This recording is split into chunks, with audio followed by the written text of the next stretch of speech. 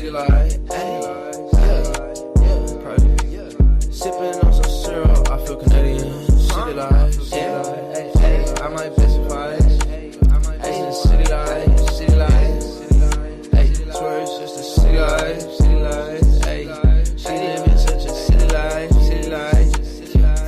She just want a silly vibe. She said, just wanna have some fun tonight. She wanna have some fun out in the city tonight. Told that hoe you wanna sip some syrup like you Canadian. City light. How you make your money? I said, baby, I've been fight. City light. Shout out my boy City Life, ayy. I get done, back up in the hoe. Swear, life day to day, such a project. Chicken in the damn project. They wanna talk, but they obsolete to me. Talk the talk, but they don't walk the walk to me. I be cooking, I be whipping over the walk. See, walk. If you talk it, then walk it. How you talk it, then talk it. City life, ayy. I might sip some syrup like a Canadian. Ayy, city life. Said, baby, how you make your money? I said, baby, I best fight. Best in the city life, ayy. City life,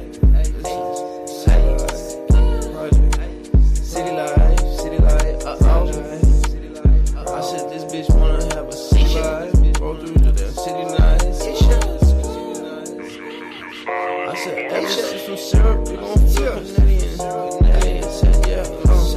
God bless America, I'm American. I said, pull up to the city tonight. I am the GOAT capper. Do not go against my picks, or you will get demolished. I'm the GOAT at this shit. You know this. You know I'm talking to. Ish, I'm talking to you. I'm the GOAT at this shit. Don't go against me. Ever again. We boys though.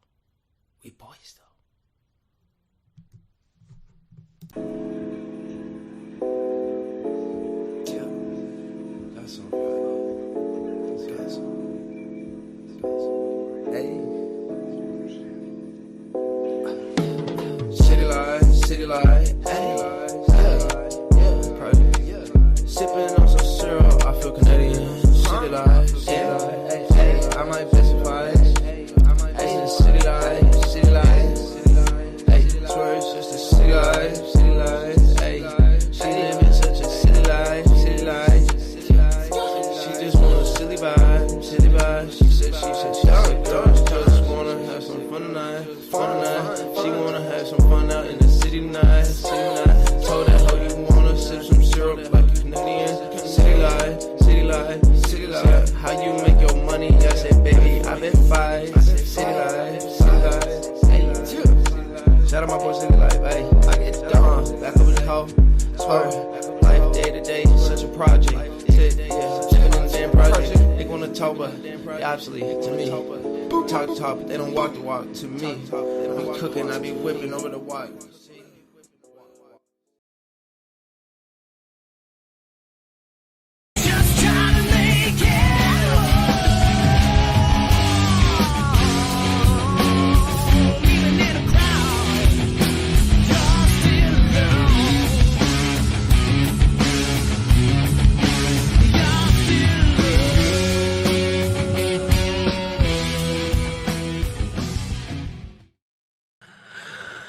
What is up, everybody? Welcome back to the City Life Project YouTube channel for yet another live fight companion.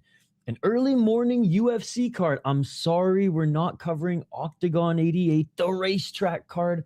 But to be honest, guys, that card's still going to be on for another 4 hours after this one, and it started an hour earlier. So we still might be able to cover Octagon, but here we go. First card, UFC Fight Night Fiziev versus Torres, another Baku card. Sorry I wasn't able to get the last two prospect highlights out. I'll get them out later just for what it's worth, especially if like one of the last two guys wins. But I do have the first four. The Azerbaijani local, Abdulayev in particular, and Nascimento. So I'm just going to show those on screen as they're still making their walkouts here, and we'll catch up with chat. And yeah, get this show on the road. How was everybody's Friday? Thank you to everyone who joined us for One Championship. Thank you to everybody who hung out during our NHL draft watch party. Sorry, I'm still wiping the sleep from my eyes, ladies and gentlemen. Coffee is made, though, just in the nick of time. Never tasted so good.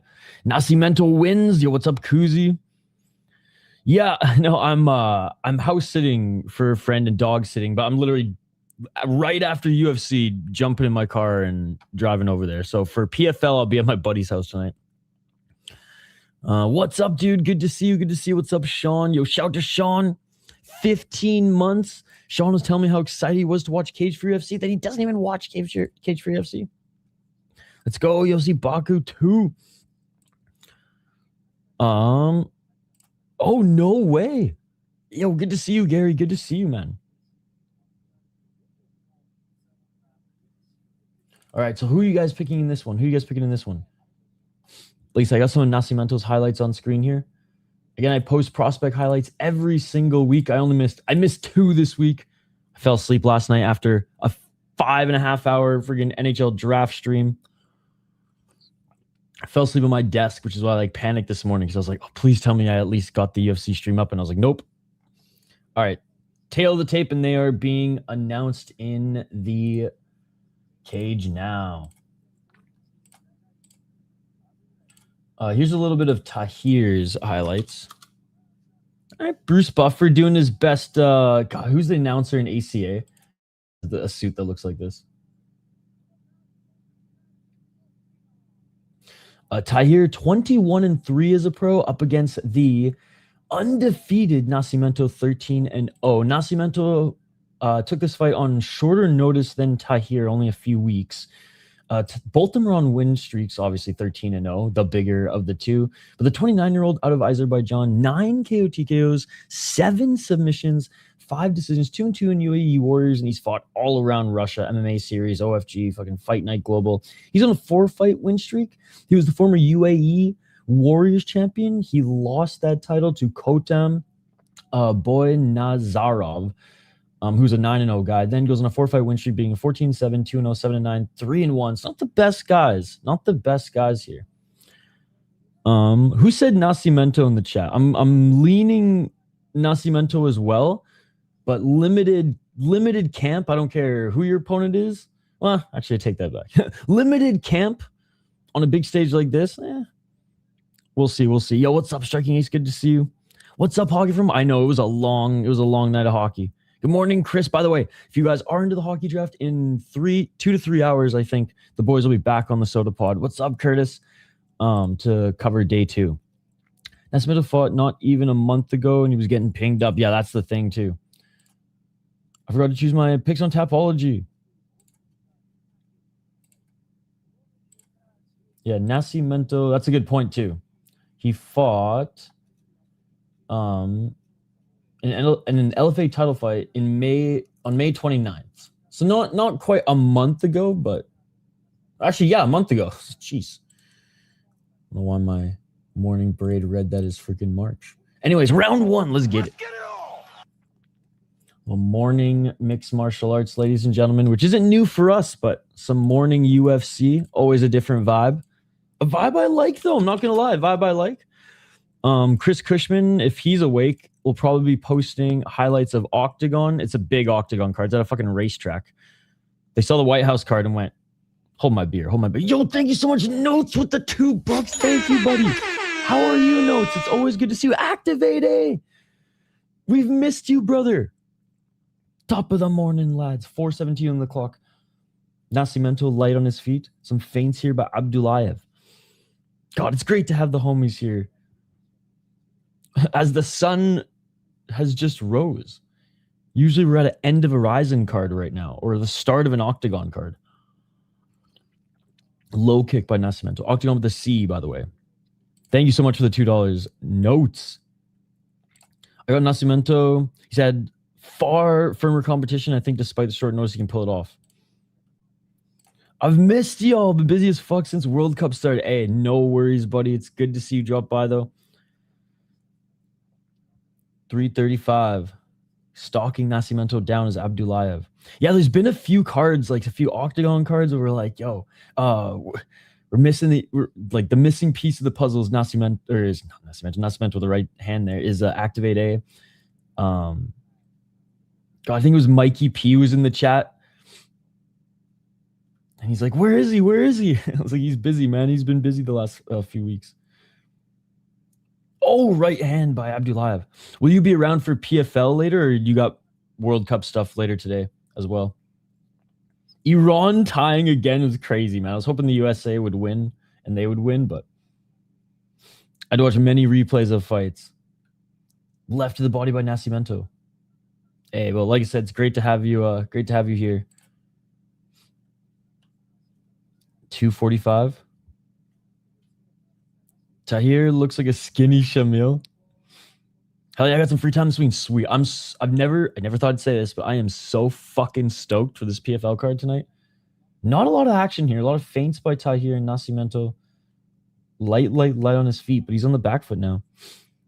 Zabit's little brother, the guy McKee's fighting is fucking legit too. Yeah, we'll go over the card when there's some buffer time. Yo, Tahir's going like, what? Let's go. Fight me. Nascimento very much waiting for the counter shots here. Oh, and there's that right hand by Nascimento. Already looking frustrated. Tahir's so flat-footed. Left to the body by Nascimento. You'll see motherfuckers booked a banger in Tofik Musaev and Ludwig Klein, and the boys put it in Belgrade card coming up. Would have loved it on this card, but Musaev probably needed more recover and or cut weight or get in fight shape. He's indeed flat-footed. Shit, overhand right by Nascimento. Oh, it is sunny as hell. I don't even think there's a cloud in sight right now. As of late, Abdulayev beat some really good guys early in Batorin and Skibinski. What's up, XMP? Are these guys actually welterweights? They look kind of small. No, usually lightweight. But Nascimento took this fight on relatively short notice. I think it was only like 2 weeks. Yellow cards, yeah, right? I mean, it takes two to tango. I mean, Tahir, you can yell at him all you want, but you got to rush in as well. Tahir didn't land a right uppercut there, but on the back foot again is Nascimento. These motherfuckers don't want to scrap. Oh, Tahir looking for the left hand. Overhand right by Nascimento. Right hand by Tahir. Hey, at least there's a crowd here. You can hear him go nuts. Oh, Tahir was looking for the knee. Tahir, grab the cage, you cheating fuck. Cut off his fingers. Oh, man, we're going to see a lot of cage grabs today, aren't we? Andrew, they should have just had a ring for this one. Let's be honest. The UFC should just borrowed some fucking, like, M1's ring for this one.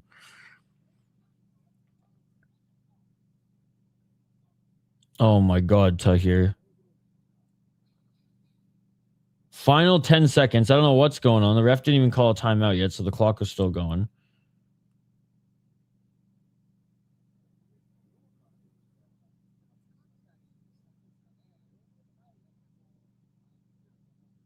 A knee to the balls on Tahir, and he was just freaking out there.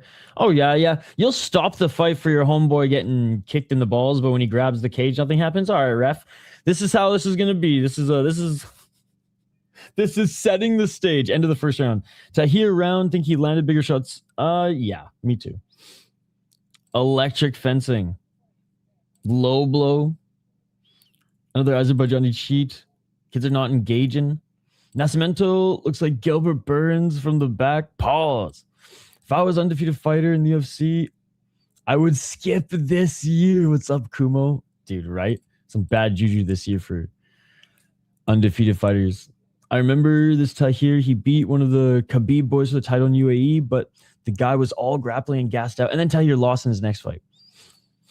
Yeah, I mean, Tahir's had a good career, but definitely has not fought like top level guys consistently.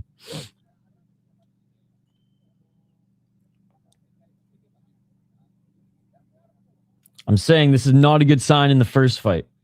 It's not what you want to see in the first fight.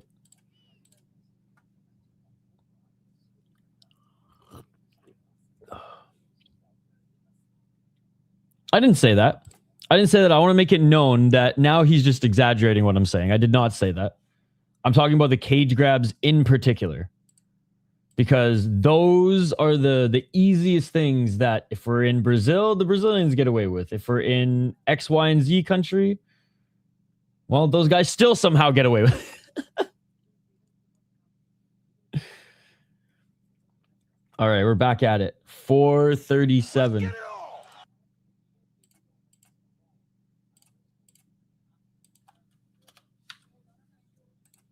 I watched one championship Muay Thai, so reffing, I'm like numb to bad reffing now.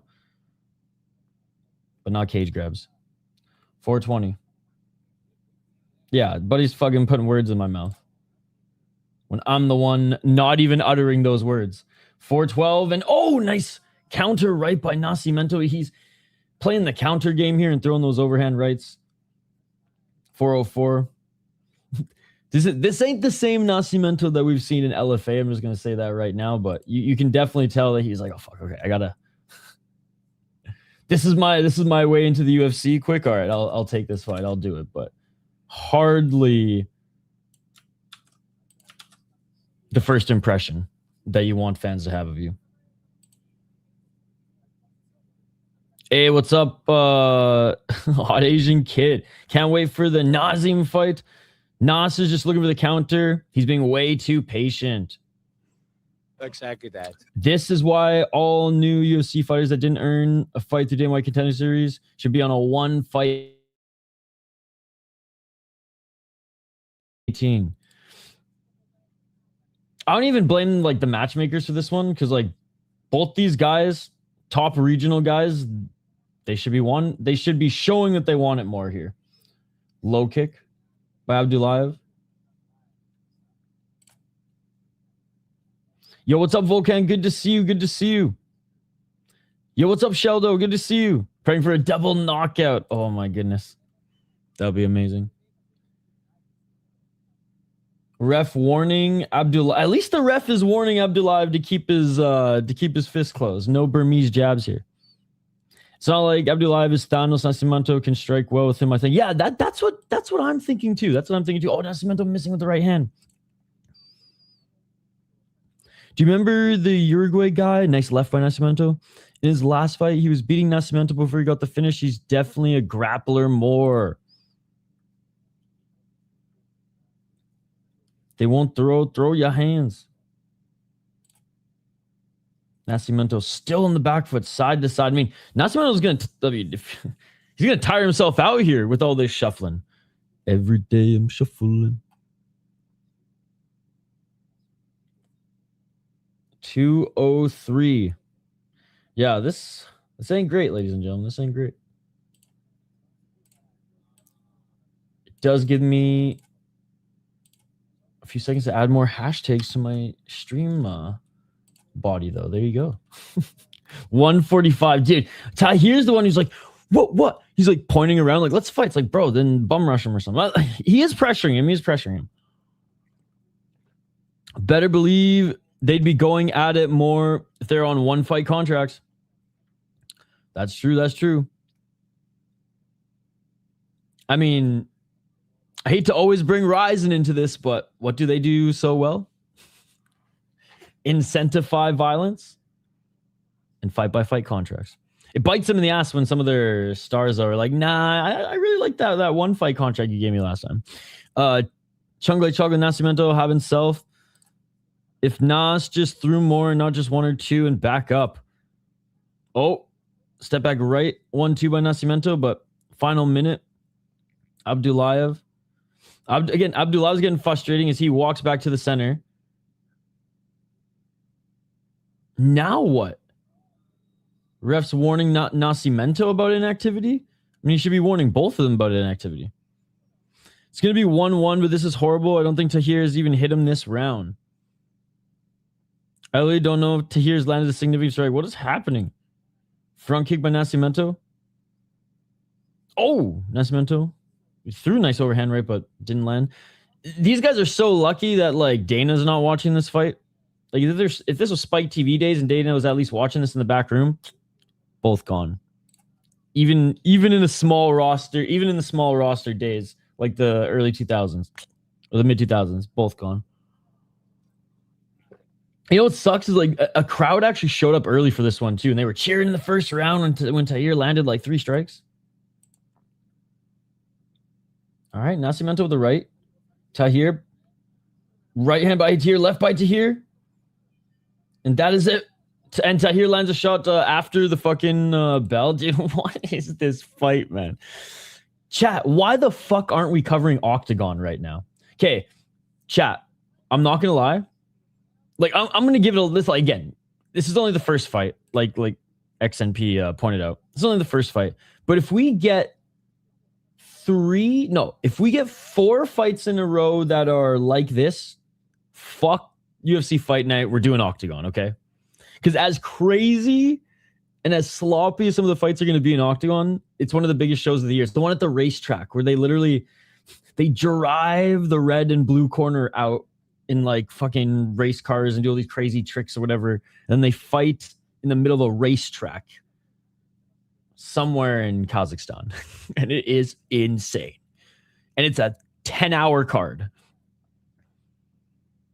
Gotta get both screens up. I mean, there's no point, right? There's no point. I'm reading chat. I'm operating a stream. I'm calling a fight. Like, I don't have enough eyes, dude. Like, even if I had one up, it'd just be slowing everything down because I'm not even watching it. Because I wouldn't be focusing on it because I'm focusing on 3 other things right now, right? Oh, it doesn't make sense. I have a feeling the next fight is going to be a banger. I still have high hopes. 4:45. All right, we're back with round 3, ladies and gentlemen. And a lot more action here. On his back now is Nascimento. Kind of just got tangled up and tripped up there, but now trying to get back up to his feet. He's on his knees, but Tahir keeping him down. Finally, Tahir came out swinging a little bit, pressuring him, not just outside that center line, but forced him to the ground. Nascimento trying to get back up to his feet. Tahir, some right hands, and Nascimento with a nice little reversal. Can he get to the top position? No, but they do get back up to their feet.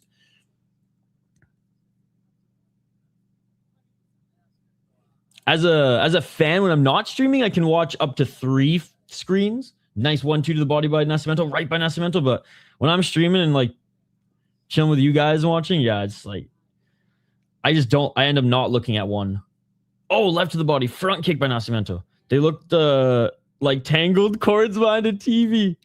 Or in like your big cord tote. Oh, I was thinking about it for this winter, but can't anymore. I'll get sued.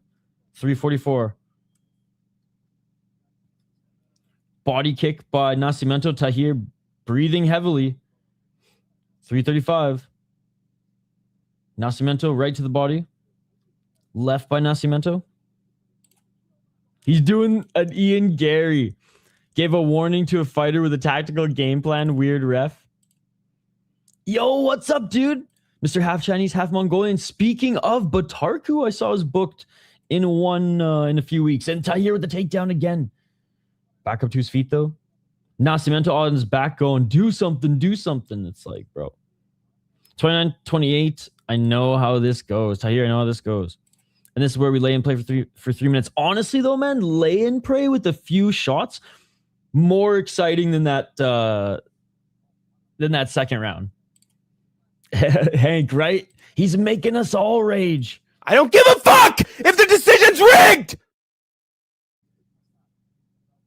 Back up to his feet to here again, trying to find a better entry into the guard. Oh, he actually does find a very good entry into half guard and lands a big left hand, but Nascimento throwing hammer fist from his back.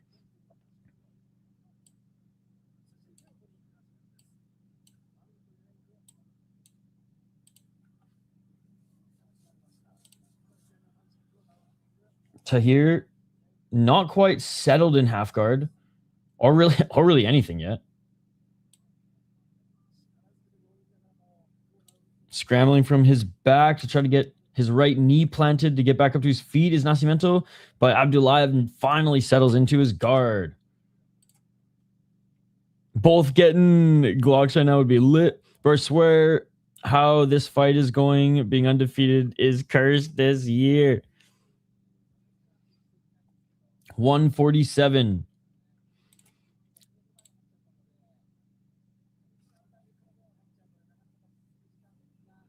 I'll say this much. The matchmakers are probably not going to reward Nascimento with a layup in his next fight. Not that this was one, but like, it's not going to be, oh, thank you for coming in and showing out on short notice after fighting a month ago. It's going to be, all right, dude, let's see if you are actually worth our time. Which I ultimately think he will be. I'm going to be more critical of Tahir in this fight because, again, Nascimento up a weight class, 2 weeks notice, and fought a month ago.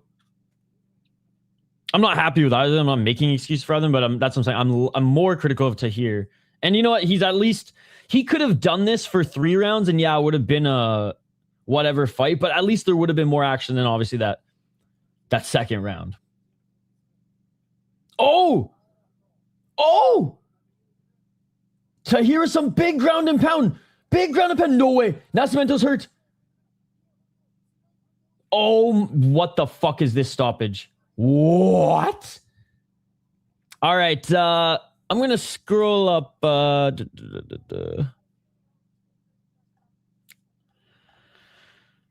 my God. This is going to be a long fucking morning.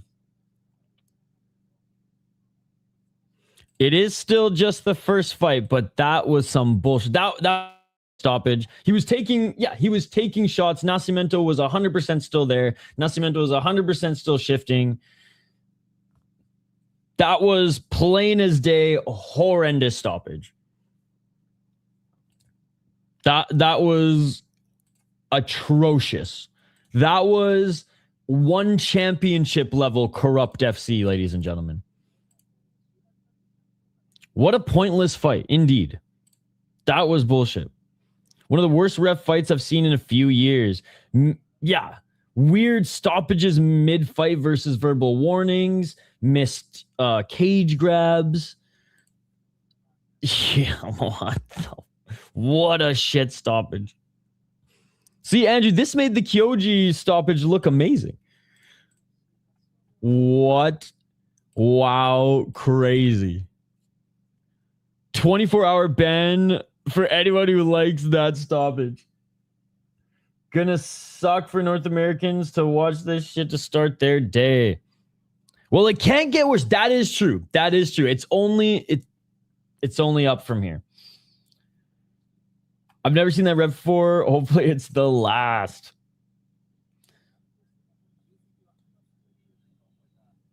See, if we had these octagon refs, octagon with a C, which, by the way, Octagon, they always like pan to the ref before the fight, and they always do some random like, and then the camera reacts to whatever they do. If it's an uppercut, the camera will like go up. If you have to hook the it's. Why aren't we watching Octagon right now, ladies? I have FOMO. I hate when there's overlap. Dude, who is this Tahir guy? He's barking at everybody, and he's. All right, now they're showing respect. Look at this Eddie Hearn looking ref, man. Yo, what's up, C4? Good to see you.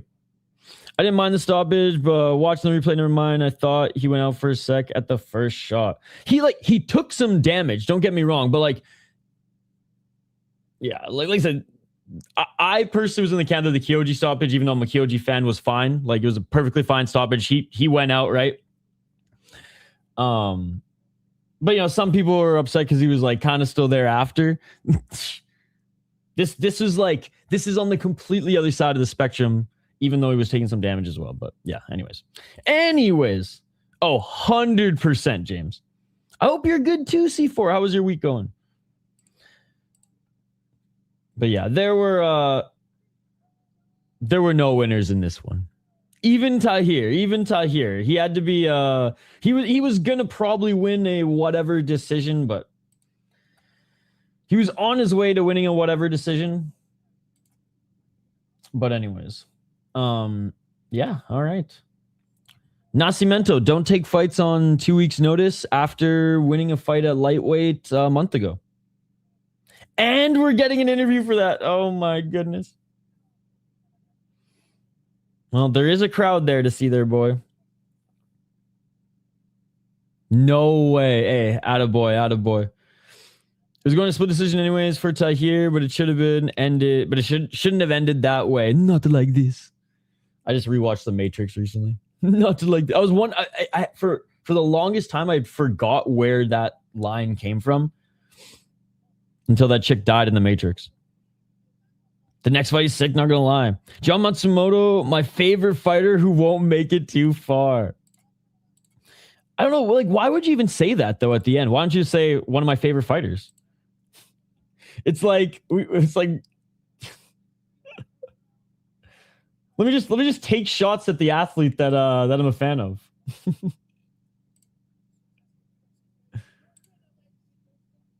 I have so many fighters who I love watching and who I'm fans of who will likely never even be in the UFC, but are, awesome fighters in their own right and run and dominate the leagues that they fight in. Doesn't mean they're doesn't mean they won't make it. So you wish you could cheer for a fighter and not rip on them? Man, MMA fans, or UFC fans, I should say in particular, are very interesting. I'll say that. Very interesting. The only times I've ever watched The Matrix was in the Chinese buffet. I freaking really. It's if you have a VPN, if you have your VPN, set it to the United States and you can watch all three and the Animatrix on YouTube.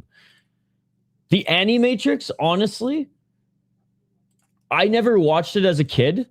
One of the best, just animated visual media pieces out there. It was fucking awesome. And I don't know how I didn't watch it when I was a kid growing up. I guess just my parents never bought that DVD. All right. This one should be a fun one, ladies and gentlemen. They're showing the preview for it now. Yeah, but YouTube in the United States, they posted all except for the newest one, which I haven't even seen. I rewatched them all. The first one is still goated. It's one of the best movies ever. Reloaded was better than I remembered, but everything other than the fight scenes were whatever, sucked. I'm just gonna say that. Revolutions, way better than I remembered. I remembered it sucked, but the non-fight scenes were fine. Whereas Reloaded, the non-fight scenes, it was bro, it takes fucking 50 minutes before you even get into anything. I just looked it up. It looks like an Evangelion? I don't know what that is, but I'm guessing it's an animated show. So what it is, it's a series of short stories surrounding the Matrix with different animators. They're 10, 15 minutes, and I think the whole thing's 90 minutes long. But yeah, highly recommend it. It's really, really good. What's the Ricky clip? Just use normal people words. No, I'm not a big even animated comedy or anime guy, but that's not to say I'm open-minded to watching most genre of TV and movie. So I've seen Death Note. I finally watched Attack on Titan. Both good, both really good. And then as far as cartoons, I'll say Archer's probably one of my favorites. Obviously South Park is in a tier of itself, but Archer's one of my favorites. I'd say out of everyone who's a Simpsons or Family Guy or American Dad or Futurama, which do love Futurama as well, I'm definitely the one who holds the torch for Archer. Just saw the scorecards. It's so weird. They had it the other way. Round 1 for Nascimento and round 2 for Tahir for 2 judges in each round. Interesting. Yo, what's up, Chris Cushman? That was one of the worst stoppages I've seen in a long time. What's up, dude? Dude, I know. Yo, Chris, are you posting Octagon clips by any chance? If not, no worries. I just haven't even fired up Twitter yet. I'm picky with anything entertainment. I stay off from the mainstream stuff a lot. Maybe that's why I haven't watched The Matrix fully yet. True, but back in mid-2000s, The Matrix was almost watching the first one, and I would say probably Animatrix made you more hipster than anything. But yeah, fair enough. There are some big medias though that are worth the hype. Like I watched Better Call Saul late, easily probably one of the best. I'd say it's one of my top 3 shows of all time. And I'm not a big Breaking Bad guy. I think Breaking Bad was overhyped personally. Great show, but way overhyped. Better Call Saul. If it didn't even have a tie to Breaking Bad at all, which in the first 3 seasons it really doesn't, wouldn't even matter. Wouldn't even matter. Family Guy is my favorite cartoon of all time. Family Guy season 3 to like 13 was awesome. Who win? Yo, what's up, Adrian? This fight hasn't started yet. They're making their walkouts. I didn't think Van would make it that far after he got slept by Johnson, and look at us now. Well, that's the thing about fighting, man. Anything can happen in this sport, and you like look at Diego Lopez. He had a lot of big losses on the regionals, and 2 losses upon entering into the UFC. Although close fights. Is John Matsumoto the next great Brazilian after Neymar Jr.? The only Matrix I like is Angel Jubilee's promotion. This is going to be very interesting fight. Both guys have only lost to good fighters. Tulsa King. Ooh, that I've heard of that. I heard of that. You've watched Barry. I enjoyed it a lot. Up there, Better Call Saul. I haven't, but I know what it's about. I have friends, and one of my favorite radio hosts loves Barry and talks about it all the time. All right. But that's a good pull. That's a good pull. John Matsumoto, 17-2 as a pro, 3-2 in his last 5 fights. Lost his last fight. He's never been knocked out. He's never been submitted. 3 knockouts, 6 submission wins. Both his losses come via decision. 3-2 in the UFC, 2-0 in LFA, and he won his Contender Series fight. Lost a very close split decision to Farid Bashra. Before then, beat Miles Johns split decision. Probably should have done a little bit better against Miles Johns, but hey, Miles Johns was 15-3 coming into that one. Lost a close split decision to Rob Font. This was like Rob Font's last swan song, you know what I mean? So no shame in that. Beat Brad Katona. Fine point striker. Argueta, more of just a one-dimensional grappler. And on Contender Series, Casey Tanner was a fine prospect. And in LFA, he fought some solid guys. Santos and Basilio coming in.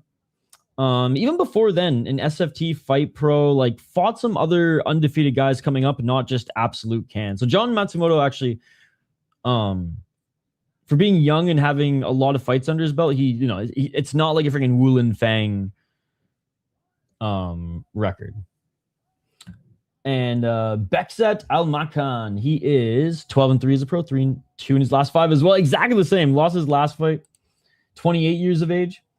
10 knockouts, never been knocked out. He's been submitted once, and he's gone to decision once. He's lost twice via decision. 1-2 in the UFC, 6-0 in Octagon, which is going on right now. And 2-1 in Bushido. Lost to Alex Topuria. Also beat Brad Katona. And lost to Umar Nurmagomedov. No shame in either of these 2 losses. And he didn't fight the same level of competition throughout his entire career. Like, he has fought some cans here and there, but basically once he went to Octagon off of like the real shit, can't even track Kazakh leagues, he actually fought some good guys there. So there was a lot of question marks before he actually went into a bigger regional league, and arguably the biggest regional league in Central Asia, and he proved himself there to be dangerous. And tough as well. All right, 4 minutes and 15 seconds on the clock here as they're throwing feints. I'm going to lean Kazakhstan, but honestly, this one could go either way. I do think, yeah, they're both dangerous. They're both dangerous.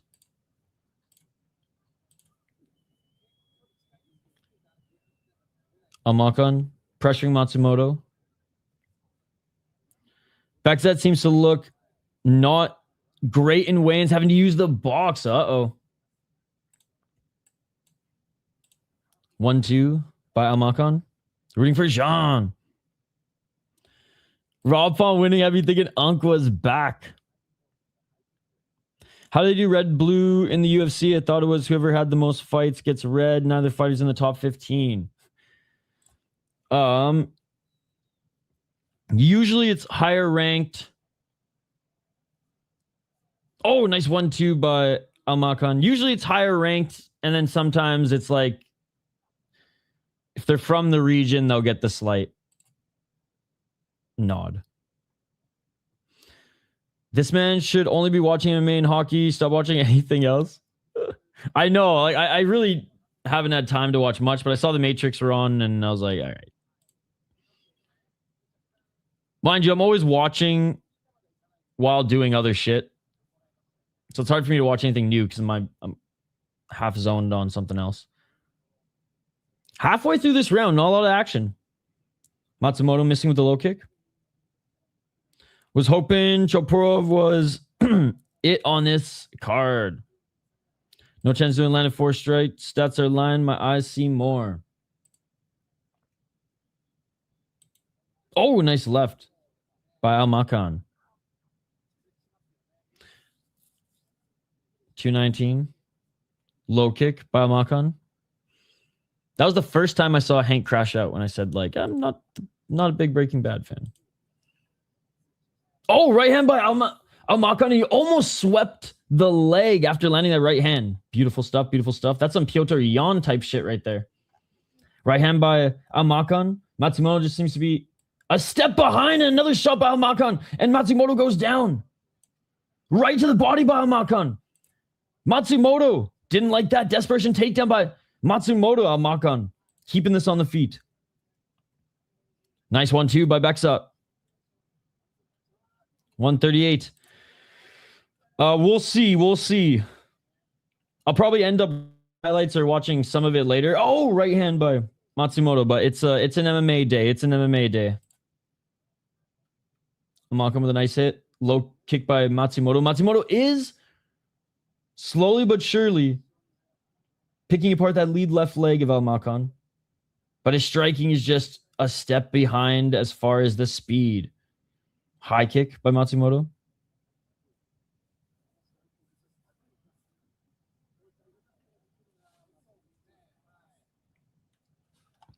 Kumo, that's why you have to go to a real MMA channel. I don't know why you're here, buddy. I have no idea why you're here. Everything is shitty on this channel, my man. We were living in 2001. 30 seconds. Look for the takedown is Matsumoto, the single leg. Highly recommend you go to a better channel, my man. Those takedowns attempts ain't pretty, just naked double legs. And he's not even really digging his right shoulder much into them with momentum. 10 seconds. Yo, what's up, First Look? How you doing? It's been a while.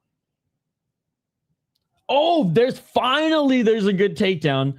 Gets the underhook around the torso, gets some leverage, throws him to the ground, and starts landing some left elbows. This is not a real MMA channel. All right. We don't even have UFC in the name of the channel, dude. How can we be a real MMA channel? That is it for the first round. I'm never not using Unix, so unsubscribe if y'all got beef. All right, round 2 coming up. Unix crew here, baby. I might even get it tattooed across my forehead. Maybe they'll start paying for the paper, or maybe they'll start paying my subscription if I do that. Imagine going from no sponsors to Unix. That would be nuts.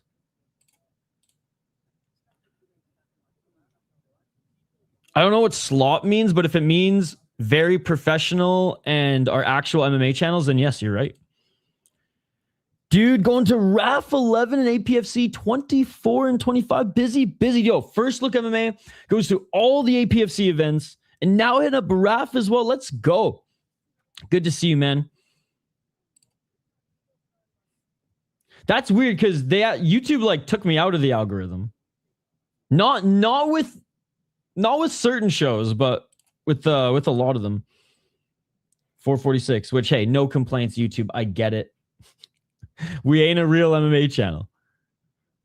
439. Oh, Matsumoto lands a right-handed. Almabayev with a counter himself. Dude, that's a good one. That's a good one. I mean, we are living that movie. 1-0, Bexa with the ass beating. Matsumoto better hope he can get a takedown earlier, or he's probably going to take a nap. UFC's having an event in Sacramento. I'm only an hour away. Can't wait. Dude, that is awesome. Oh, big left hand by Matsumoto. Matsumoto, the low kick. He has been landing that low kick on the lead left leg. Terrible stoppage. Terrible stoppage. One of the worst we've seen in the UFC in a while. Left by Makon. I know we are extra critical of the UFC because it is the biggest organization out there, but like that, we haven't seen anything that blatantly horrendous in a while. Nice. I believe the APFC is the only ever MMA promotion to have an event in Richmond, Virginia, and India. I've done no research, but can say that confidently. Not only that, left hand by Almakon, APFC has started a sub-league in India. Like a branch of their promotion. They have their own APFC like India league going on right now. That's also on Fight Pass, which is super cool. They did their first or second show recently. All right, they're trading 1-2s in the pocket. Matsumoto missing with that right hand. The small speed. Oh, right uppercut and left by Almakon. The small little speed advantage, that extra pep in his step that Almakon had in the first round isn't there here. They're more on even keel, and Matsumoto's starting to land more as a result. This fight has been a lot better. Absolutely. Really a stoppage of all time. What a way to lose an O. Both of them just had a bad showing all around, though. But yes. He was probably going to lose it anyways, but yeah, even worse there. Matsumoto with good step back left hands. 219. Matsumoto kind of controlling the dance right now. So many your favorite A1 combat guys are getting signed. Looking for that weak double leg again, Andrew. Jean is looking pretty sluggish on the feet. AI always looks good in always looks good in like the first round and second. To more this match goes on, more advantage Matt has. And that's playing out to a T, Kumo. By the way, guys, even though this is a fake MMA channel, I do appreciate you guys hanging out this early morning. We will have more MMA coverage later. Oh, Matsumoto cut next to his left eye. Looks like it was a right hand. It was a right hand that cut him. Huge and very fun PFL card here tonight that I'm very excited to cover. Oh, big knee by Matsumoto. That hurt Almakon. So we'll be covering PFL and Lamino Shuto well into the early morning. Matsumoto doing better this round. Has heavy hands. I got Matsumoto winning this round, to be honest. Mixing it up to the body, leg, and head. Knee to the body by Matsumoto in the clinch. The last UFC event I went to was UFC 121. I'm looking forward to going, man. Dude, that is so cool. Like, that's like two different eras of UFC. Left hand by Matsumoto. Almakon with a 1-2. PFL card looks great on paper. Definitely tuning in. Yeah, I'm stoked. PFL has been really fun this year. It really has. Jean doing really well now. Jean leading the dance. Jean with the right elbow, right knee on the entry doesn't land. Then a 1-2 by Almakon. He outworked Bexa for round 2. And it's not like Bexa got his ass kicked in this round.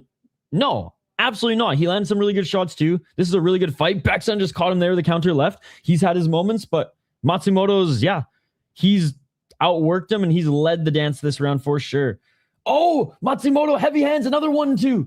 Matsumoto may not have the speed, but he's got those heavy hands. And now that's it for the second round. Now that Almakon has started to slow down, Matsumoto is landing. Yeah, I got a 1-1. Almakon in the first round, Matsumoto round 2. Jean going for the body and legs, and that's probably what's also slowing down Almakon is those body shots. Almakon headhunting. I always wonder if it's worth working below the head while you're getting headhunted. Matsumoto's going to KO him. 19-19 in my opinion. Bekset's slowing down. That last moment gives it to Matt in my opinion. Huge cut on the eyebrow. Jean gonna need stitches. Oh, damn. I thought the cut was next to the eyebrow, but it is on the eyebrow. Jean gonna need stitches. Nasty cut. All right, all right. Cool to see already a big crowd there, man.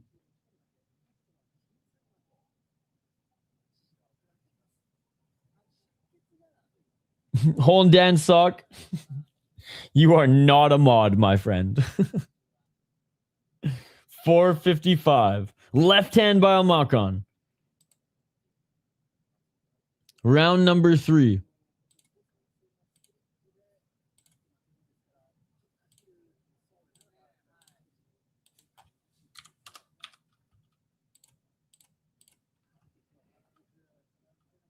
Oh, right hand by Matsumoto. What's up, Sean? No, you just distract from the stream and you don't care about fights and have a good day. LFA was wild last night. That cut should give Almakon the second in my mind. They landed the same amount, but damage was on Jean. 403. I can't argue, Andrew. For me, it's like hindsight though, but it's because like I didn't realize how bad the cut was until we got the close up. But you ain't wrong. Matsumoto got all the momentum, giving both a bonus. 337. But you ain't wrong about the damage. Body kick by Matsumoto. Yeah, dude. I think now that he's like comfortable in the community, he's just here to troll. He's getting some really good body kicks right now. And a low blow on Almakon. He's taking his time. He's getting some, is he gonna take the full 5 Borjas minutes though? That is the question. Is he gonna take the full 5 Borjas minutes? Yes, we are watching live, my man. As soon as I said that he got low blowed, bad cut on Matsumoto 1 round 2. Just realized UFC took Cage Warriors main ref. Wonder who's doing their card today. That guy does 80% of their cards. He wasn't looking for a way out, bro. We're back in it. 3 minutes and 50 seconds. Anyway, second round, we can argue who won that one. But just because it was an awesome round, round 1 goes to Almakon. 2 minutes and 50 seconds remaining in this round 2, which has been competitive so far. Each of them trading when they're engaging, when one or the other engages. Hit the Borjas corner after the low blow. Beksa just got more gas. But definitely showed that those body shots and leg kicks are working. 228. Matsumoto's still the one pressuring forward. Matsumoto misses with the high kick. Oh, nice 1-2 by Almakon. Almakon with the left. Matsumoto with the right. Left by Almakon. Matsumoto inside low kick. Yeah, look at that lead left leg of Almakon, dude. That's going to be fucking sore later. Oh, Almakon just missing with that right uppercut. Matsumoto looking for that takedown. Nice job lifting the legs. Ask them up back to the cage and instantly back up to his feet. Bro, with no effort. Turns, knee, push up, done. How in the world are they giving Matt only a 28% chance in the third round? 127. Nice right uppercut by Almakon. Looking for the single leg again is Matsumoto, but Almakon, beautiful defense here. Good morning, Wyatt. It's good to see you, man. Good to see you. Dude, this is UFC, Wyatt. Wyatt, we are watching UFC right now. Banger fight, though, made up for the first fight. That shit was AI or something. Yeah. I mean, honestly, AI fights are better than that. I have seen AI fights better than that first fight we watched. Nice 1-2 by Makon. Matsumoto outstriking him in this third round. Just mixing it up still. 47 seconds. Look at that left leg of Almakon, dude. Insane. I know he's pasty, but like that's fucking there's damage on the leg like there's damage on the eye of fucking Matsumoto. High kick by Almakon. Great fight. 25 seconds. I got 3 on Almakon, probably 2-1 on the cards though. Third round. Oh, big. Third round's tough to score too because Matsumoto outstruck him. But Almakon, it seemed, landed the better shots. Almakon pointing at center with 5 seconds left. But Matsumoto, he does not want to dance. And that is it, ladies and gentlemen. Almakon tried. Matsumoto didn't want to dance. Rough 2-1 Bexa. Damn. 2-1 Jean, but close. Yeah, that leg is cooked. But he did a great job hiding it. Dude, he's good. He's good. This has honestly been a high-level scrap. Good fight. I knew it was going to be a banger. No, these guys crushed it. These guys crushed it. Yeah, I don't know how this one's going to go, to be honest. You can make an argument for the second. You can make an argument for the third. I'm leaning the Kazakh. I'm leaning Almakon. Round 1 definitely went to him. Round 2, more of a swing than 3, but you could argue that 3 could go to Matsumoto as well. We all were winners here, baby. We all were winners here after watching that one. Such a good fight. And we're not even saying that because the first one was ass. Like, it was just such a good fight. And everyone involved knows it. 2-1 backs up with a banger. Almakon landed less, but cleaner in the third, almost exclusively off the counter. Exactly. I was surprised that he had less strikes when I saw the stats, actually, because of that.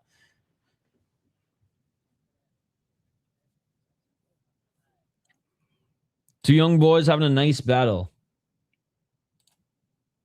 yeah, it's no worries. Yeah, it's in Baku, Azerbaijan this morning. I'm going to edge to map, a great match either way. Nascimento has never been in a boring fight.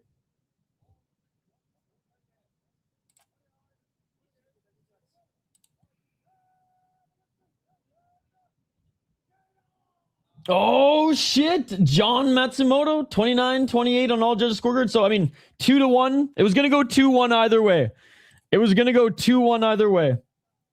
The only round that we can all agree 100% went to Almakon was round 1. We are all over the place on 2 and 3, so I don't hate it. I'm surprised I thought they were going to give it to Beksat. UD. Got to get my game face on now. Big fatty. Why are you sad for him? It was an awesome fight. His stock went up. You know? I'm the opposite. I'm happy for him. I'm happy for him and Jean. That was a great fight. Damn. 1-3 in the UFC. True. But like, again, I'm sorry, but that's like, it's just casual to say that. Okay, 1-3 in the UFC. Tell me about those fights. Is he getting absolutely slimed out in every single one of his fights? Has he even been knocked out in the Ultimate Fighting Championship yet? Has he been finished in the Ultimate Fighting Championship yet? Has he been dominated in the Ultimate Fighting Championship yet? The answer is no. Jean 1, never thought I would see this day. Beksat deserved that. Donchenko's a dog, man. It's going to be tough for him to move forward and get better opportunities. What are you talking about? This is crazy. Absolutely insane. Absolutely insane. Yao is great in round 1, but slows down in 2 and 3. He's like the opposite of Era. No, they've only been giving guys interviews for finishes, it seems. No, I'm just a Bexa Glazer. I don't know, man. Chat, do you agree with Kakuto here, or am I out to lunch? Am I being over dramatic and out to lunch here, or did that fight not raise both of their stocks? He fought Umar in debut. I don't think it's a fair compared to his record to the average person. And he went to a decision in a competitive fight in the first round anyways, with Umar. Absolutely destroys Brad Katona, who is hard to finish, or was hard to finish, but easy to beat over 3 rounds. And then good fight against Topuria, who, look, he ain't his brother, but like he is a good fighter. And then lost a close fight, could have been split decision to Matsumoto. Like, I don't know. I think 30-27 Bexa, over 29-28 Jean, to be honest. I agree with you, but we cannot deny that round 2 and 3 were close, and 2 was so close it could have been a swing, right? What is up, Amberly? If I was in charge of UFC, I'd gladly give him another 4-fight deal. He dropped Umar. Whenever he fights someone good, it seems he's always falls short. Oh, the fight was awesome. I think it's pretty horrible judging, to be honest, and my bet won. How can it be horrible judging when 1 round's a swing and 1 round was so close that we're nitpicking where, like, okay, one guy's shots were harder, one guy did damage on his leg. Like, I think horrible judging is a vast stretch. I would say saying that this fight had horrible judging is not even close in the same realm of us saying like the reffing in the first fight was bad. You know what I mean? Like, I think they're completely like scaled differently. But anyways, it's just like whenever mid-fight, we all agree, oh yeah, close rounds. Then the outcome happens and we're like, robbery, bad decision. It's like, okay, whatever. First leg of the parlay up and running. Let's fucking go. It would have been nice for him to have this win on his record. I don't know why people are getting mad at the decision. Because close fights are robberies. All right, next fight here. Next fight. And again, I had it for the Kazakh too. But I am perfectly fine with this decision. There's so many others that we should put our time into complaining about. We shouldn't even be wasting our breath with this one, to be honest. I just think Bexa got railed, to be honest. He did enough. I don't give a fuck if the decision is close. Sure has great explanations for this scoring after fights. I use it a lot of times if I can't remember how a fight went.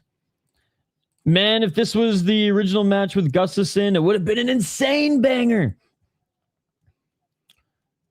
Legit instead of rigged. Or sorry, legit instead of rigged. It was a close fight. Not mad about the decision. All right, let's get to this next one. Ladies and gentlemen. I have highlights on Danchenko, by the way. Since we're already out. Don't think this goes to the 3rd round, to be honest. Danchenko's sick. Dude, because the guy that Danchenko beat, Cizinando, doesn't have the best cardio, don't get me wrong, but like he's a fucking scrapper as well. And that finale was so good. Oh shit, we're already in the red corner. Man, we are buzzing here today. I don't even think I'll have time to show you guys the highlights for this. Actually, you know what? No, I'll play them anyways. But we might like be on the tail of the tape as they end. But let's take a look at Theodore Berggren. Swedish prospect who's been ripping up FCR.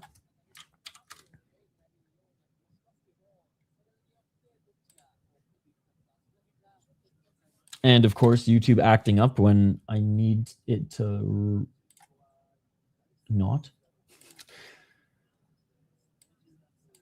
Death, taxes, and YouTube not wanting to go full screen, ladies and gentlemen.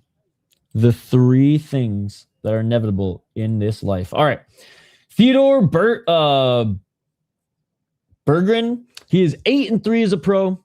Out of Sweden, 26 years of age. 3-2 in his last 5 fights. He's on a 2-fight win streak. 26 years of age. Never been knocked out. 5 KO TKOs, 3 submissions, 0 decisions. He's won 0 decisions. He's lost 2 decisions. 5-2 in FCR. Excuse me. Beat a 3-1 guy and an 8-2 guy in his last fights. He knocked them out in the second round in Cage Warriors and FCR. He's lost to a 12-8 guy and an 8-2. Before then, didn't fight the highest level guys, and he went 2-1 as an amateur. Well-rounded, but just not as much of an absolute killer that Danil is. And Danil is honestly really tough as well.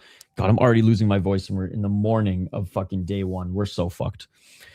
13-2 as a pro, 5-0 in his last 5 fights, including his 3 fights on the... Well, not including his 3 fights on the Ultimate Fighting Championship. 8 KO TKOs, 2 submissions, 3 decisions. Sorry, 2 of his fights on the Ultimate Fighting Championship. 2-0 in the UFC. 1-0 in 1 championship. He beat Alex Morono. Probably should have finished him, but he beat him up pretty bad. Beat Rodrigo Cinzanando in the Ultimate Fighter finale. Beat Matt Dixon and Richard Martins on the show. He was the Neza FC champ. He defended that belt, and he fought all over Central Asia. UAE Warriors as well. I'm going Dunchenko in this one too, guys. Sorry I didn't have time to show you the Dunchenko highlights, but they are on the channel. Just look them up. Look them up. All right. Round 1, ladies and gentlemen. Let's get it. Yo, you know the UFC pacing is unreal when we're not even done the preview and the fight begins, right? No complaints at all. I'm just going to keep this highlight rolling here until it's done, and then we'll bring the ESPN fight center up. Oh, nice right uppercut by Dunchenko. Low kick by Dunchenko. Berggren blitzes in. Doesn't land. Dunchenko misses with the body kick. And he grazes the balls of Berggren, but Berggren doesn't need the Borjas. He's good. He's good. Low kick by Dunchenko. Dunchenko's he is the way better kickboxer out of the 2, chat. Right to the body by Dunchenko, looking for that left jab. Looking for that left hook, but that didn't land. Dunchenko, beautiful feint. Berggren bit on it. Dunchenko didn't land that right. Front kick by Dunchenko. High kick by Berggren.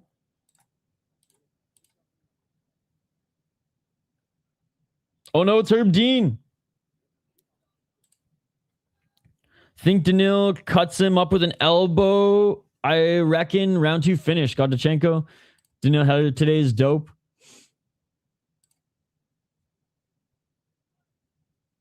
Having 16 fights at 24 is quite a lot, isn't it? In Thailand, at 24, if you're under 100 fights, you're still a rookie. Yeah, I was just going to say, if you're 24 in Thailand and you're under 100 fights, you're a rookie. I think I saw somewhere the new AI rankings put Borjas in the top 15. Rankings in mixed martial arts, AI or by human, don't matter at all. If you guys read rankings, just stop. You're wasting your time. 306. Doesn't matter what league, UFC or fucking deep. They do not matter at all. Do not even waste your time looking at them. High kick by Berggren. They never mattered and they never will, chap. In any organization. Left by Berggren. Dunchenko with just such better head movement here, though. Herb, let him die, Dean. Herb Dean fault. Oh, that hurt him. That hurt him. Dunchenko with the front kick to the body. Berggren, good poker face, but yup, that stung him. KO plus 260 live for either fighter right now. Oh, right hand by Berggren. Yeah, I saw that. 218. Damn, I didn't realize how many highlights of Berggren I had. Well, there you go, guys. I got highlights of both these guys on the channel. I got highlights of everybody. Right hand by Dunchenko. Oh, Dunchenko going to the body again. Good job there recognizing where he hurt Berggren. Not really. I disagree, to be honest. I've watched enough. We've watched enough ACA and Corrupt FC. I mean, he's in better shape than he was in his last fight, but I don't know. Oh, counter right by Dochenko. Doesn't scream roid Russian fucking frame to me. Front kick by Berggren.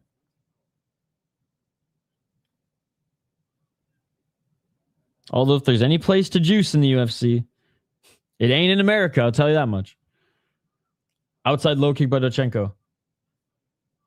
Oh, Dochenko almost cracked him with the right hand, but Berggren, honestly, getting these sneaky shots through, especially those step back right hooks. No. Is he on like a Misfits card or something like that? The one thing I will say about Don in his first match and this match is he has some killer body work.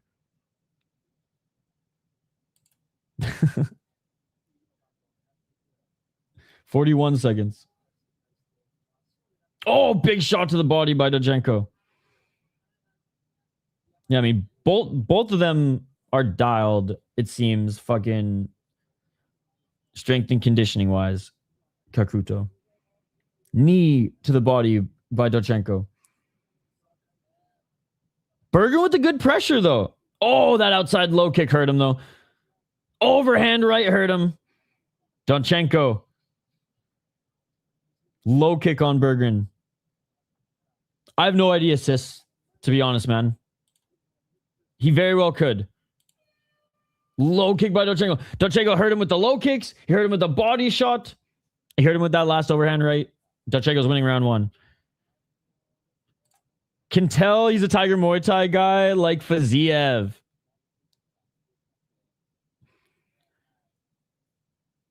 Is he actually? Hold on. I actually have to look this up because I wouldn't be surprised if he literally bought his way onto this card. I mean, UFC is basically Corrupt FC these days. Okay, he's not actually, chat. Okay, Mr. Beast is not fighting on this card.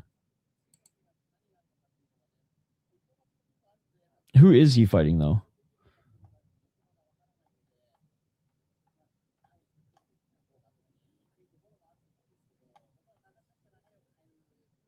Julius Walker's fighting Yakhyaev. Donnie kill him to the body. That's a good fight.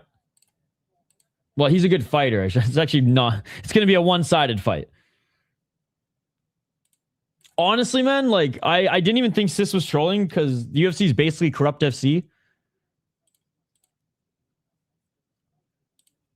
That, like, I could have 100% seen that YouTuber buy his way onto the card. All right, 448.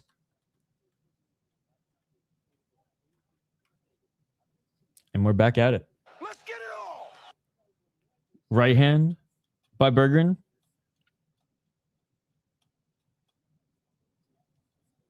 Front kick by Berggren. He's saying he looks like Yakhyaev. Oh! Okay. I don't see it. 415.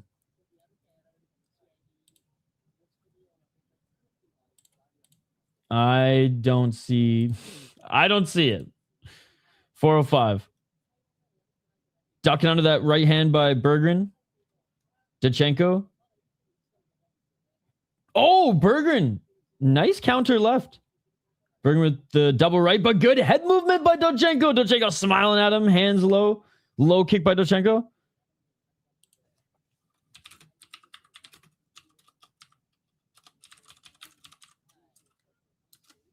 .337.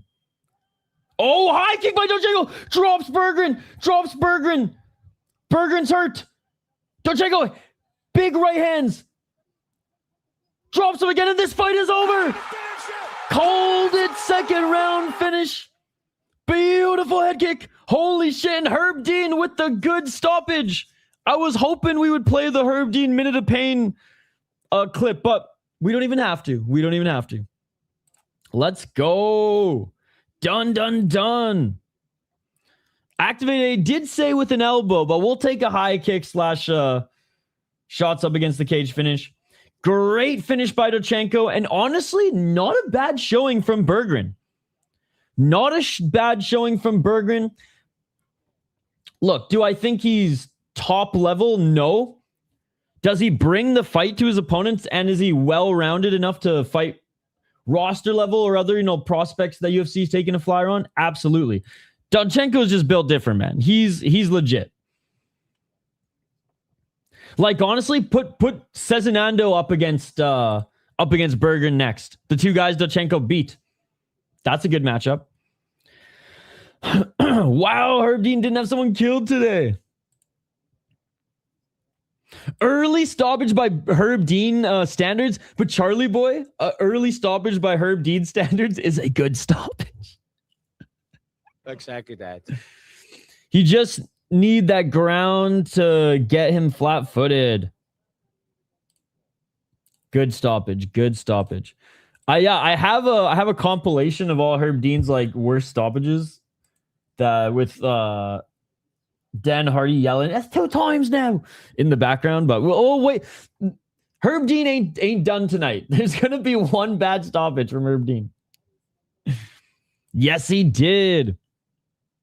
He actually looked after a fighter for once. Bro's gonna hurt.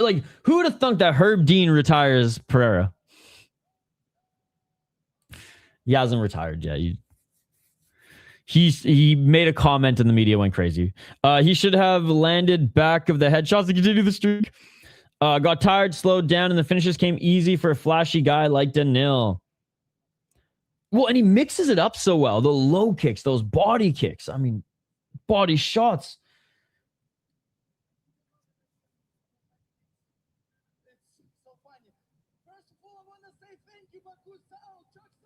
He's saying, "Thank you, Baku."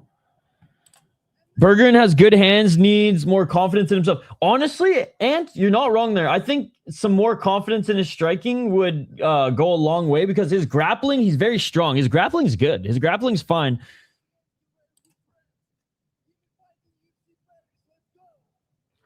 Dochenko wants to fight in UFC Paris, he said. Okay, he speaks French too. Carlos Leal versus Dochenko. Oh. God. I love Carlos Leal so much, dude. Speaking of juice, Carlos Leal, the king of the steroids, the king of not getting caught for the longest time. But times have changed. He's fluent in French random.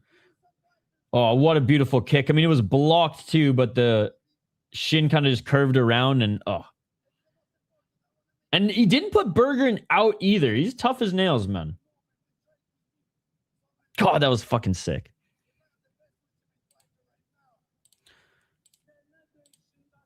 That was fucking sick.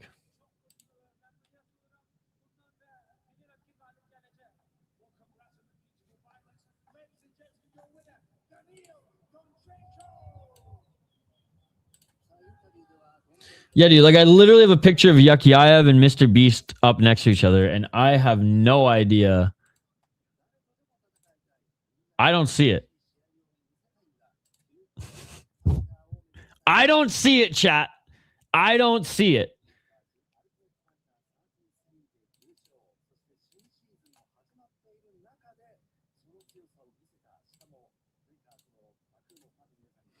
Is there even any welterweight French fighters? I can't imagine any. They should have signed Baku. No, he's lightweight. I don't think so. I'm trying to think. Are there any French welterweights in the UFC right now? Banger of a card so far. I don't have to stay up till 5 in the morning to enjoy it. Hey, there you go, Charlie boy. There you go. I know. I'm trying to think. Oh, he is a welterweight. Okay. Fucking sign him. Get him out of his contract. He's too thick for... Yeah, okay. He's not super tall. That's why my mind went there. I kind of was thinking about that like Iranian fighter in PFL Mena too, who's like... He probably has fought at welterweight, but stocky lightweight. Pause. Yo, speaking of Middle Eastern fighters, our boy fucking Wahid lost, dude, to Staropoli. He got fucking spinning heel kicked in the head by Staropoli in FNC. He's on a 2-fight losing streak now. Oh no, I know that ended his win streak. That's what it was. Yeah, he was lightweight a while ago. Okay. Yeah, Wahid Nazan, dude, the legend, got fucking spinning heel kicked by Staropoli. No, I guess he's going back and forth with Octagon and FNC, or maybe he signed with FNC now. But there was a couple weeks ago, a buddy of mine was doing the FNC card, and like decent sized channel, but like he had a stupid amount of viewers for this. And FNC usually does good, but like, and I would came in the chat. I was like, holy fuck, dude, you're crushing or whatever. And he's like, dude, they're all from Afghanistan. And I was like, no way is the legend fighting. Look on the card. There he is. The man, the myth, the legend, Wahid. And I was like, get the fuck out of here, bro. All right, Con Ofley is back, ladies and gentlemen. He's about to get his ass kicked. I almost had a freaking Aljamain Sterling moment there that you guys were in a clip by Reyes. That's sad. I remember they had weight issues a while back. Did they rematch? I think so. I don't remember if this was a rematch or not. But Staropoli's on a good run. Back-to-back spinning KOs. Spinning elbow and spinning heel kick. Spinning elbow last weekend and Wahid a couple weeks ago, or a few weeks ago. I think 4 weeks ago. But I think Wahid's only lost twice, so I think he's 35, but he's got a couple more fights left in him. He's got a couple more fights left in him that we can milk views from on the stream. Which, by the way, guys, if this isn't proof that I'm not in this for the views and I'm in this just for the vibes and hanging out with you guys and watching good fights, then I don't know what is. Because if I was in it for the views, we would not be covering UFC. We'd be covering Octagon right now because Octagon gets us high views on the channel. YouTube loves pushing our Octagon content. And today is one of the biggest cards of the year for Octagon. So we would probably get like anywhere from 50 to 80,000 views on that video. We're going to get maybe 1,000 on the UFC stream. So just want to throw that out there. If we were doing this for the views, we'd be doing Octagon, okay? I put a poll up. You guys said UFC, so we did UFC. I may have said a couple prayers before bed for it to be Octagon, but that's okay. That is neither here nor there. I don't know how it's a dumb move. It's not smart at all. It's a dumb move, but that's okay. We are a real MMA channel. If I was a real MMA channel, I'd be doing Octagon. All right, Reyes. He's doing a choreographed dance. Whoa, okay. A little flip. All right, I mean, Reyes, look, I don't mind guys having fun with their walkouts, but like, don't exert too much energy here, bro, because Con Ofley's going to try to freaking grapple you, even though Reyes is like 3 times the size of that of Con Ofley. All right. I do have highlights from Javier Reyes. He was the guy on Dana White Contender Series last year who I was the most pleasantly surprised with. He's a fucking killer, dude. And yes, he gets hit. He can get knocked down, but he's tough and he's well-rounded and he loves looking for the finish.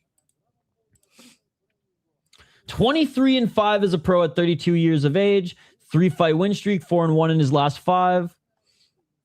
11 knockouts, 8 submissions, 4 decisions. He's been knocked out twice and submitted once. 2-2 in LFA. He won a Contender Series. He beat Douglas Silva de Andrade. He finished him from back mount in the first round. There's some clips of that on this highlight package that you'll see. He beat Justice Torres, who had a sick fucking win last night, by the way. He beat Justice Torres in his last fight. Or sorry, not his last fight, his Contender Series fight in the first round. And he had some good fights in LFA. He had some good fights in Budo Cento Championship. He lost to Larry and Douglas in LFA, no shame in that. He's won regional titles in random leagues like Matchmaker, but against good guys who are like 7-3. Fon Combate Global was the LFC champion. Being from Colombia, bounced around a lot of random leagues all around the world before landing in LFA. His opponent, Con Ofli, Ultimate Fighter alumni, 13-4-1, 3-2 in his last 5 on a 2-fight win streak. He is 33 years of age. 2 KO TKOs, 6 submissions. He's never been submitted. 5 decisions, 2-2 in the UFC. 3-1-1 in Australian Fighting Championship and 3-0 in Hex. He beat Yiza in his last fight. Great win. Yiza's good. Ricardo Ramos, long in the tooth. He got him out of there in the first round. This is his second fight of 2026. And yeah, coming off a win against Yiza is huge. Lost to Marion Santos. No shame in that. That was the Ultimate Fighter finale. Lost to Naimov. No shame in that. Had to beat Ramos. Beat him easily. And a good decision win against Yiza. I am going Reyes TKO. Is there a path for Con Ofli to out-grapple him and win a decision? Absolutely. But Reyes is way more of the dangerous fighter. Is the way more dangerous fighter. I didn't realize how long these highlights were. God, guys, I work way too hard on... I'm patting a hole through my back, as I say to you guys, right? I work way too hard on these highlights. Yeah, I forgot the last two. I didn't forget the last two. I fell asleep at my desk last night and didn't finish the last two. Hey, by the way, become a member for weekly exclusive MMA news and highlights. It was a dark episode last week. You have various different MMA cards on your page. That's why people love your channel. Good thing to switch it around. He beat that bum Torres, that Fury FC guy. He was a huge disappointment. Awfully by submission plus 900. Kind of crazy. He has really good back takes. Genghis Khan, Ofli going to get cooked most likely. He didn't beat Yizhaman. That was a fight that could be labeled as a robbery. It was a majority decision, right? Not a unanimous decision. Just pulled cinnamon rolls out of the oven. Smells so good. Oh, like, what a tradition. What a tradition. I am house sitting for my buddy later, so I am excited to raid his fucking fridge. And his freezer. Maybe he's got some fucking cinnamon roll dough.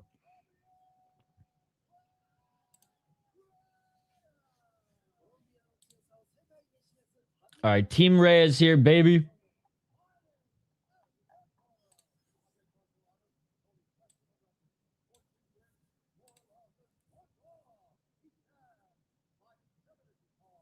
Being announced right now. Again, big shout out to everyone in the live chat here. Smash that like button if you haven't already. Subscribe to the channel. We cover 30 plus hours of combat sports every single week. Vlogs, interviews with other sports athletes, clips from my other podcasts and work I do, as well as highlights every single week. Yo, what's up, Fight Bars? Are you covering Octagon? Salut, MMA Events Vlog. Dude, I'm so stoked. MMA Events Vlog's going to the PFL card tonight.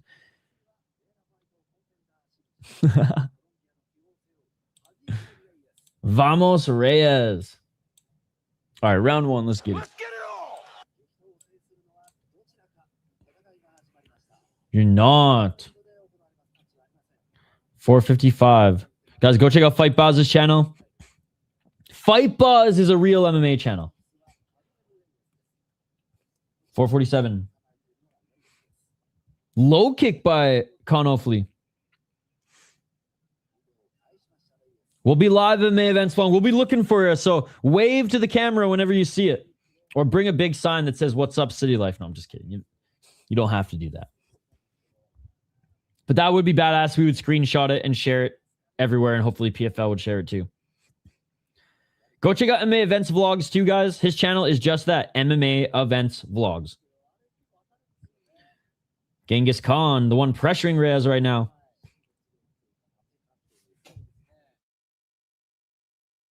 These guys look like they're in a completely different weight class. Awfully with the low kick. The Soda Pod is a real hockey channel. That is true. Oh, nice left by Awfully.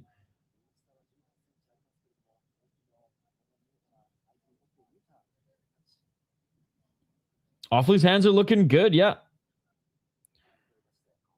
Reyes not committing to much yet. He does drop that. Reyes does drop his hands when he goes to hurts. Oh, Offley cracked him with the right. Reyes got to start being aggressive and, well, unorthodox as he usually is here. Offley's going to keep finding that right hand until he gets hit with that Glock. Reyes does hit hard. 318.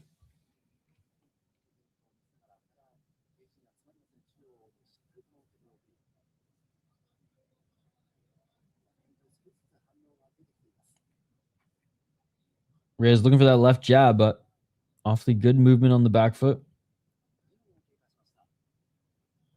Reyes trying to load up that right hand, but out of range. Damn, Colombian's so open. He's not moving enough. Ducks under the left from Offley, but unable to stay in the clinch.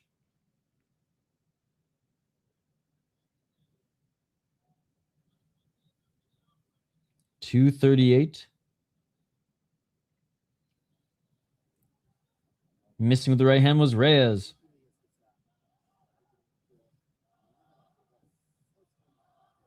Oh, Offley with the counter right. Reyes, no braids is dumb. Hair flopping all over the place. He's doing the Clay Guida, bro. 211. Oh, Offley the right to the body. Low kick by Offley.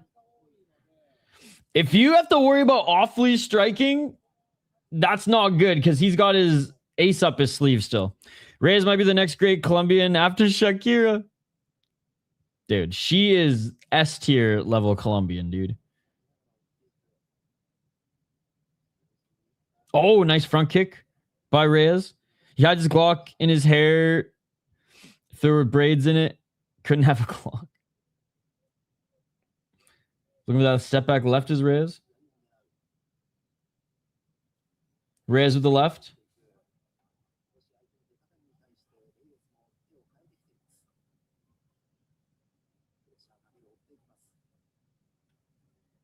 Oh, Offley just dropped him with the right. Offley's hands look good. Dude, way better than I remembered. Oh, shots to the side of the head. That ref in the first fight would have ended the fight already. Reyes taking shots. Reyes taking more shots, but he is scrambling. He's scrambling to try to get out of it. Now Offley's in mount. Nice little butt scoop by Reyes. The ref in the first fight would have ended this fight already, guys. Now Offley looking for the... Yeah, he's looking for the submission here. Offley's looking for the arm triangle choke. He's not in... And it is all over. What a win by Con Offley. Huge win by Con Offley, dude. 3-fight win streak. He's saying, shh, and you know what? I will eat crow, bro. I will eat crow. I will eat crow on this one. I did not expect this fight to go that way.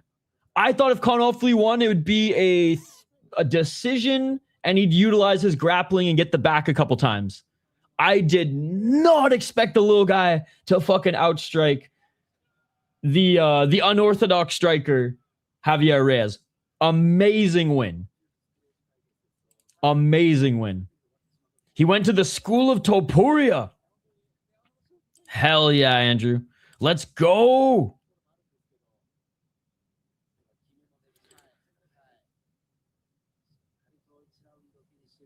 Genghis Khan Offley. To be honest, I thought it'd be from like a back take on ground, like through scrambles. I did not think he was going to drop him to get the submission. Cracked him with the same shot Larian Douglas got him with. He watched the tape. Beautiful stuff. I guess maybe I'm just always too critical on Offley too, but he has fought Marion Santos, who's a fucking killer on the feet, and Nemov is really well-rounded. We just never got to see his hands be shown off like that. So I'm fucking stoked. That was awesome. He's really embracing the Genghis Khan name, and he's now a destroyer. Holy MC tapping. He looks so improved. Okay, so I'm not out to lunch here. He has looked so improved. Now Reyes is mid. you can be unorthodox and mid, but he definitely unorthodox striker out of the two. He's one of those guys who loves throwing those hooks, but keeps himself open. But his size too, I thought that he wouldn't get ragdolled, but again, I just thought Conor was going to just go for back takes and try to get the rear naked choke. Very impressed. Relying on being unconventional striker is not good in MMA if you don't have the grappling to pair it with. Insert DDP. Again, I'm not denying any of that. I just didn't think Conor was that much better. That's all. You're right. The LFA match was there for that one. Never said on stream that Javier Reyes was going to be champ or suggested anything of that sort. Just literally thought he was more dangerous than Conor because Conor has never showed me that he's been a dangerous fighter. Banger finish. I'm happy. I'm happy for him though. I'm happy for him because he showed a lot of promise in his 2 wins on the Ultimate Fighter. And then, then ran into Marion Santos. So again, like Marion Santos, I wouldn't even say is like anything special. He's just has so much fucking power in his shots. And he has that weird, like small torso, long ass fucking limbs. And it's just such a perfect style for defending takedowns and cracking motherfuckers on the outside. And his knees are pretty nasty too. Fucking stoked for Conor, dude. And he didn't even have to hop to side control. Didn't even have to hop to side control. You think he's ready for John Jones at the White House too?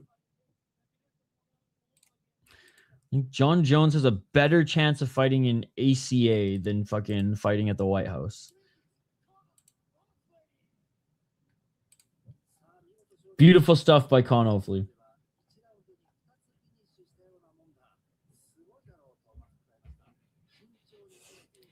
And and if this was the case, Ryan Hall would be UFC fucking star / champion. Yeah, I remember he had a cool story on Tough. Good for him. Dude was a jiu-jitsu instructor in Indonesia before Tough. Yeah, because he's Turkish, right? But grew up in Australia. Dude, I already brought up Mr. Beast's fucking image. He looks nothing like this guy. Everyone's saying that Yakhyaev looks like this guy. I don't see it, ladies and gentlemen. I don't see it. Ryan Hall doesn't have the grappling, though. Just the BJJ.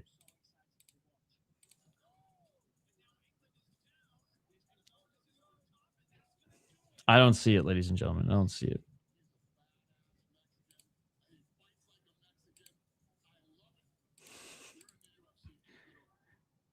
Former Mexican. He looks like him from recent pictures. That's old Mr. Beast. So I don't fucking know what old or young Mr. Beast looks like. I looked up Mr. Beast as the first image that popped up.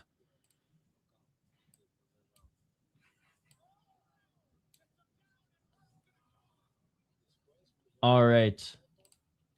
Let's get to this. Oh, I do have a Puliaev highlight package.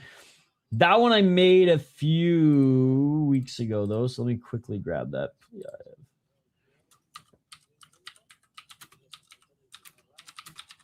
Oh, I'll check Discord in a sec. Don't worry. I'm not avoiding it. I just want to get this up here. All right. So I didn't add his last UFC fight footage into this, but this was about a month and a half ago. I posted Puliaev's highlights here. A guy who not a lot of us picked to win on Dana White's Contender Series. And he turned out to just be a fucking dog, dude. So I watched a lot of his tape that you're going to see here before that Contender Series fight. And I was like, okay, he's got talent, but hasn't really faced the best guys. But he's tough. He's dangerous. And a little bit more polished. Why is UFC setting Fiziev up in his hometown, by the way? I don't know, dude. I feel like they're 5 to 6 years too late for that.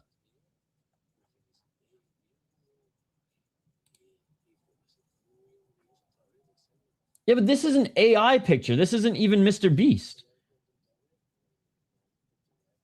You literally, this is an AI picture. Someone sent me a real picture of him.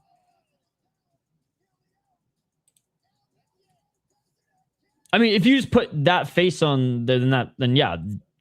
If that's actually him, that looks like him. But this is just an AI picture of, looks like again, if that's actually him, then it looks like him. But this is an AI picture.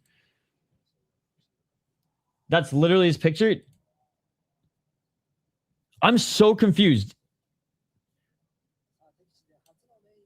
I'm so confused. Is Mr. Beast actually fighting MMA now, chat?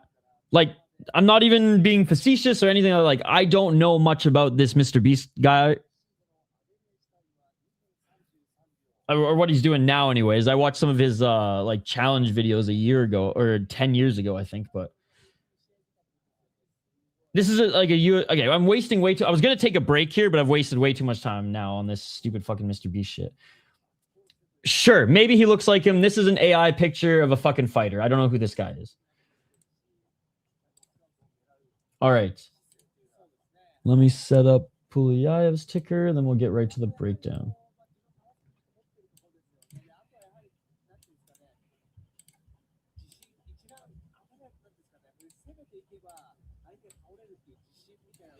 All right, who do you guys have in this next one?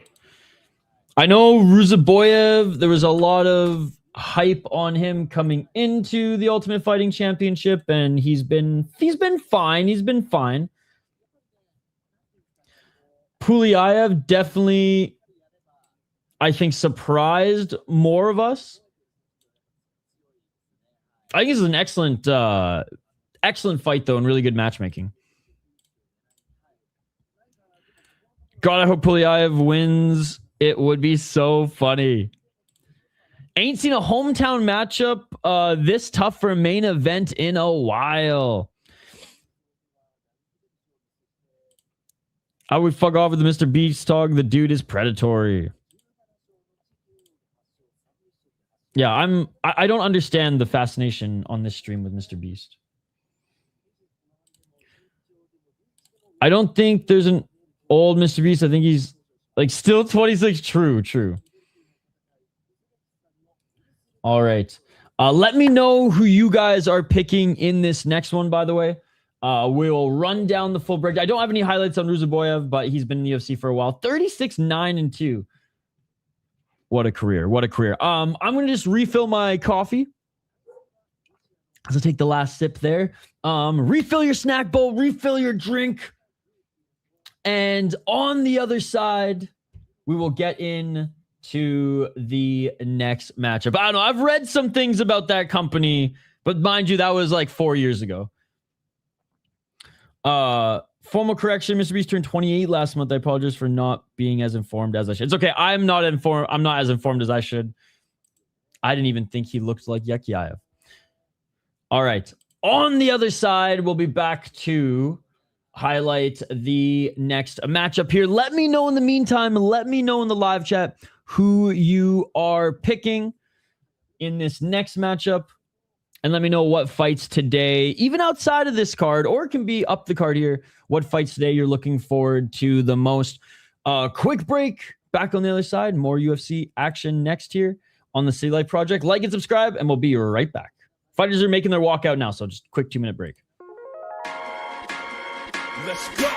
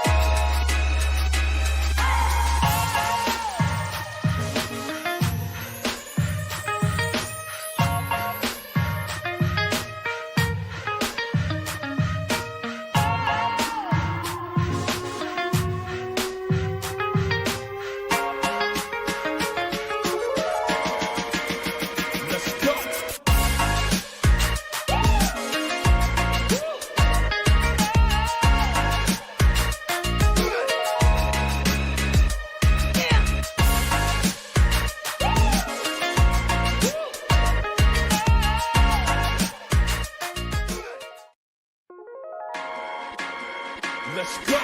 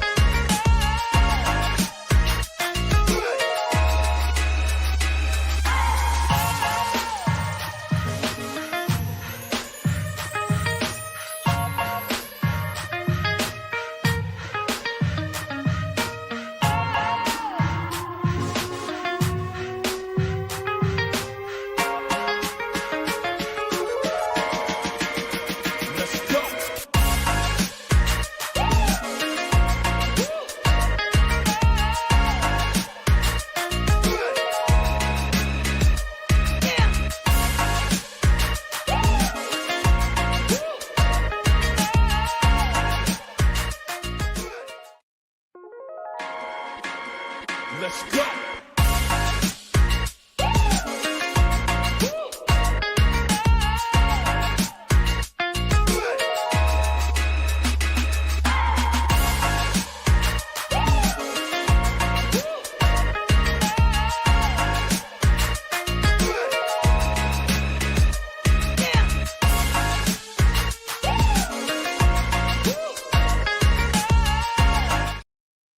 And we are back live here on the City Light Project YouTube channel. Don't know why I threw a weird corny punch there. We are back live here on the City Light Project YouTube channel. And we're still in the prelims. It's an early one. Coffee for a UFC event. I mean, usually I'm drinking coffee anyways, even if it's like 4 or 5 p.m. Good to see everyone in the live chat here today. Appreciate you guys for joining. Smash that like button if you haven't already. Subscribe to the channel. We will be live for this entire UFC card. We will be live for the entire PFL card later as well. Great PFL card on paper. Knock on wood, it delivers. All right. We got, we have two more prelims. This one honestly could have been the featured prelim. Anyways, excuse me. The Russian Puliaev, 10-4 as a pro, 2-2 in his last 4 fights. Not a bad underdog, man. Not a bad underdog. He's tough. They're both tall and lanky. He utilizes his elbows and knees well in the clinch, and actually his grappling's not too bad either. He's good everywhere, not great anywhere, sort of thing, but kind of dangerous everywhere. He's an interesting case. 6 KO TKOs. He's only been knocked out once, never been submitted. 2 submissions, 2 decisions, 3 decision losses for Puliaev. 1-2 in the UFC, 1-0 in Contender Series. Lost to Gauthier in his last fight, but his stock went up as I think he won at least a round. And Gauthier couldn't put him out early, and yeah, he grappled him, he elbowed him, he made it Gauthier's toughest fight. Really good win over Nick Klein. Didn't get finished by Christian Leroy Duncan, but honestly, Christian Leroy Duncan may have beaten him up a little bit more than Gauthier. But yeah, 2 tough fights. Your first fight in the UFC is Christian Leroy Duncan. Get the fuck out of here, bro.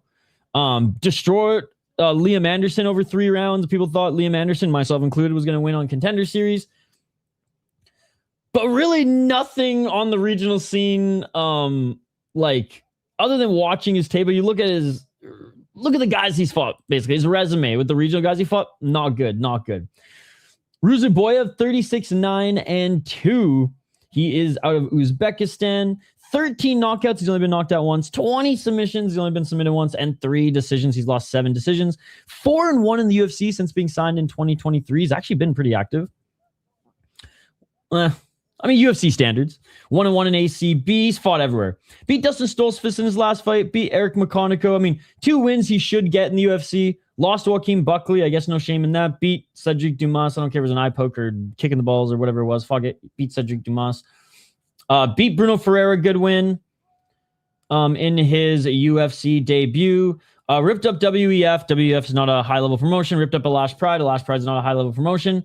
Did well in Octagon, though, in his, I think only 1 or 2 Octagon fights. Ripped up Brave, Open Fighting Championship. He ripped up all these whatever leagues. But he's solid. He's solid. I think Ruziboev, I'm picking Puliaev. Ruziboev, I do think, is the more well-rounded and is like the better fighter of the two. But Puliaev, he's got that grit, and maybe he catches him with some more damaging blows in the clinch. And maybe he wins the ground exchanges as well, but definitely going to say, oh, Junior Morpheus, thank you so much for the $5. Dude, sorry, I haven't had chat open because I wanted to get this breakdown done. Thank you so much for the $5. Let me see that Hank clip, boy. Oh, we're seeing it. We're playing it after this fight. You know it's coming. You know it's coming. Thank you so much. Thank you so much, Junior Morpheus. How's it going, bro? Colorado well represented in this chat, as always. Puliaev missing with the low kick. Thank you so much, brother. Thank you so much. How much would your coffee habit cost if you bought quality coffee, like $15, 20 bags? Ooh, a month? Probably $60 to $100. I go to Aldi, shout out to Aldi. So I actually buy like, look, it ain't the highest grade, but it ain't the lowest grade. And I get it for $6.89.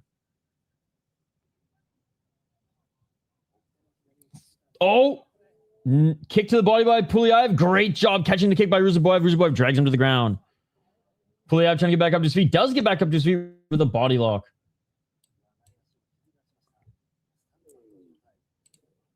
Ruziboev by submission plus 1,000. Seems like a wide as fuck against a guy who's going to be moving a lot. He's going to need him to get him to the ground.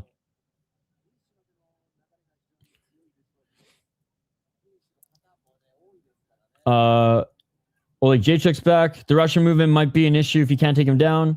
Big guy for welterweight.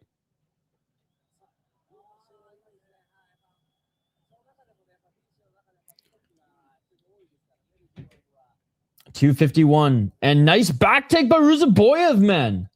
Doesn't have the body triangle locked in yet. Looking for that choke. Looking for that choke. Puliaev not rolling out of this. I hate when guys punch behind them to fight the hands or try to roll out of it. Puliaev trying to survive. Great control here by Ruziboev. Why did Puliaev's hair and beard color change? Yes, sir, bro. Bum, though, my boy. Casey lost his UFC fight last night by a doctor stoppage. Glad to have some AM fights, though. Hey, he'll be back strong. Junior Morpheus.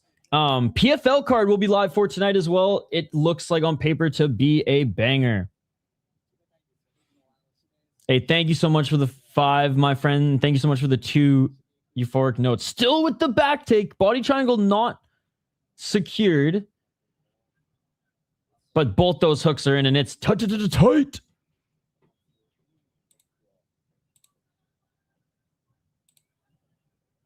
Oh, right arm under. Oh, never mind. Not under the chin, but he was going for it there. Good job pushing the elbow up by Puliaev. Not going to lie, thought he'd be a little bit more scrambly on the ground, but again, Ruziboev. Great grappler. Oh, still not under the chin, but he's cranking that neck to the left. And he's sinking it in a little bit more and more and more. And Puliaev, he's out, bro. He's been out, bro. Oh my God, his eyes are rolled in the back of his head out. Oh my God. He's asleep. Bro, I'm on a crazy streak. Plus 1,000. Wow. I did not think he'd be choked out that easily.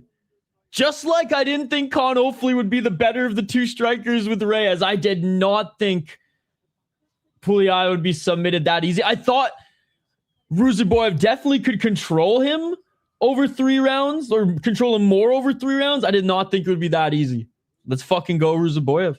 Wow. He's out. Horrendous reffing. Dude, He checked on him and then still allowed him to stay asleep for like 2 to 4 seconds. Eyes rolled to the back of his head. God damn. The Russian is more of a kickboxer who likes to run around the cage and kickbox like Ian Gary. No, 100%. 100%. I've seen him against far lesser competition be able to scramble his way out of some bad positions, but not against Ruziboev, baby. Oh my God, look at that. Oh my God, that's a cold scene. Ruziboev letting him go. Out, bro. Holy. Unreal. That was nasty. I mean, it was nasty because the ref wanted the guy to fucking die in there. Jeez. What's that? Number 17? Hold on, let me bring it up. I have his page open up right now. That is his 21st submission. 21st submission. Once we saw him punching the guy on his back, we should have known the sub was incoming. Yeah, once he started doing this, it's like, fuck, man. Fight the hands or fight the fucking leg lock. Yeah. I that's crazy. Again, not the numbers guy here, but that's crazy was plus 1,000. Yo, what's up, Degenerate Dane? No casual. Yo, we might actually cover this Zuffa boxing card on Sunday because it's kind of a thinner weekend. Well, it's a thinner weekend for me because I covered the NHL draft last night, which, by the way, to our hockey fans in the chat, fucking San Jose, man. Cleaning up. Like, Greer, chill the fuck out, Mike. Oh my God, what a draft for the San Jose Sharks. He has more subs than the Russian had fights. A good display of respect between them.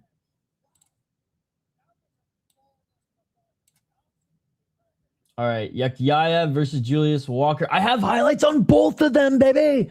I didn't post a new one, an updated one, but I posted their highlights a couple months ago. I posted so many highlights when I was on the road for that podcast tour. And so I'm just not going to post like the same ones over again. Although I will post, win or lose, I will post Farman, Hasanov, and Eric Nolan's, okay? Those are the two I didn't have time to post today or last night. I promise I will post those just to have for reference for any other streams or for you guys to watch next time.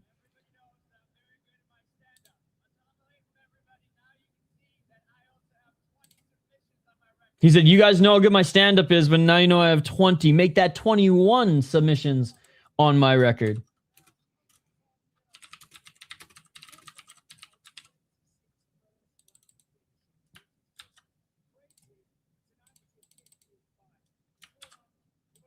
'50th fight. So they're asking who he wants to fight next. All right, here's some of Yakhyaev's highlights, guys. 50th pro fight is a nuts at 32.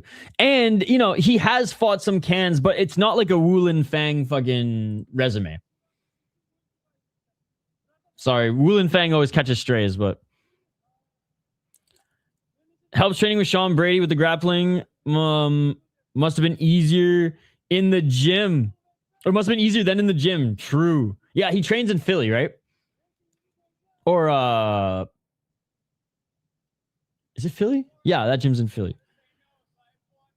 I'm just happy the Avs re-signed Burns and Kulak. Got a decent haul for Nichushkin too. Although 5-year contract for Kulak is... Yeah, I mean, well, that's the win. I mean, that's the window though, eh? Like, the Avs will probably be a top team for 4 to 5 years, so... The thing is he going to be an anchor on year 3? But with the cap going up, it should be fine. It should be fine. It was a fun draft though because nobody had a bad pick because it was the first two were the clear tier above everybody, and then everyone else was like, okay, like I can't believe Chase Reed dropped the way he did. Canucks stole that Czech guy at in the 20s too. Like, good draft. 26 first round finishes for him. He's like me, Derek Sex. Bounce, go, wow, wow. That was a salary dump mostly, but good return. Yeah, salary dump but a good haul of picks that they probably won't even use, most of them, but they can leverage in other trades to, I mean, you know how these championship level teams operate in their windows, right? They got to shed some fat and change some characters here and there to keep things money-wise controlled, and also the big dogs need some certain tools. It's on management and the coaches to make that happen. But I mean, he's serviceable and more than serviceable wherever he goes, despite some of his off-ice distractions. But Kuznetsov, or not Kuznetsov. Yeah, it was Kuznetsov, Evgeny Kuznetsov. He was similar. Although he's like fighting coaches now in Russia, like goddamn.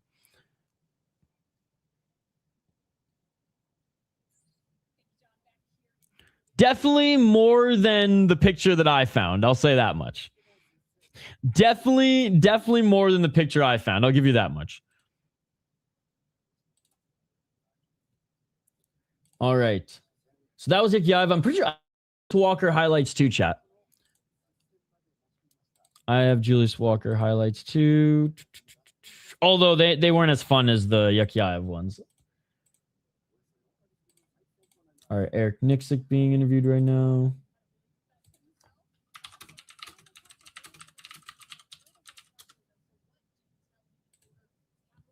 Yo, what's up, Terrence? You have missed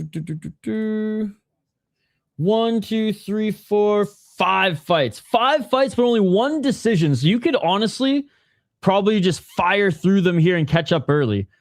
Because 2 first-round finishes, 1 second-round finish, 1 third-round finish. And then 1... Honestly, like, you can just skip the fucking first fight. It was awful. Skip the first fight. Second fight was an awesome fight. And then it's just been submission since then. There's Eric. Wonder how he's doing after Ali attacked him allegedly. Oh, I didn't even hear that Ali attacked Eric Nixick. Yeah, 4 bangers. Skip the first fight, though. That is 100% accurate. That's 100% accurate. Oh, shit.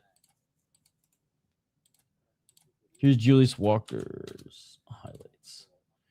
It's weird. Julius Walker had like a very passionate like cult following on Twitter. Like there's some, and look, every local fighter has their fan base, friends, family, and like the local community that's watched them develop. But like there was like a lot of people that were so stoked to see Julius Walker in the UFC. And like, fucking right, root for your guy. But it was just, I was like, really interesting that this is one of those guys that's popped up here. And look, it ain't anything crazy. It wasn't like the Patty cult as he was coming out of Cage Warriors or anything like that. But apparently Kopp and Strickland beefing and Sean going off on Kopp's boobies. I mean, if you're going to show them off like that, fair game to be criticized if you ask me. All right, featured prelim. Then we get to the main card. Good old B2, man. Shout out to the Mac truck. Heavyweight female mixed martial arts goes down in B2. Obsessed with the Mac truck, dude. I don't think she's fought in like the last 3 years either, but God. Yo, what's up, Exploring the Car? The last fight was the death choke. Damn. Well, yeah, that and the ref just decided not to. He checked on him. Bro's limp, and he still let him lay there getting choked out for a few more seconds. But good to see you, Exploring the Car. Good to see you. How's your weekend going thus far? I keep forgetting. Like right after UFC, I got to bolt to my buddy's house because I'm house and dog sitting for him. Him and his fam leave in a couple hours.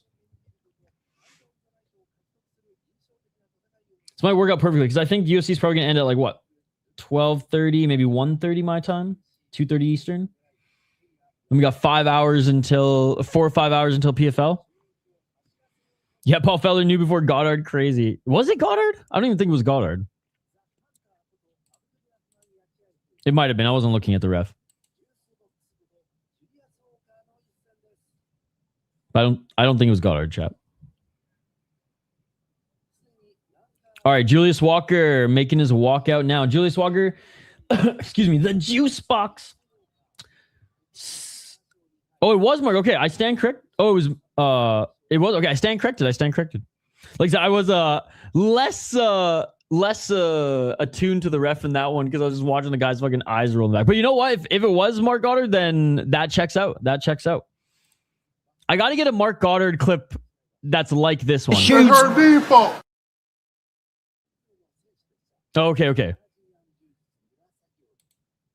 Regardless, the ref did a bad job. Sorry if you're catching strays, Goddard, but if it was you, fuck off, Leahy. 7-2 for the juice box out of Springfield, Missouri. He's the big underdog in this one. He's 2-2 in his last 4. 4 KO TKOs, 2 submissions, 1 decision. The Derek Lewis one is great. Lost to Dustin Jacoby in his last fight. I mean, yeah, Dustin Jacoby, way better than Julius Walker, even at this stage in his career. He did come in the UFC and beat Rafael Sakaria, who was 11-2. Good striker, but that's about it. Lost to Alonzo Menefield, split decision coming in. And I think a lot of people are like, okay, Julius Walker, UFC level, because he went split decision with Alonzo Menefield. Bro, you go split decision with Alonzo Menefield, you're a PFL level fighter, right? You're a PFL level fighter. He was the peak fighting champion. He was the Synergy FC champion. He was the Fight Hard amateur champion. He went 7-3 as an amateur. And before losing to Alonzo Menefield, he was on a 6-fight win streak. Better grappler than striker, but I don't know, fighting some of the guys in the weight class here at the UFC level. Shit, man, even at the PFL level, let's be perfectly honest. I think he's just going to be outstrength. Like, he's not going to have the strength advantage that he had over some of these guys. So, lanky, good grappler. Striking level is not even going to be close to Yakhyaev. I think Yakhyaev's probably going to knock him out. Hurt him, get on top, TKO, or hurt him, get him up against the cage, TKO. I think he'll be able to defend the takedowns and or clinch work, because Yakhyaev's way better in the clinch than like we're seeing in the clips right now with Julius Walker. Yeah, Yakhyaev should win this one. It was Mark. All right. My apologies exploring the call. That checks out.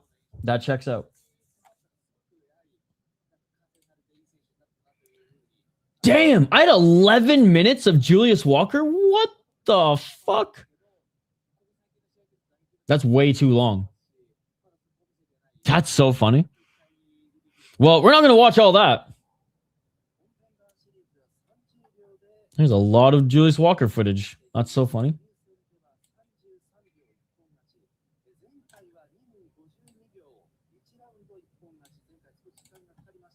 All right, Yakhyaev is being looked at by the cut man. Mr. Beast gets a finish on a cash. Yo, speaking of cash, shout out to Junior Morpheus for the 5. Shout out to you, Fork Notes. I set the goal. We're playing the Hank clip.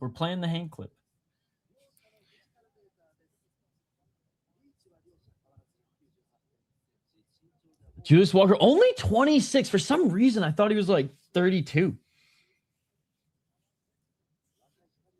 Wake up, Isha. He's a couple inches taller than Yakhyaev. I imagine has more reach too. I just missed. Oh, the same reach. I reckon he might go for a knockout here. Maybe show off some striking plus 200. Buffer Stew is extra crispy. There are some young light heavyweights. I should just need under 1.5. Yo, big shout out to everyone in the live chat, by the way. Smash that like button. Subscribe. We'll be covering PFL later and Lamino Shuto. And I don't think there's any other notable MMA or just any MMA on Sunday. So we might even cover Zuffa boxing for the first time on the channel. We do boxing, mostly Muay Thai, kickboxing, and MMA. But we do boxing every now and then as well. And everyone has been saying that the cards are exciting. More exciting than the Hollywood Fight Night, so. We've done a couple of those Hollywood Fight Nights as well.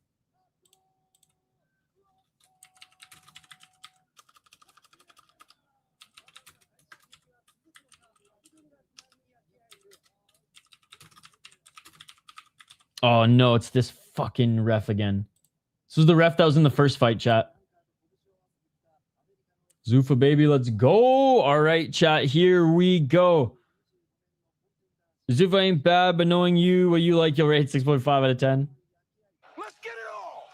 Let's go. Oh, Yakhyaev first punch drops him. First punch, hammer fist, and it's all over. Oh my God, dude. Look at the finish it. And it's all over.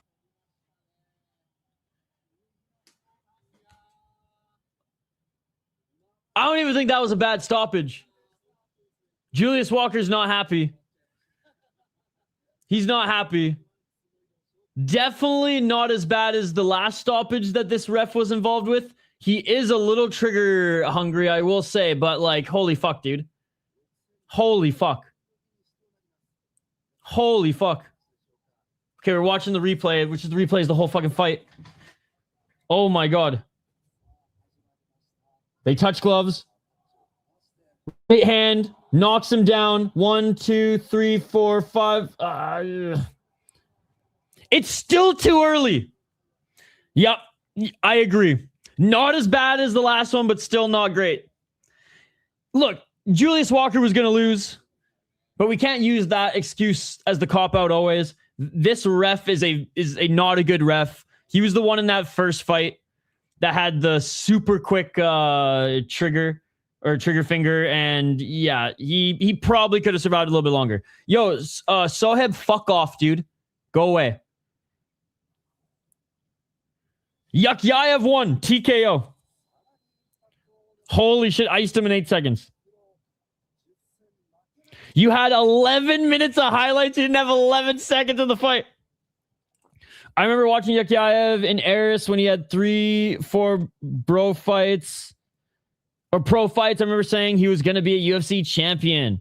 He didn't even really get a chance to defend himself. 5 hammer fists in a couple of seconds ain't a finish. No, I agree, Andrew. I agree. He laid there for 3 of them, but as like right before the ref came in, he was starting to move too. He wasn't completely out. I agree with Andrew. Better stoppage in the first one, but still a bad stoppage. Was Yakhyaev in this case likely? And I'm probably putting likely at like 80 to fucking 90%. Probability of finishing the fight, yes. In like the next 5 seconds, yes. But like, for fuck's sakes. He went limp on the feet, then he woke up. That was so quick. He really is Mr. PC prop me and activate money. Shades of Jake Woodley at LFA 235. Oh my God, fast. Folded him like a lawn chair. Easy KO plus 200. 7 seconds. Took Walker. I think good stoppage. First time he touched him, put him out. If they got up, he was going to lose moments of his life. It just sucks that we have to keep fucking like arguing / like talking about this. Just like be consistent, brother. Yeah, I'm not as... I don't want to focus on the stoppage here for like this one. Because I'm not going to be super critical on this one, but I am just critical on the ref saying like this one was a little bit early, and we've already seen you end a fight very early. So the magnifying glass is just unfortunately on this ref now for the rest of his fucking life when we covered mixed martial arts. He didn't throw the punch very hard. I mean, it put him out. It put him out midair. If he went limp like Gooch from the Hammer Fist, then okay, but not the case. I thought he might want to show off his striking rather than easy submission. I actually think he went out after he got hit. He definitely was out for a bit, like as he was in the air hitting the ground. He definitely was on the ground. He ate some shots, but was still there enough for like you saw him like jerk forward right when the ref came in. But like, yeah, this one wasn't horrendous. It wasn't good, but I don't want to make this like the first fight because like Yakhyaev, that was fucking awesome. Like we got to still give credit where credit is due, and Yakhyaev didn't do anything wrong here. Walker got same support on Twitter as the Blob. I'm sure he'll be okay. First stoppage was like one of the worst. Was like, what the fuck? Yep. Good stoppage. There was no surviving that. He's worse than the Yamasaki Mazagati. That's either a walk-off or let it go on some more. It's combat sports. Sometimes motherfuckers get separated for consciousness. Indeed was sick as fuck. And Yakhyaev's going to be a fucking problem, dude. He's going to be a fucking problem. Dude, what a sick card so far. What a sick card so far. Started off a little wary, but you know, our friend in the live chat too. Our friend in the live chat earlier was like, yo, Isha, it's just one fight. It could get better. He brought me back down to earth, and I'm glad he did. Set him up against Ankalaev. I want to see something. Card's been so good after this first fight. Again, agreed. I didn't have time to put together a highlight package on Eric Nolan or Hasanov, but MMA Falcon or Falcon MMA or MMA Falcon, he did. So some love, and we'll share the highlight package from his channel here in a bit. Who was in the first fight? It was Tahir Abdullayev and Jefferson Nascimento. One of the worst fights we've seen in the UFC in a while. Like, it wasn't Rose Carla or Black Beast Ngannou bad, but it was close to that tier. Close. Light heavyweight has some hope with this guy. Dude, light heavyweight has some hope for him. And like, do we see him at welterweight someday? Or is he just too tall? Maybe they knew that fight was ass. They put it there first. Seeing Walker get back up to his feet so easily tells me he was handling that knockdown shockingly well. No, for sure. The worst fight in the UFC was Houston Alexander versus Kimbo. That was a fucking bad fight. Do you remember after UFC London, only bad card this year, the next week, the first fight was horrible. Then we went on an insane streak. Yep.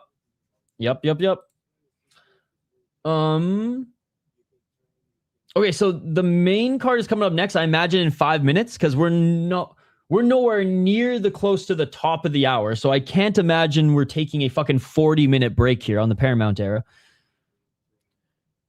Fighters need saving from themselves at this level as opposed to a title run. Feels just like that. All right. I'm going to go grab my water bottle and take a quick break here, guys. We always usually take a couple minutes of a break between the prelims and the main card, but I will set up this next one. And when I come back, we'll give our boy Falcon MMA a shout out. Falcon MMA does a pretty good job putting highlight packages together. He doesn't go, and probably because Falcon MMA is like, has a real job and like has a life. He doesn't go as in depth as I do, but like sometimes I'll literally, if I can't find something, I will lean on him, and sometimes he'll have it as well. Basically he finds everything that's on YouTube, Twitter, and like your general first page of Google search. I find everything else and end up like filming my screen on Fight Pass stuff that like you have to dig through the catalog to find. So like I spend way too much time making them. He does like the best job with a normal person's schedule. Bro, I just seen my friend text it. That lasted longer. Wait, I lasted longer. I lasted longer my ex-wife than that fight lasted. Oh, nice. Oh, that was awesome. I don't know why my brain turned into a pretzel there. Yo, by the way, let me know in the live chat too, because I'll come back and read this. I'll come back and read them, and I'll have my phone on me as I'm filling up my water. I just left my water bottle in the kitchen upstairs, so I gotta go grab it. And I might just do a quick push-up set too, not gonna lie. What was I saying? What was I saying? I don't even remember what I was saying now. Maybe I don't need the push-ups. Oh, yes. Let me know your prediction for this fight, and let me know what fights you're excited for today. And it can be on this card still. It can be on the PFL card. It could be on that Shuto Lamino. Oh my God. Yes. Dude, that is unreal. We all saw that screenshot. Also, let me know, chat, what fight has been your favorite so far on the card here today. How was One Championship last night? I didn't catch that. I heard Jarvis absolutely destroyed his opponent. Is that accurate? I'm going to share this image with you guys as well. Look at this. Damn, son. Look at that. Ruziboev looking cool as a cucumber. Freaking Mark Goddard claims another victim, ladies and gentlemen. All right. Quick break. Refill your coffee. Or if you're cracking a beer now, I mean, it's not even noon yet on Eastern time, but it's definitely past noon in Baku, so fuck it. I've seen a little judging in the co-main fight gave a split to a clear win. Oh, shit. Yeah, there was a lot going on last night. LFA, although that card was decimated due to weight misses and stuff and injuries. Cage Fury FC. There's another thing going on last night, too. In addition to One Championship. Island fights. All right, quick break. Refill your coffee. Refill your snack bowl. We'll be back here on the other side. Yeah, let me know what fights you're looking forward to the rest of the weekend. Let me know what some of your favorite fights have been this weekend so far. And let me know your prediction for this next one. I want all of that shit, or at least one of all that shit in the live chat. Bro's eyes are going to pop out after that joke. All right, guys, we'll see you in 2 minutes on the other side. Don't go anywhere. UFC main card next for this fight night in Baku. Let's go.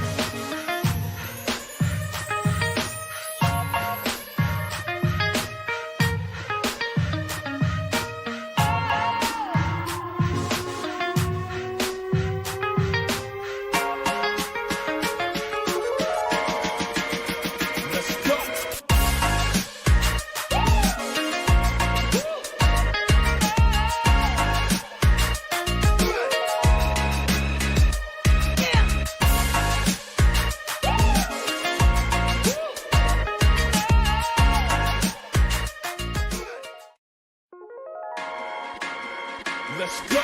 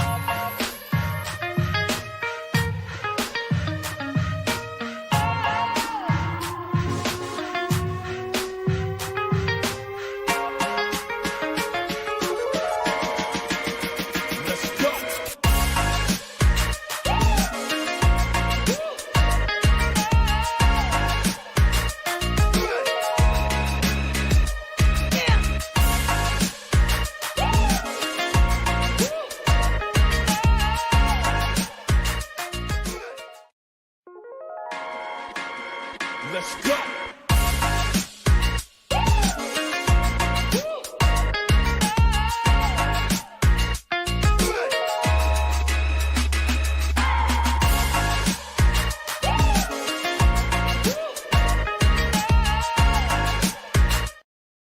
And I forgot the picture is still up. And we are back alive here on the City Light Project YouTube channel for the main card of UFC Fight Night. Fiziev versus Torres. UFC Baku, ladies and gentlemen. We have Hasanov versus Eric Nolan coming up next here. And Eric Nolan is making his way to the octagon now. Eric Nolan debuted on short notice against Chimaev's boy, and he looked human, or he made Chimaev's boy look human. But I'm stoked to see him on a full camp here. Let's see if I can get you guys some Hasanov highlights here on the fly. Oh, I got both. Yeah, shout out to MMA Falcons. Fuck, I kept saying Falcon. Falcons, plural. Go check out MMA Falcons. He is just a highlights channel. I do highlights and live stream and stuff like that. Mine are a little bit longer, but his are easy to digest. Here's Eric Nolan. Please, yeah, go subscribe to his channel. Yo, Combat Casual, thank you so much for the $5, brother. He left it blank. He left it blank. Thank you so much, brother. Thank you so much. How are you doing? How are you doing? Good to see you. Good to see you. All right, Hasanov's making his walkout now.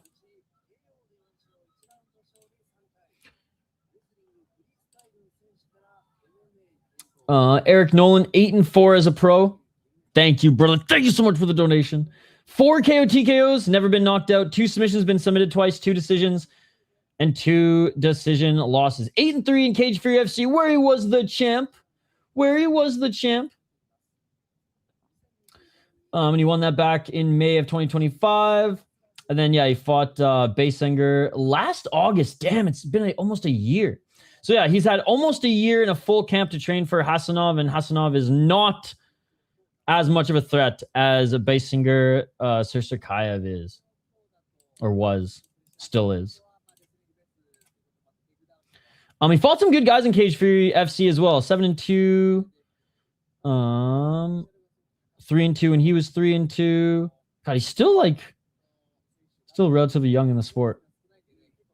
As an amateur, he went 6-0, but mostly Cage Fury FC is where he fought his entire career. I'll try to catch up in the chat if I can, but if I miss your comments, just comment them again. I'll have time to sneak in Hasanov's as well.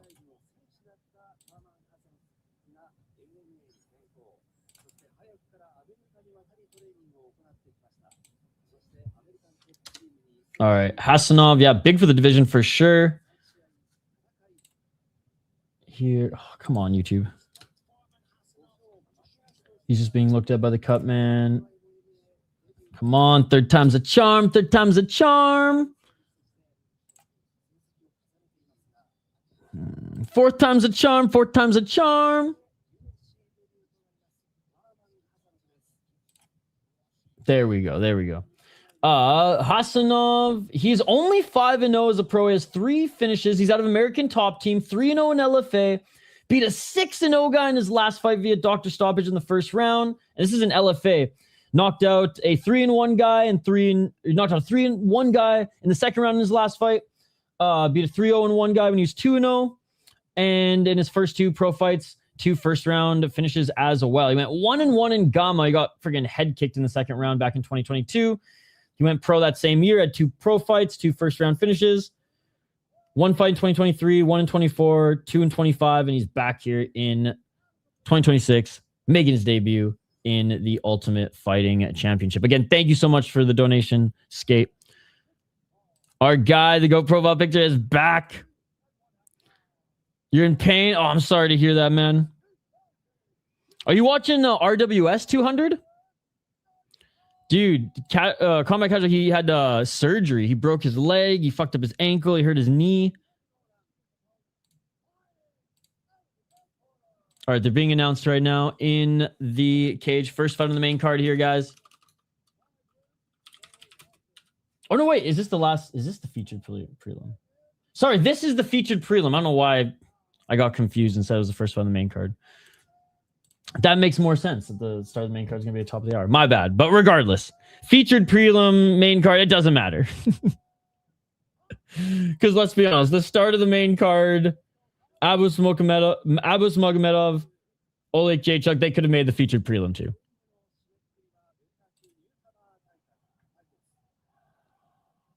All right, here we go. And there's been a crowd here since the first fight. They were cheering in the first fight. I don't know what they were cheering for, but they were cheering in the first fight. Again, shout out to MMA Falcons. Go check them out. A lot of highlights as well. All right, round 1. Let's get it. Let's get it all. I'm going to blame the early morning stream. The mind's still foggy. All right, 453. Dude, they're awesome. They're awesome. They love their violence.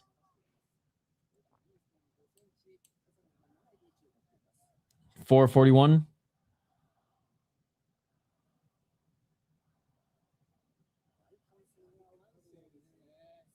Hey, what's up, Amberly? And Hasanov with the body lock. Tries to take Nolan to the ground. Nice takedown by Hasanov. Couple right hands by Hasanov. Back up to his feet is Nolan. Right hook by Hasanov. Trips him up again. Nolan back up to his feet. Another takedown by Hasanov. 414. Hasanov looks huge. Oh, big left by Hasanov. Body lock control and ground and pound. Nolan getting ragdolled. Oh, another takedown by Hasanov. Complete control here on Eric Nolan.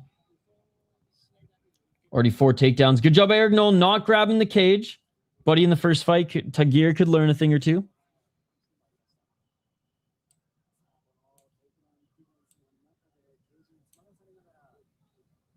If Nolan can make him work, Hasanov does slow down. Bro's just tossing him around. Aslam back to the cage. Oh, nice job turning left and getting his left knee planted for Nolan. You can push up on this. Oh, nice job pushing that right shoulder in. Back up to his feet, Hasanov. Now he goes for the single leg.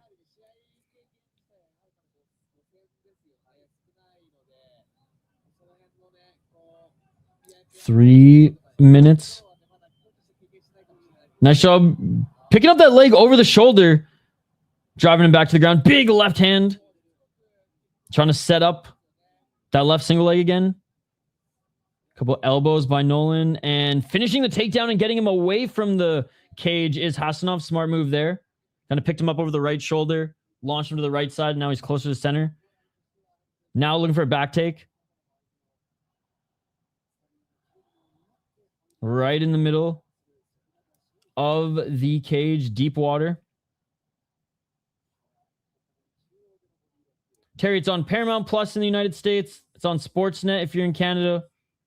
It's on Unext if you're in Japan. Yep, Unext. 217. And if you follow it up with what I think you're going to follow it up for, you're just going to be putting time out again, man, because Because you know where to find it. You're a smart guy. You're a smart guy. You're a smart guy. Nice shot by Nolan getting back up to his feet. Hasanov needs to do more damage in top control. He needs, like in the opening frame, in those opening takedowns, he was at least mixing it up with just some shots. That looks really good on the judge, really good in the eyes of the judges and the fans. Got to at least get into double digits for significant strikes. Another takedown by Hasanov. A couple short muffin shots there. All right. God damn it, I'm eating spicy ramen and you made me laugh as I was eating. Ooh, sorry about that. Huggy time. He's not the honey badger. He's the huggy badger. 124. Another takedown. Oh, that left hook is in now. He can maybe get into mount. Good job by Nolan for turning. I mean, Nolan's doing everything defensively he needs to do to get back up to his feet, but he has no opportunities to go on the offensive. What kind of ramen, what kind of spicy ramen are you eating? Show fight, BS YouTube guy. And another takedown by Hasanov. He's in half guard now. Nolan trying to fish his right arm out. Hasanov trying to get that right arm out. Looked like he was going to go for an elbow, but stamp around. Yeah. What a robbery that was. I think Nolan is just making him scramble so much. He can't get a lot of shots in. There is that too, 100%. He is squirming. There's a short right elbow by Hasanov. Hasanov with a punch there. Tapatio, I'm broke, huh? Not after this card, you aren't. All right, Nolan closing his guard. And that is it. All right, that means he snuck in the shots when available, so.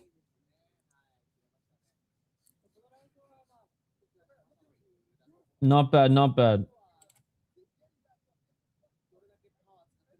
Ooh, and that's a nasty cut. Nasty cut on the eyebrow of Nolan. Did they say on the broadcast where an 8-second finish ranks all time? It has to be third or fourth. I'm not sure.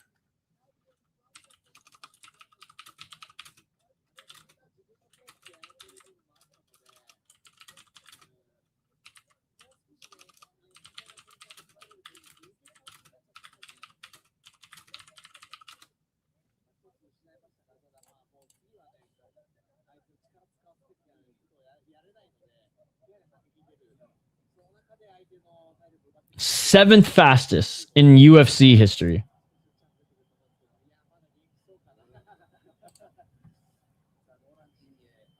Seventh fastest in UFC history. All right, round two.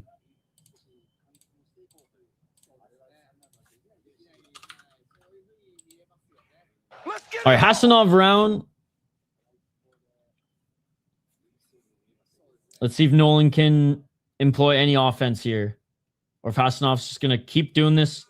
Oh, Nolan actually pulled guard after Hasanov grabbed that left leg. It was probably inevitable anyways. The right leg, as that left leg was going to get swept anyways. 435.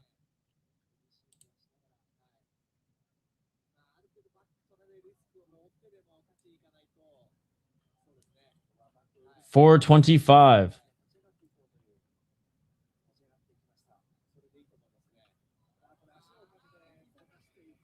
Oh, and there's a takedown again. Right into mount. Back mount now as Nolan again. He's scrambling from the bottom and he moves. And Nolan, oh, great job. Nolan attacked the arm, forced Hasanov to abandon that top position. Right back up to their feet. Third. He broke a takedown record in round one in welterweight, apparently. Oh, shit, with 9. I just worried that quick finishes like that could impact how high he climbs on all-time fight time leaderboard. I was just wondering how GSP didn't have that record. He looks gassed. Oh, Hasanov having a tough time getting the takedown now. Nolan trying to snatch that neck. Oh, and Nolan unable to get it back up to his feet. Hasanov missing with the right hand. Oh, Hasanov's tired. He's like wobbly tired. Breathing only from his mouth. Big right by Hasanov. Hasanov with a left. This is an opportunity that Nolan has to get his boxing going here. And Hasanov gets the takedown. Wasting opportunities. Hasanov gets him down. 11 for 17 on takedowns is crazy. Dude, Hasanov huffing and puffing. Nolan's trying to attack his arm again. Hey, Nolan getting in attacks where he can, man. 253. Hasanov fishing that arm out again. Hasanov. Couple shots here as he controls the torso, but not for long as Nolan right back up to his feet. Oh, by the way, thank you for the positive comment. Hey, no problem, man. Keep up the good work. By the way, guys, Inside the Cage, new MMA channel. New interview channel. It's our friend Mystic who's getting into the MMA YouTube game as well. So go check it out. Do you see he broke the takedown record in round 1 for a welterweight with 9? Yup. Morning. Yo, what's up, Scott? All right, they separate.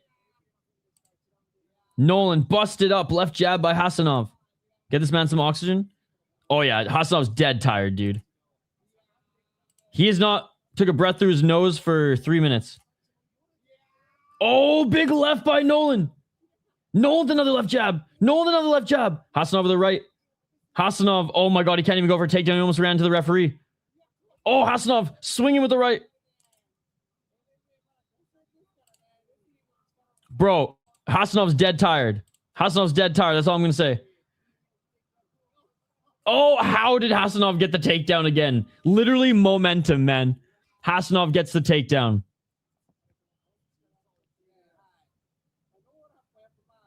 Dude is gassed, but still a dog enough to grab a takedown and rest some.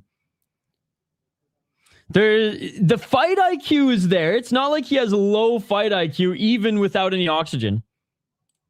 It is on you next.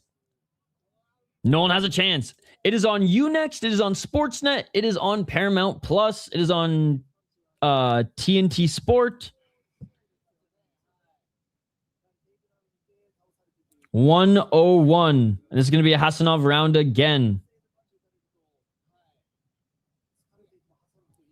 54 seconds.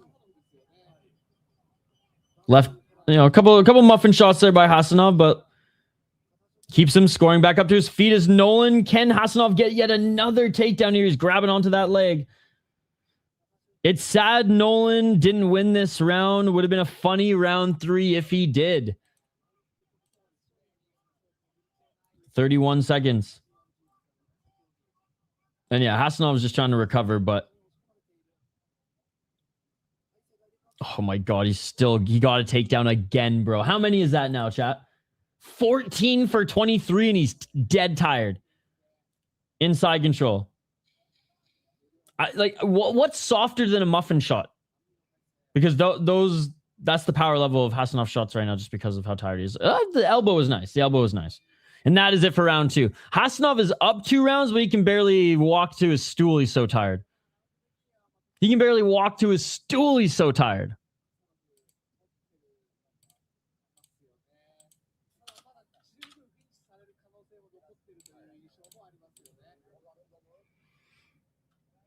I'm interested in how he can recover between rounds. It doesn't look too good right now, but Andrew, he reminds me of like a mid-2000s UFC fighter where you're like, oh, all the talent's there. Strength is there, all that stuff, but it's like goes ham in the first half of the round, and it's like, oh.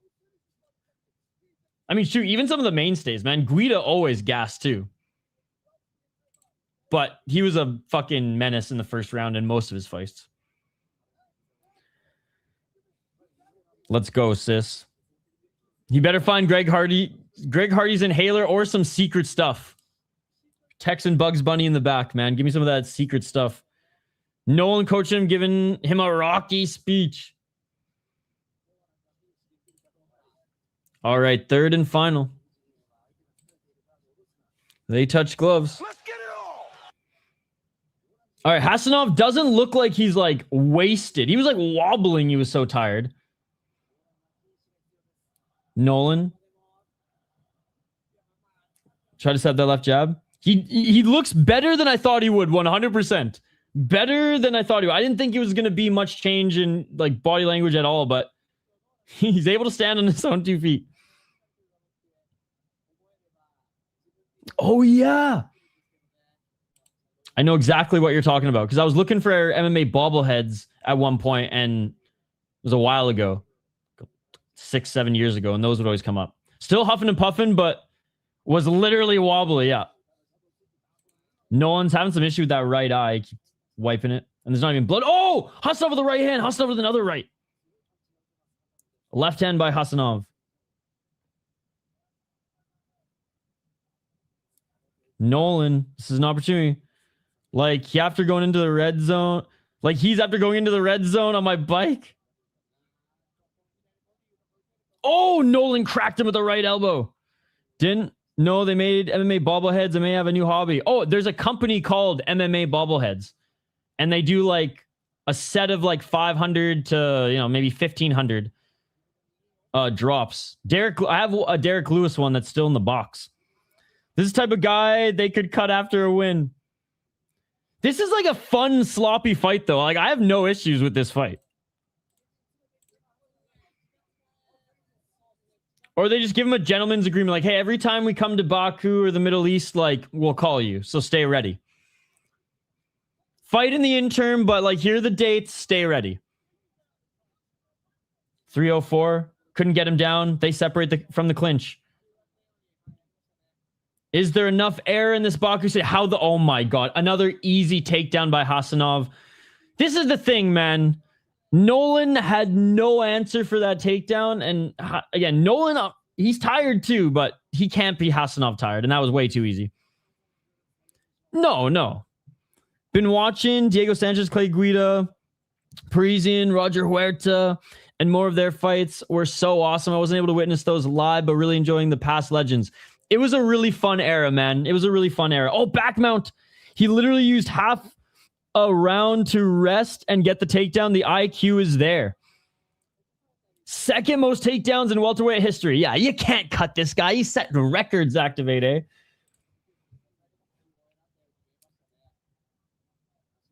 .209. Nolan crawls back to the cage. You next?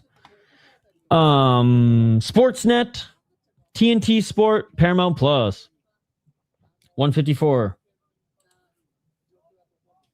Ref saying advance your position, so Hasanov throws a couple muffin shots. What is that, 15? Yep. He's chasing the GOAT Oralby's record. 136. Still in half guard. Yeah, Nolan's dead tired too. He just hides it a little bit better until he gets taken down like that. Yeah. Yeah, can you see it? 117. And people look like they're going to smash Khabib's record. They always gas out. Or when people look like they're about to smash Khabib's record, they always gas out. That's how you know Khabib's 21 is insane. Exactly that. Takedown by Hasanov again. I know a guy he'd have nightmares about. I'd like him to face Nicholas Dalby in his next fight. His breathing technique will have him gassed in round one. Dude, even at 40 years of age, I think he's over 40 now. Nicholas Dalby is a dog. He's been one of my favorite guys on the UFC roster for years. Do you see Marab tweeted out his phone number and said to call him if you want a wrestling coach? No way. No way. Pittsburgh got Marcus? That's cool. There's a top draft picks this year who are twins who play on the same team in Canada, and they're going to North Dakota to play college hockey. And Pittsburgh got one in the first round and one in the second round. That's super cool. And that is it, ladies and gentlemen. We go to the judges' scorecards. Use your position. Use your position. And that is it, ladies and gentlemen. Hasanov 30-27. Rich Mitchell don't play. You know what? Shout out to Rich Mitchell, man. I think Dalby may be the best fighter to have never gotten in the rankings, and he should have been. See, this is why the rankings don't matter. That's why the rankings don't matter. Damn, I got my scheduling confused and took my break too early. I'll wait a few more fights, don't worry. Because this is perfect. Like, they're not even they're not gonna interview him or anything, because there's 2 minutes until the top of the hour.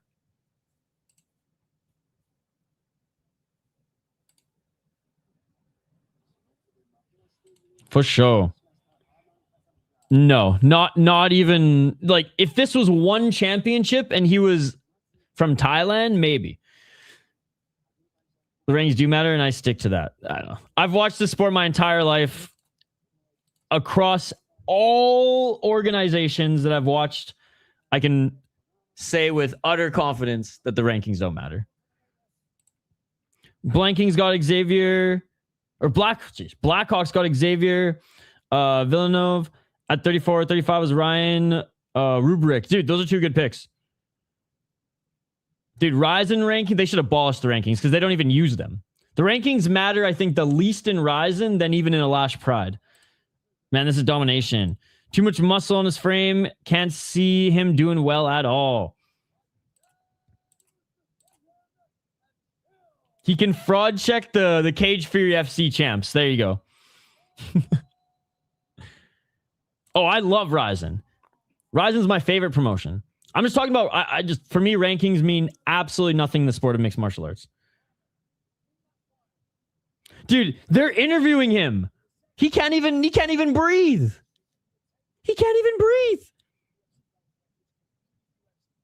I didn't even look at them, nor will I ever look at them, because they do not matter.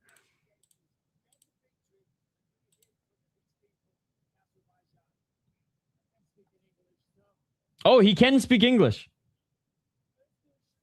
He's like, I don't need the translator. I can speak English, but I mean, the crowd needs the translator. Yeah, give him an extra few minutes to breathe. Give him a few minutes to breathe. Rankings are weird because you're both right. They don't matter, but they do directly matter. Like with booking, usually not saying you can't see Khalil get a title shot. My thing is, if you abolish them, nothing changes. You know what I mean? With them, further confuses casuals and hardcores who love rankings. So, we all know who the top guys and girls are. It doesn't take rocket appliances to figure that out in fighting.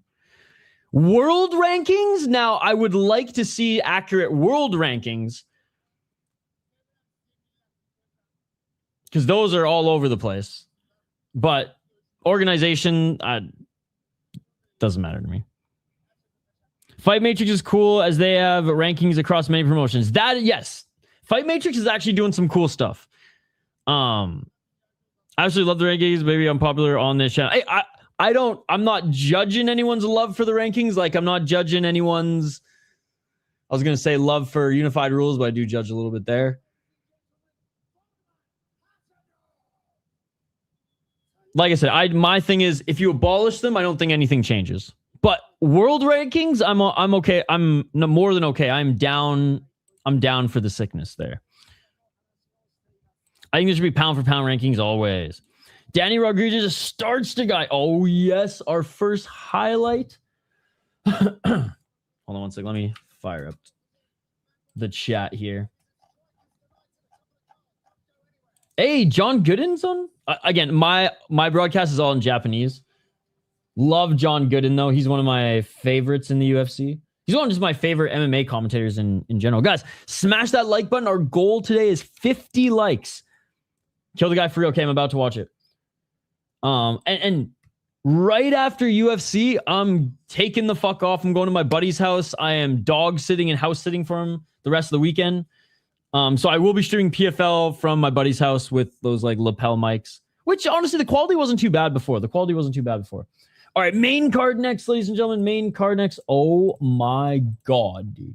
Okay, this is... So RWS 200 is going on right now. One of the biggest Muay Thai events the year. Look at this. So far, Daniel Rodriguez keeping his distance. He's taking a lot. The ref, it's not even worth it.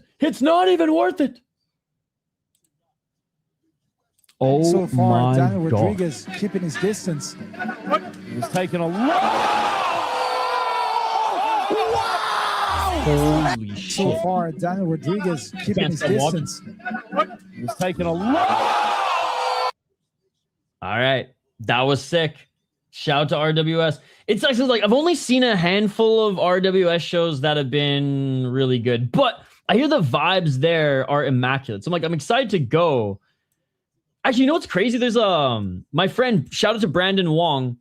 I think at one point he had the points record in hockey at Quinnipiac University.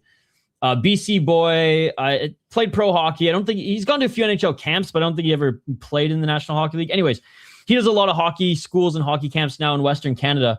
And him and some of his top guys he works with are at RWS right now for the event. They're taking pictures of it. I thought that was super cool. I was like, "You're a Muay Thai fan?" He's like, "Yeah." I'm like, "That's crazy." Anyways, he used to come on our hockey radio show all the time. We'll get to this next fight here in a moment, chat. Cold open for the main event is on. Shout out to CST Combat Sports Today. Go check out their YouTube channel. They launched their website finally, right? Go check out their website. Go check out all the contributors' work, and on Twitter and Instagram and like whatever social media you're on, they're on top of the news too, which is pretty awesome. He glocked his ass. Yeah, this RWS show has been sick. I think Yama is covering it, or maybe they're going to be covering it tomorrow, because I think Yama's channel does like a recap every Sunday of RWS. So they get me banned, but I maintain soccer is a better sport than hockey. You just didn't grow up in the motherland. Yeah, I don't know. I don't hate soccer at all. I just don't like sports where you can't fight in. So like I'm the wrong person to argue when it comes to soccer, because for me it's like soccer, American football, baseball, fucking field lacrosse. Can't fight in any basketball. Box lacrosse, real lacrosse. Box lacrosse. Not only can you fight in box lacrosse, you can cross-check and you can straight up hit a motherfucker with your stick. All legal. Smaller sticks, though. Hey, what's up, dude? I watched that highlight where the dude got a goal in with behind the back shot. It's football. Field lacrosse. Box lacrosse. So box lacrosse is lacrosse in a hockey rink with cement. And there's straight up enforcers on every team, because not even enforcers, there's a designated fighter on every team, because sometimes there's a brawl. The guy comes off the bench, literally takes off the gloves that he probably didn't even put on the whole game until he got on the freaking rink, and they just beat the shit out of each other. Great head kick by Rodriguez. I only play lacrosse on lava. I've showed you guys that lacrosse brawl from my hometown, right?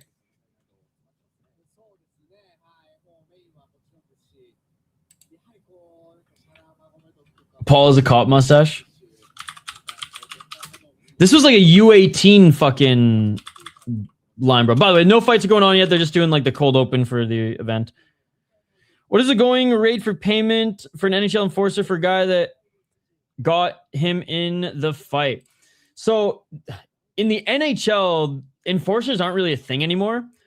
You'll have usually one guy who gets limited minutes who can fight, but like the NHL's at the point where like even your fourth line, like you have to have good skaters who can shut down other players' position or just plug lanes and block shots.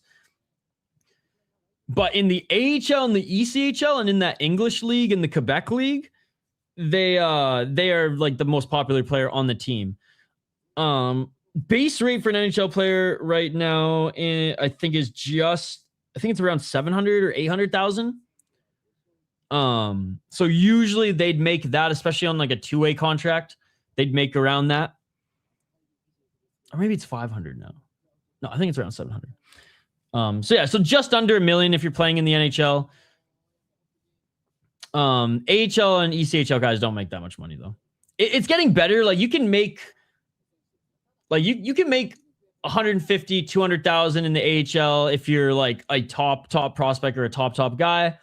But usually, 50 to 150,000 in the A, 30 to 80 in the ECHL. Cheers, Ant. Here, let me find this brawl for you guys. This is fucking crazy.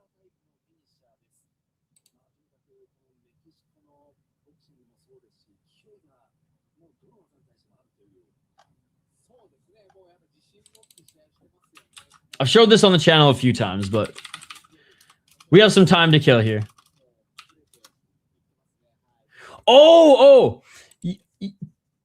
The boys take care. The boys take care of those guys. Yeah. So here's an example. There was a guy I edit a podcast for a guy named Terry Ryan. He ended up being an enforcer because even though he's a top draft pick, he's like one of the biggest draft busts in NHL history because he drafted so high and just kind of ended up being a fourth liner and a fighter. But he said when he was a rookie, he would go out and just challenge guys who were, not hurting some of the star players by any means, but using maybe a little too much rope that was given. And he would go up and challenge them as a rookie.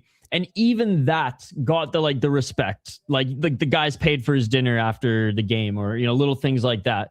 So yeah, back in like the late 90s and the mid 2000s, every star player had a guy on their line or a guy who would get some minutes while like on the longer shift of the star to protect him. So for example, I grew up in Vancouver. Pavel Bure was the star that I grew up watching. Gino Ojic was his enforcer. The Canucks vastly paid Bure more than Gino, but Bure took care of Gino. Bure took very good care of Gino. I'm pretty sure Bugard, man, got taken care of in Minnesota a lot. But then there's some guys who just can fight and play, like Tom Wilson, for example. He's like a 20 to 30 goal scorer, 60 to 70 point guy. He's not 30 goal scorer, but like 20, 25 goal scorer. He might have hit 30 like once, but he's also kind of a rat, but he also beats the shit out of everyone too. I'm sure the boys in New York bought Matt Rempe a watch or two as well. All right, here we go. First fight they're announcing now, ladies and gentlemen. I didn't even have time to show you guys the lacrosse brawl.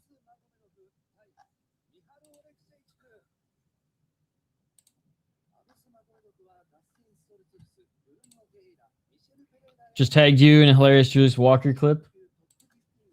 I can't believe I found 11 minutes worth of footage for Julius Walker. Oh, 100%. Yeah. You ask most star players and it's those guys, again, not enforcers anymore, but like shutdown grinder type players who help win championships too, right? Who provide that extra layer of grit to shut down other lines, win key face-offs, have good defensive moments to get the puck up the ice, all that stuff. Dude, some of my favorite players are more defensive players than even scorers. Like my favorite player of all time is Shea Weber. And he scored as a defenseman too. Like he was a top defenseman. But like when players talk about Shea Weber, they don't talk about his defensive skills. They don't talk about his shot that went through the netting in an Olympic game. It was so hard. They talk about when I was bombing down center ice or down a wing and I knew Shea Weber was at the blue line waiting for me, I was scared. And when star players say that, that's how you know, okay, this guy's a fucking... And it didn't even mean that he threw the biggest hits. It was just like, you are going to have to fucking play hard to get past this guy or score a goal when this guy's on the ice. All right, Amberly saying that she picks Abus.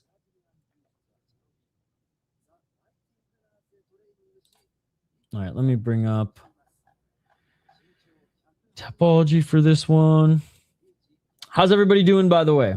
And are you guys double or triple screening? I know there's World Cup soccer today. I know that Octagon with a C is on, and it's a really big card for Octagon. They're at the racetrack, which is always a big deal.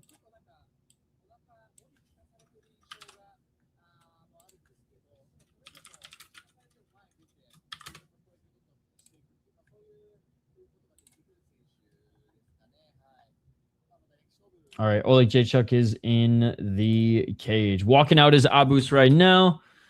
Let's break this one down. Amberly, let me know her pick. Who do you guys got in this one? Abus Magomedov, he is a 28-7-1 as a pro. 4-1 in his last 5 fights. 35 years of age. Taking on Oleksiejczuk, who's got a little helium right now. 3-1 in his last 4 fights on a 3-fight win streak. 31 years of age. Both of the brothers now in the UFC. 22-9 as a pro, like I said, fighting with the Fighting Nerds now. 16 knockout victories. He's only been knocked out once. 1 submission victory. He's been submitted 6 times. Hey, working with the Brazilians now. Hopefully he's patching that up.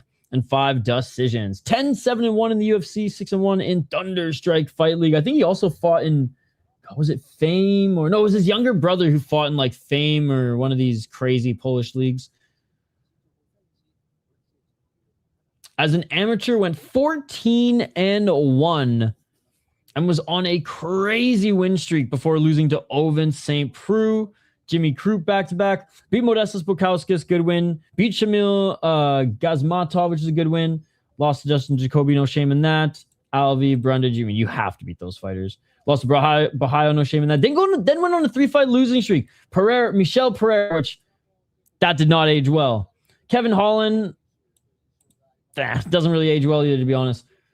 And Shara Magomedov, where this was actually a really good fight. Destroyed Dumas, sick. Destroyed GM3. I mean, you kind of have to, just like Dumas at this point.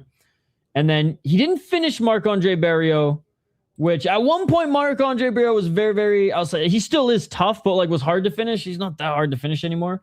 So like, yes, he's on a 3-fight win streak, but he's on a 3-fight losing streak before to guys he probably should have beaten, who were, I mean, look, Cedric Dumas,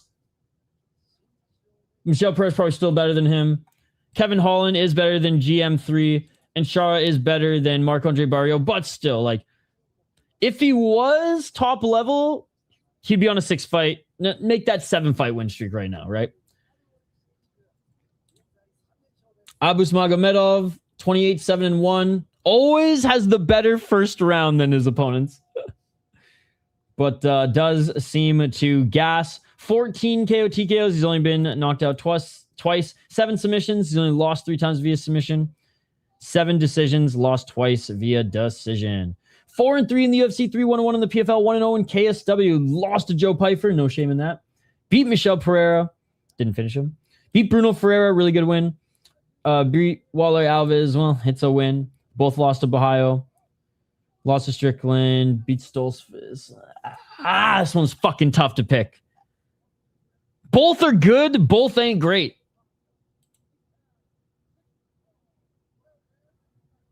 Yo, what's up, Rich? Good to see you. Dare I say I like the younger brother more? Oh, fuck. I honestly, I don't know, chat. Who you guys going with? Yo, what's up, Scribe? I reckon Magomedov decision is possible with some grappling. Think Michael's grappling improved enough to defend submissions at Fighting Nerds. I'll go Abus, but like I like the Oleksiejczuk brothers more. So I'm rooting for Oleksiejczuk, but I'll say Abus. I asked ChatGPT what opinion I should have as a new Calgary Flames fan, and it said that Theo Fleury not being in the Hall of Fame is an absolute tragedy. It is. He for what he did on the ice and what he had to overcome as a fucking child and youth player, absolutely.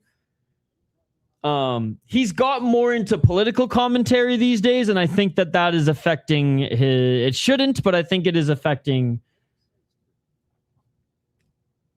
him not being inducted just yet. By the way, the Calgary Flames made an amazing trade the other day. Well, amazing maybe is a stretch, but it was a big trade. It was a big trade. All right, round one. Let's get it on. I actually used to produce Theron Fleury's podcast. 446. Him and Darren Raval had a podcast that I worked on back in the day. And yeah, Darren Raval is just as crazy as you think he is.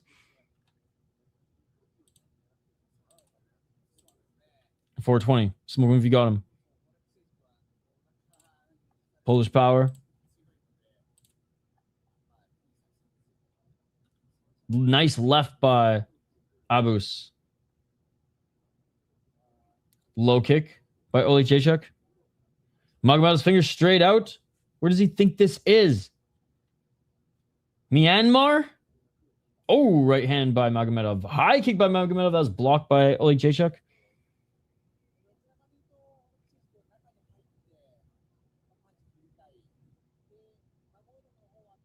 Abus swinging and miss to the low kick.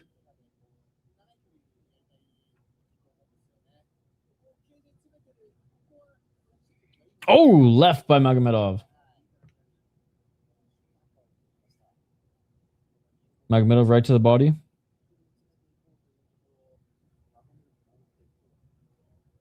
Magomedov trying to get into the clinch. Good job pushing him off. I'm having to flip back and forth, so I got mixed up for a second anyways. I like Michael more than Abus actually. No worries, Amberly, no worries. I got the 3 screens going right now too. 311.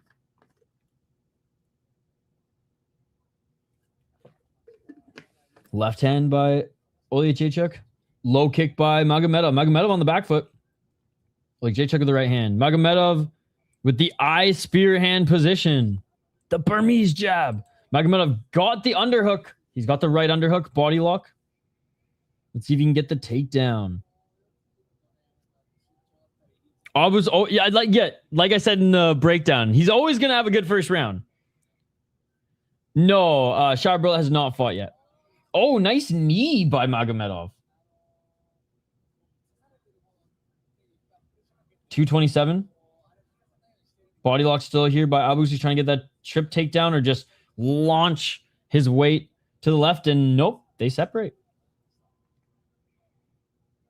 214. Oleksiejczuk missing with the left.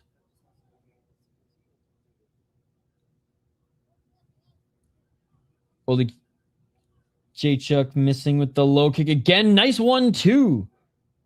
Left hand. Abus ducks. Left side. Oh, Abus cracked him. Abus cracked him with the right. Drop. Oleksiejczuk, then he dropped him again. Oleksiejczuk rolling. Abus jumps on the neck. Jumps on the guillotine. It is all over. Abus Magomedov. First round submission. Cracked him. Flash knockdown. Knee hit the ground. Got back up. A couple more shots. Sends him down. Oleksiejczuk rolling and then gets that neck trapped. Another submission loss for Oleksiejczuk.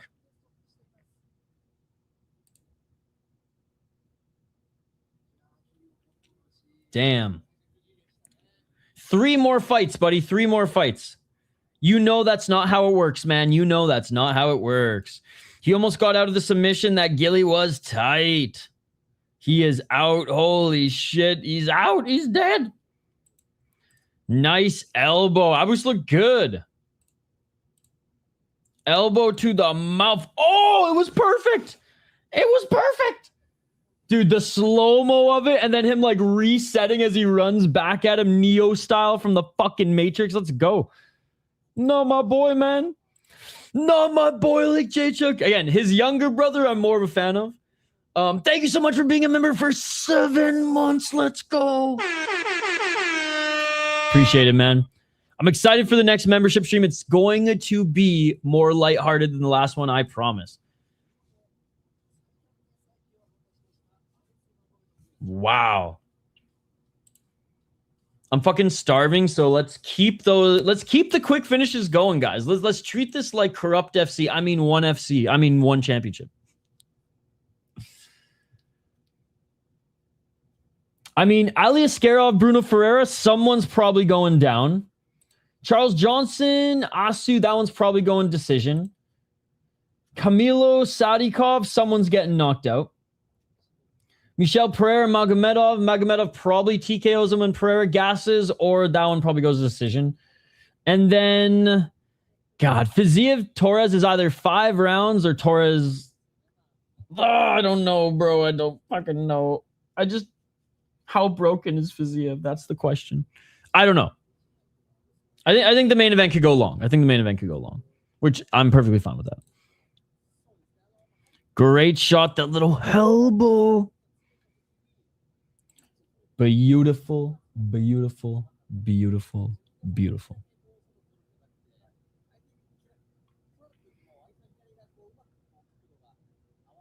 All right. I'm blown away that the fucking Julius Walker highlights were that long. It's still fucking with my head. Well, good old Paramount Plus era, no buffer time needed. As we're going to get right into the next fight here after they make the official announcement. There's going to be an interview with this one, and as there should be.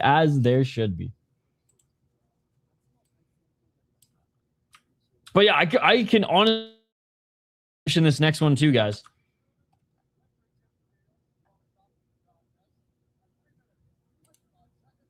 You disappointed Oleksiejczuk there.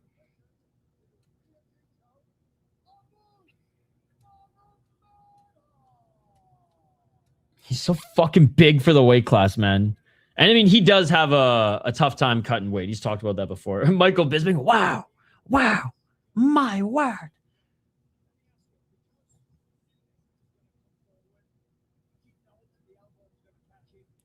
Bisping asked him, like, did you know he was going to walk forward there and that elbow was going to catch him? Walked right into the elbow. He said, yes, that was one of the game plans. Was to bait him there so he could use the elbow. He had a couple other tricks, but that one worked.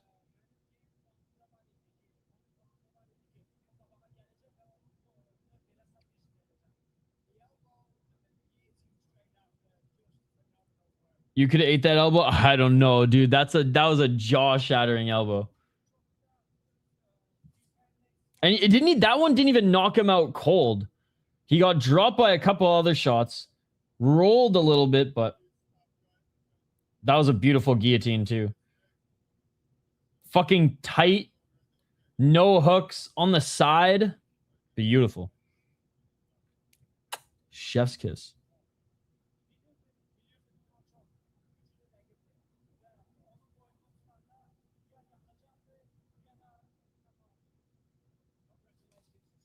Hey, good win, Abus. Good win.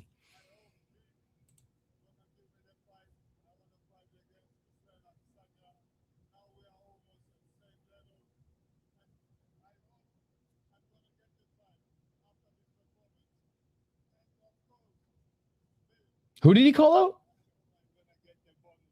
Oh, and he wants the bonus. He called out Izzy. He said, okay. He's like, I think I'm almost at your level. He's a humble call out. Thanking his team and thanking Baku.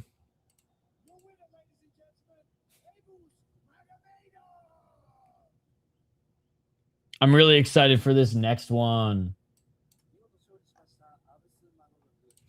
Aliskerov against Brunno Ferreira. Fuck yeah, this is gonna be a fun one.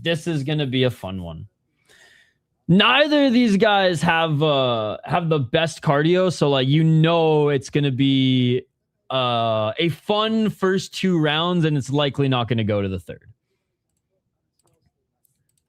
Man, it's such a nice day outside. I wish you guys could see what I see. Beautiful blue sky. Oh, I imagine it's a nice warm summer day out there. I haven't even stepped outside yet today.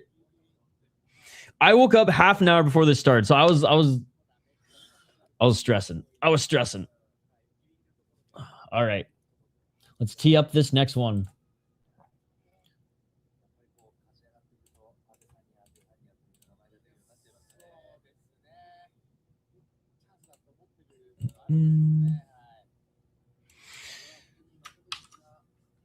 Shit, I didn't even get a poll question up yet.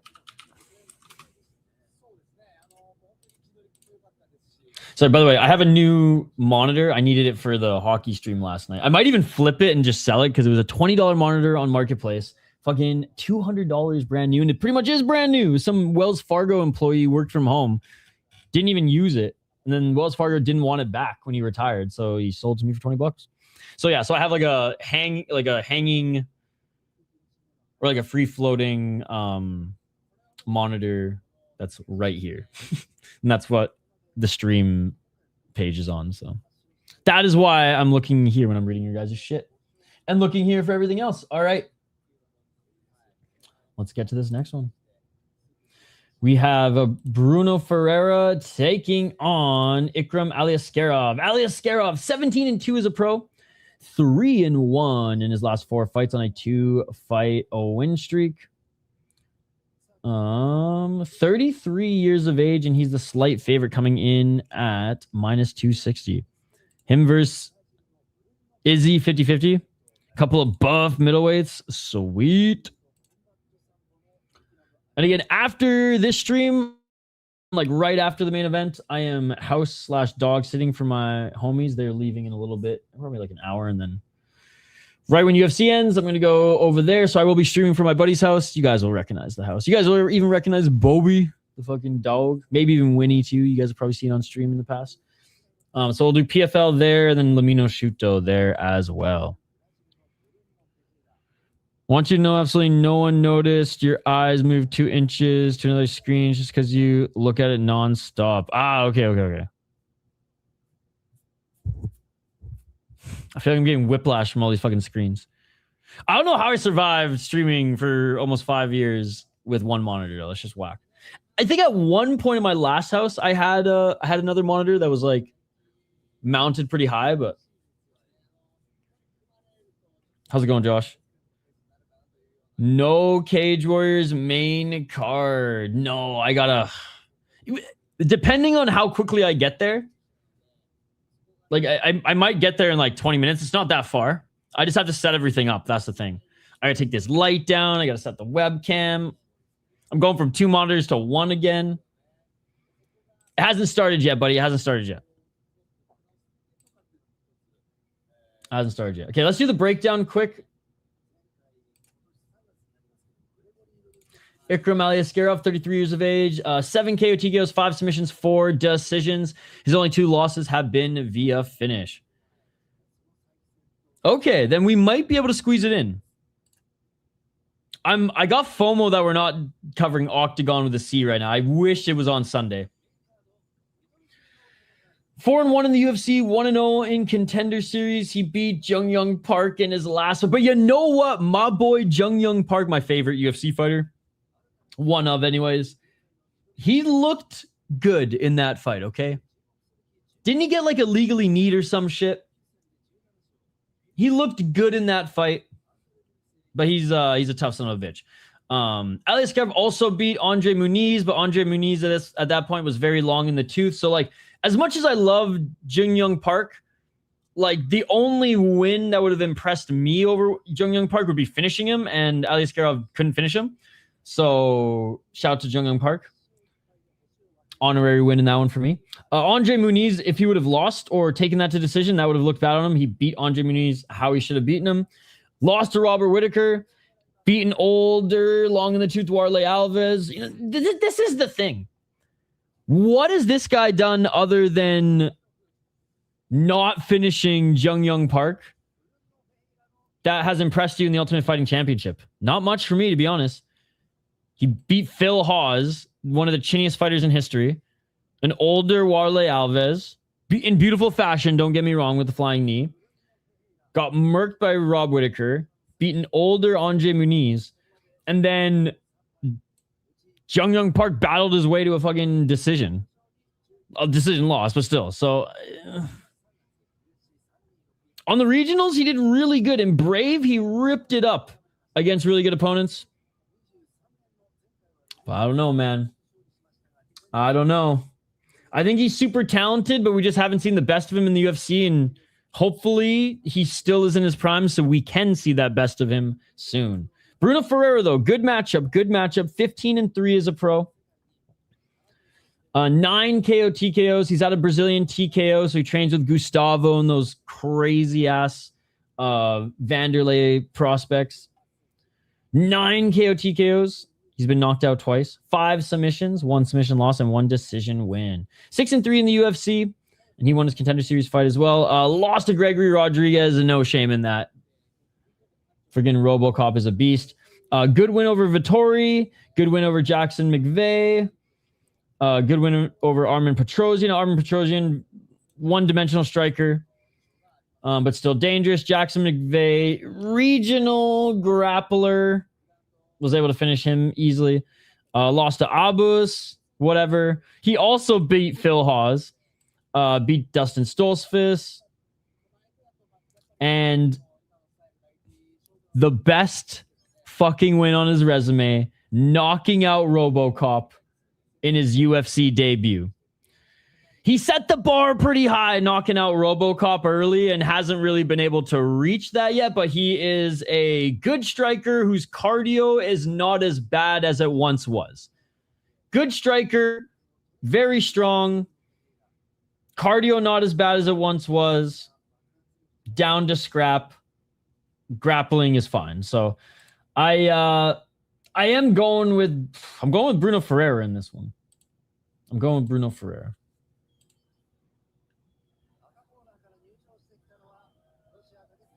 Riding with some Ikram submission plus 500. Ferreira well-rounded guy as well, but he hits like a bus. I reckon Ikram might grapple. How many spinning elbows does Brunno throw? Yes, he loves the spinning shit. I don't hate Ikram. Yakhyaev A, this fight should be good. I had a hard time picking. This should be a good one. That was an upset for sure. Oh, it was. We all lost our minds. We covered that one. I'm 90% sure we covered that one. What the hell? All right, Ikram's making his way into the cage. Oh, one sec, chat. I'll be right back.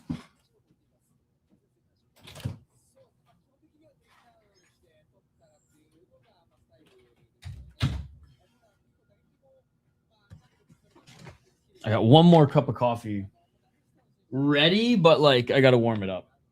So I'm going to do that after this fight. I need a bigger desk.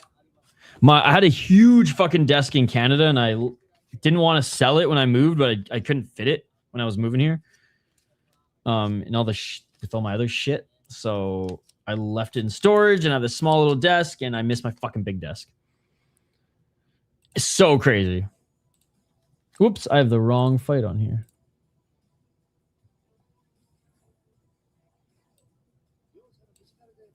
All right, 5 more fights left on this card, ladies and gentlemen. This one included in that. Both these fighters are about to be announced by Bruce Buffer himself.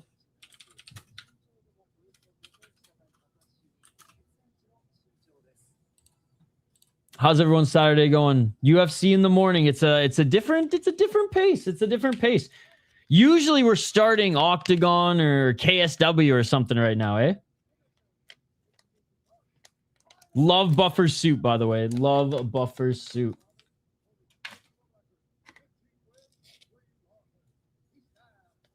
Yeah, that was crazy. I think most of the regulars were in that one.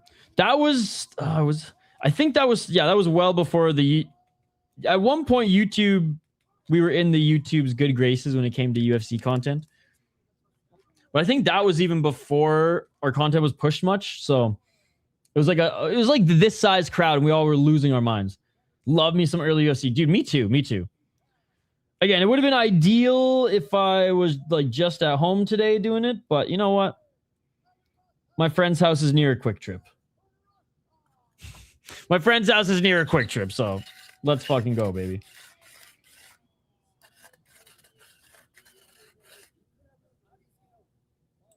Oh, the Aliskerov. The Japanese commentary love his name. All right, here we go, chat. Round 1.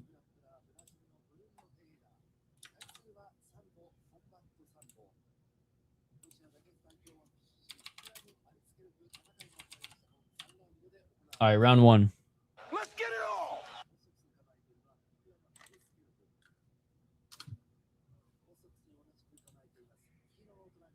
Aliskerov pressuring forward. Spagbowl today. Oh, Aliskerov with the left. But he's trying to get in close. I can't let you get close. Aliskerov light on his feet. Brunno Ferreira with that high guard. That Muay Thai stance high guard. Dude, that's that Brazilian TKO style, man. That's where, like I said, Gustavo fights out of. Oh, right hand by Aliskerov. Brunno answered back but didn't land. Brunno seems nervous. Let's wrestle. Let's wrestle.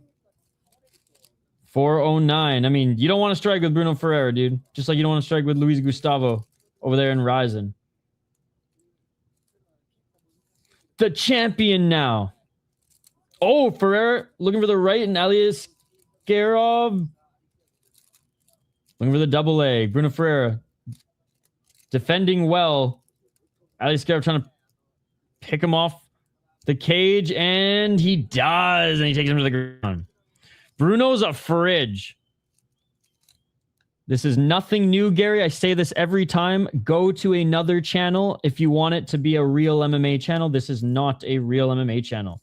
I have been on Unext for 8 months, almost a year now, guys. If you're just noticing this now, that is crazy. 308, or sorry, 318. We've been behind. We've been behind for almost a year now. But I will never watch MMA outside of Unext. Low kick by Ferreira as they're back on their feet, and a low kick by Aliskerov, but he hits him in the balls. It is weird though, because I jumped on a server that was supposed to be better,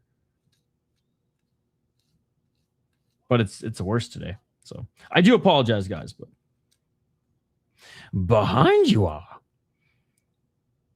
The Canucks just picked a Russian goalie. And what round are we in right now, Hockey from Home? Ooh, yeah. Hey, he didn't take the 5 minutes. He didn't go full bore, Haas. Clips him, yep. All right, we're back at it. Oh, high kick attempt by Aliskerov. Aliskerov loads up that right hand, but good high guard by Ferreira.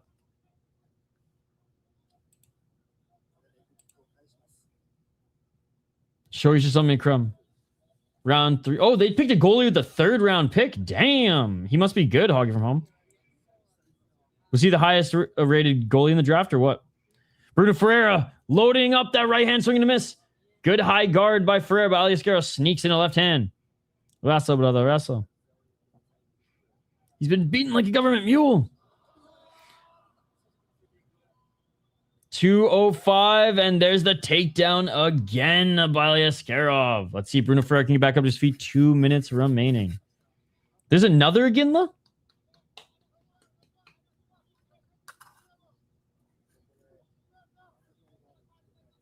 Full guard now. Oh, actually, that left leg of Brunno's. Oh, big right hand by Aliskerov. Great game plan. You don't want to swang and bang with Brunno Ferreira, or you have a chance of ending up looking like RoboCop. Ikram loves a Kimura. Not settling in side control, half guard, or anything just yet is Aliskerov. He's finding his options, or looking for his options. All right, now he's, still not even in half guard. As Brunno's moving too.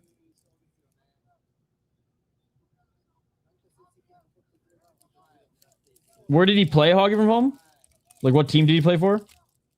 And what league? Oh, okay. Cool. 54 seconds.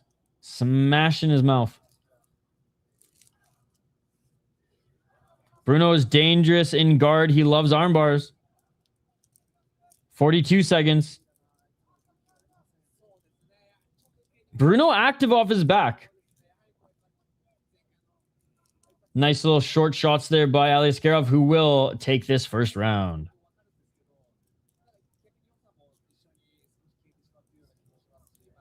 Seven rounds.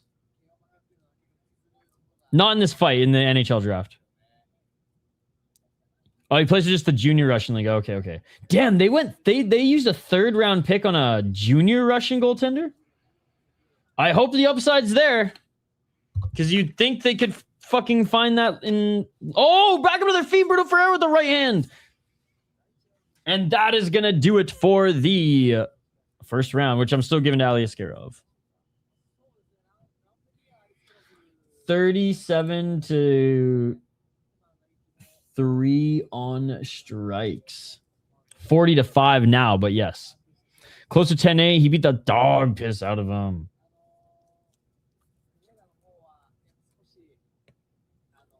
All right, round 2.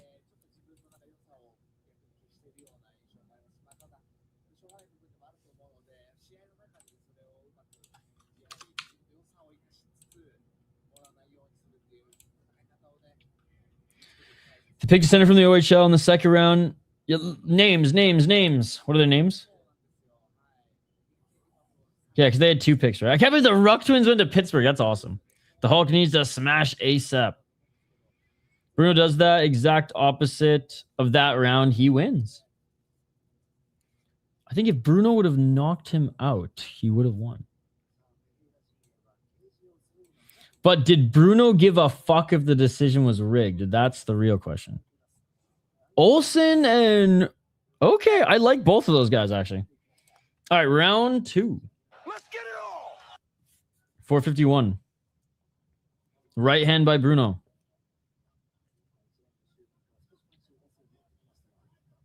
He didn't not. Front kick by Aliskerov. Oh, right hand by Ferreira. Oh, Ferreira with the right, Ferreira with the left. Ferreira now looking for the takedown. What are you doing, Kelvin Gastelum? 420 smoke if you got him. Oh, there's spinning number 1. Looking for the spinning elbow was Brunno Ferreira. Counter left hand by Aliskerov. Brunno Ferreira swinging a miss with the 1-2. Aliskerov pushing forward. Ikram is large as fuck. He is a big fucking human. That would be cool, Hoggy from home. I think I think Tasia Ginla, though, is... I don't think he's going to be in Calgary anytime soon. Oh, what a knee by Aliskerov down the middle. Ferreira got to do Buckley and cut to welterweight. Oh, trying to call his own foul, but Mark Goddard said, nah, bro. Base Mark Goddard. He may have almost killed Pulayev, but... Oh, nice 1-2 by Aliskerov. You know what? This is great. This is separating Aliskerov from that tier of the roster.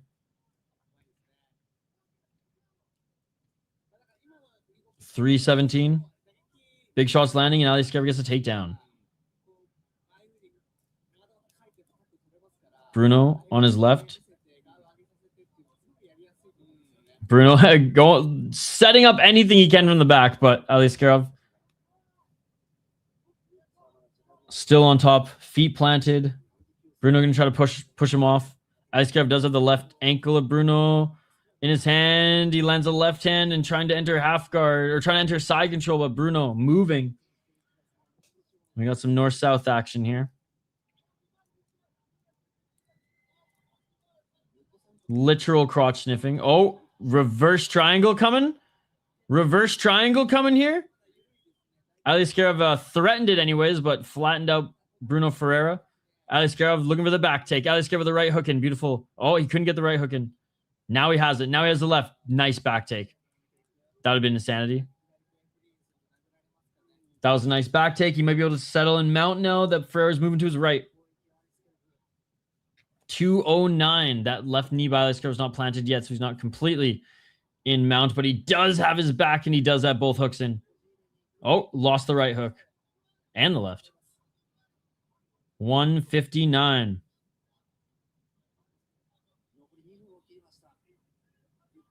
Back up to their feet. Damn. Impressive defense. Yeah. I'm surprised he's able to get back up to his feet, and they separate. Ferreira looks up at the time. 140. Left jab by Aliskerov. Oh, Aliskerov with the right hand. The pressure that the Russian has. Oh, right hand by Aliskerov. He's looking for the flying knee. Problem is now you got to stand with Ikram.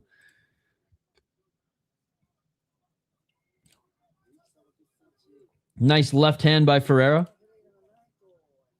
I can't believe he turned down that deal in Seattle hockey. 114. Ikram looking for the right single leg, and he gets it too easy. Man, it's because Ferreira welcomed going down there. He welcomed it. In the full guard of Ferreira. Ferreira throwing some elbows from the bottom. And he's trying to anyways. 52 seconds. Let's see if Brunno decides this was a bad idea. I'm going to push him off again. Oh, up kick attempt by Ferreira. Doesn't get it. Who's Fiziev in the NHL? Fuck, a really talented guy who's always injured. Like a really good second liner who's always injured. 27 seconds.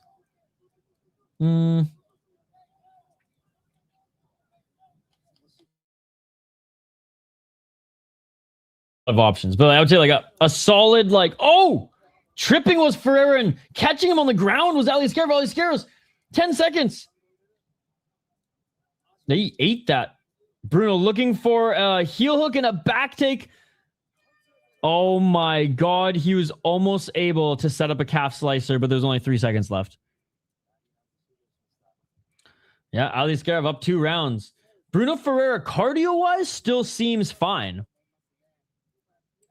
He held it 3-4 after the bell, too. Cheeky bastard. Cardio-wise, he seems fine. He's not breathing too deeply, is Brunno Ferreira. But Aliskerov, up 2 rounds.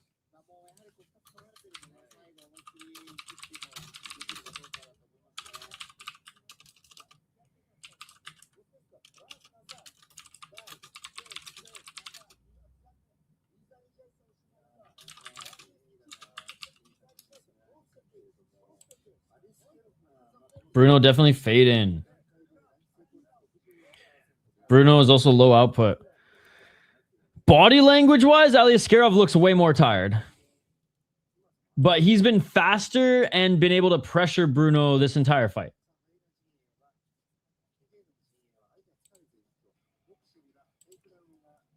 All right, third and final.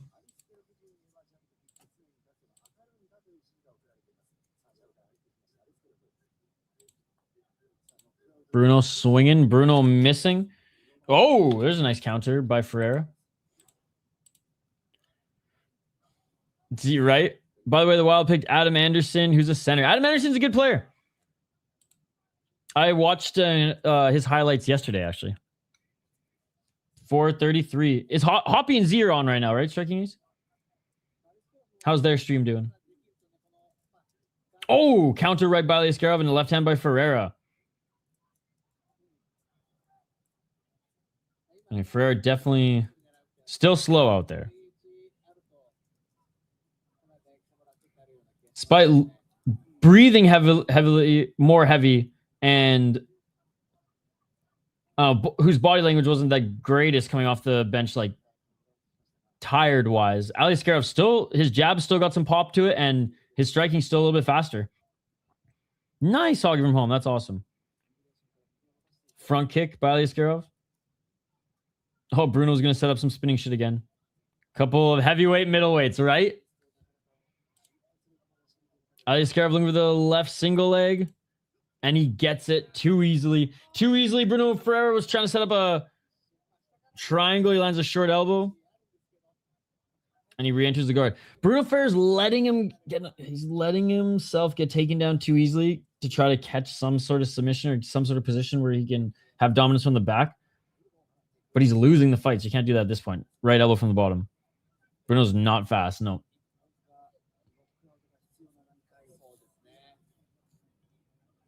38 seconds.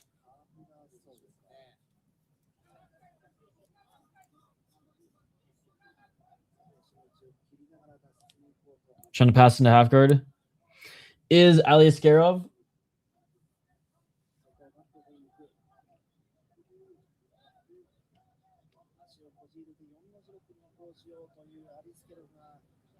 .243. Aliskerov with the left.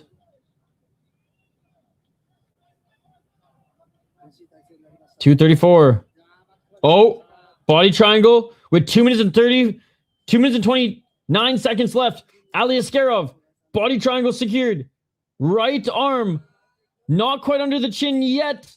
Brunno's trying to push it up. He does a good job.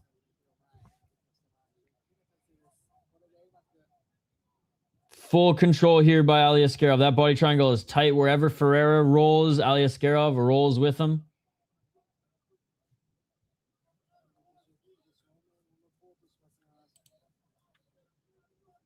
Now in like side mount because of that.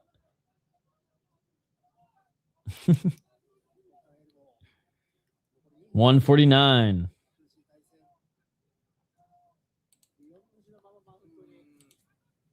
Now in mount with the body triangle. That can't feel good on the knee, but whatever. You're gonna stay into it. You're gonna stay in it. You're gonna stay in that position. And now Aliskerov posturing up a little bit. Ferreira continuing to roll. Aliskerov with a nice right hand.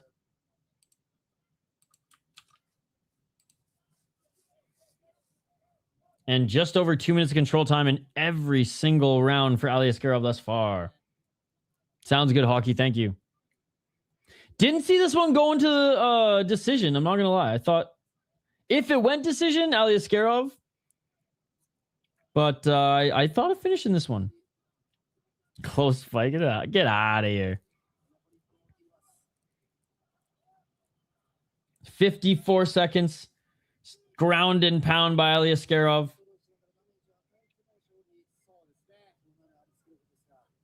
45. Ferreira rolling again here, but he cannot shake him off his back. This body triangle is a vice grip, ladies and gentlemen.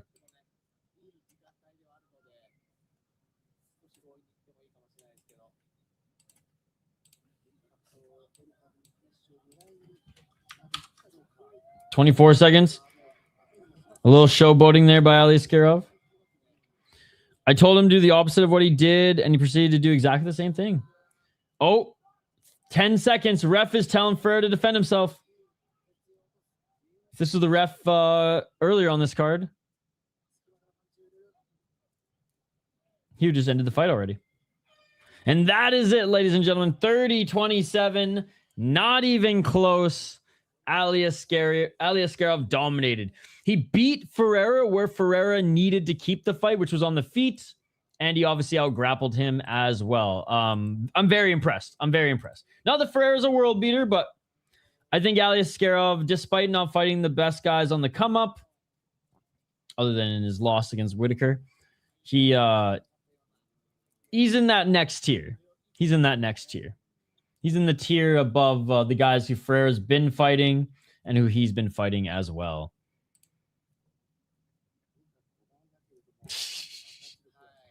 I know, Hockey from Home. Canucks are going to start the rebuild with this draft. Let's fucking go. Update me on all of them. You better update me on all of them, Hockey from Home. Just how good is Robert Whitaker? One of the best. Well, he was one of the best. But even in past Rob's prime, still one of the best. By the way, shameless plug to my second channel. The boys are still covering the National Hockey League draft, day 2, rounds 2 to 7. If you guys don't mind, if you're not hockey guys, I don't expect you guys to like go and hang out with them there. But if you do want to chime in a little bit, by all means. But please go in there, say what's up, and drop a like.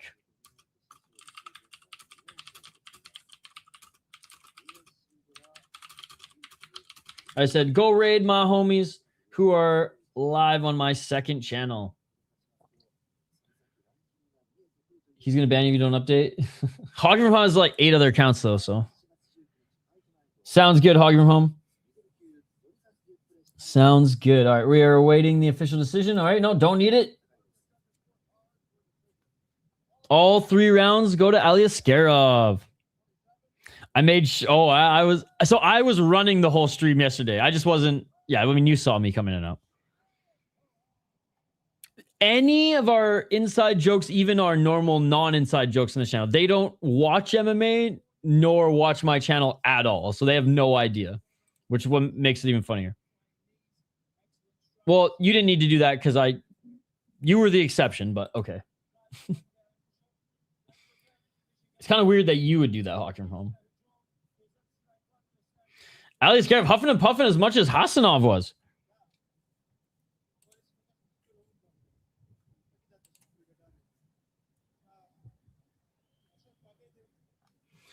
$51 significant strikes, 8 minutes of control time, 5 for 6 on takedowns.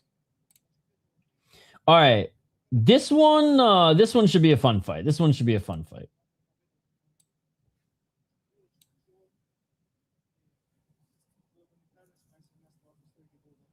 What up? So Aliskerov saying very tough opponent.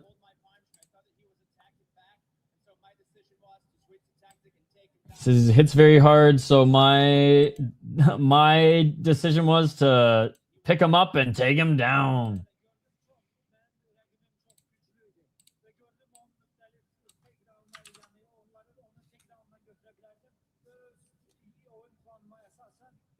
Yeah, who huffed and that should be the poll question. Who huffed and puffed more, Hasanov or Aliskerov after the fight? All right, Mike's asking him who he wants to fight next.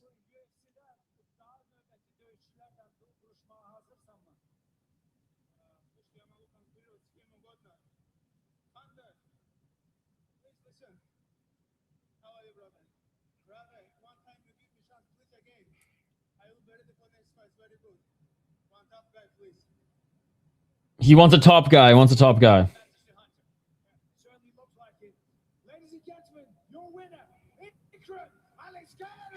All right. Ikram Aliskerov announced as the winner. Excited for Energy versus Almabayev in this next fight, ladies and gentlemen. This one's going to be a lot of fun. Oh, my goodness. Mark Goddard, funny enough, has been the best ref tonight, despite... Actually, maybe Herb Dean's the best ref tonight, but, like, Mark Goddard did do this. Just saying. He could have checked on the poor guy.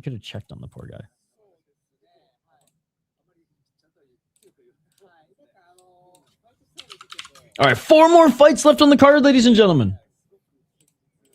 We are, Eastern time, we're in the afternoon. Central time, we just hit the big noon. What's up, Hoggy from home? I wonder what Hank thought of the first fight. I think Hank was yelling this to the fighters. Or Hank was praying that the fight would be over. I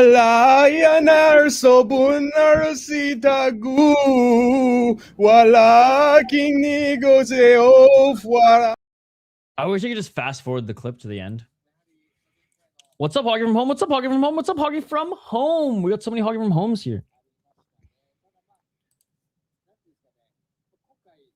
Big Aljo.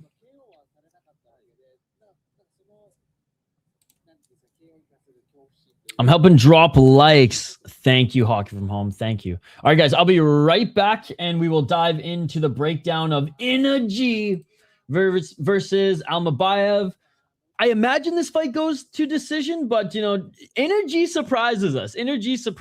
All right, do not go anywhere. Back on the other side, we will have the breakdown for this Almabayev and Energy fight. We'll continue to take your guys' comments. Let me know your predictions for this one, and maybe even get a poll question up finally. PFL later, guys, so we will be continuing to stream all day. Take a little bit of a break between PFL and the UFC, a couple hours. I think it's only going to be 2.5 hours, 3.5 hours. Then back for PFL, and then we're staying up all night. Lamino Shuto bright and early on Sunday, and we'll mix in some boxing on Sunday as well. Don't go anywhere. Right back after this quick break. Let's go.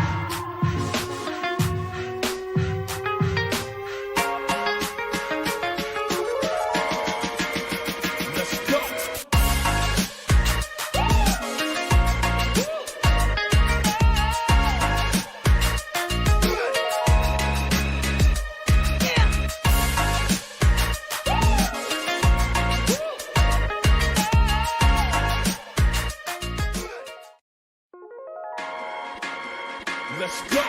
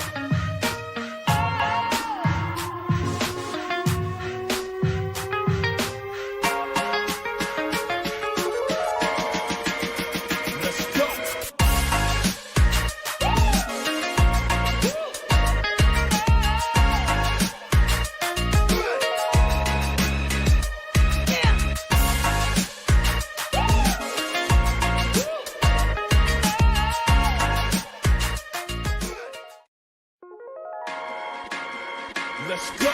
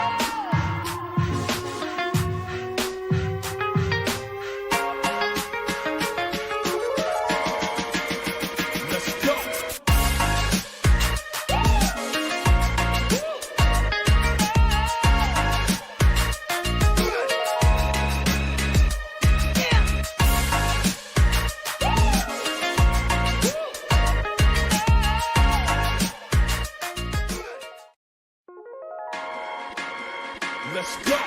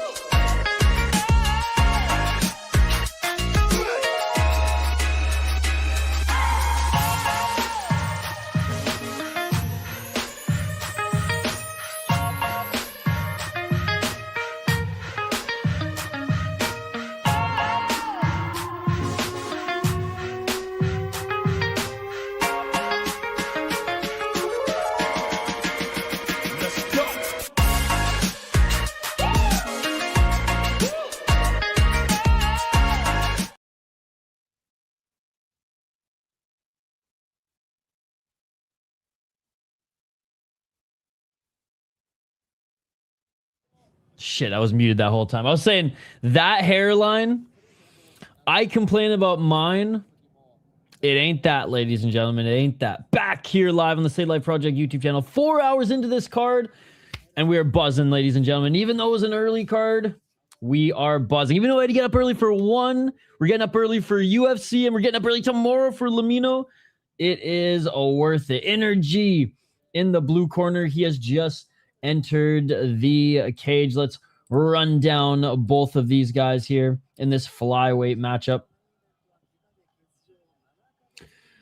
Energy Charles Johnson. He is 19-8 as a pro, 2-2 in his last 4 fights, 35 years of age. A hard fight for anyone in the division. A really good wrestler, a really good striker. He is a very well-rounded opponent. Getting a little bit more chinny than in years past, but he's getting older now. He's only been knocked out once, but he's getting dropped and just like, yeah, hurt easier. And his recovery time is a little slower, and eating big shots kind of hampers his game plan a little bit. And it takes him a little while to kind of readjust back to what he was doing prior and things like that. Like his recovery time is definitely extended as well, whereas before it was pretty quick. 4 submissions, never been submitted. 7 decision losses. 8-6 in the UFC, 6-1 in LFA. Split decision against Bruno Silva in his last fight. Fun fight. Got knocked out by Alex Perez. Knocked out Loner Kavanaugh. Like, what a win that was. Then lost to Tamirov. Beat Sumnajarji. Beat Joshua Van. Beat Jay Cadley. And beat Azat Maxim. I mean, this guy can beat. He can beat Kazakhs. He can beat Kazakhs. He was on a 3-fight losing streak to Ode Osborne. Close decision. He honestly probably should have beat him. Cody Durden. What an awful... actually, no, that was a pretty good fight. And Rafael Estevam. And he had a really good performance against Muhammad Mokaev as well. Beat Zumagulov. Honestly, I think Zumagulov won that fight, but whatever. My point is, he'll beat roster fighters and fight roster fighters like Sumida Derji. And he'll beat future champs like Joshua Van. He'll beat top prospects like Loner Kavanaugh. And he'll beat other grizzled vets who go to war with him like Bruno Silva. So I think there's still a little gas left in the tank for Energy. Asu Almabayev, 23-3 as a pro. He's got a little bit of a Wulin Fang record, all right? A little bit of an Alash Pride record. And I think he actually fought in Alash Pride. We'll see. 3 KO TKOs, 10 submissions, 10 decisions. He's been knocked out twice and has lost once via decision. 6-1 in the UFC, 2-0 in ACB. He's been in the UFC for a while now. His wins over Alex Perez, Jose Ochoa, Matheus Nicolau. Honestly, Ode Osborne, who he finished. Energy has way better UFC matchups. He lost and got finished by Manuel Kapp, but so did Horiguchi, so whatever.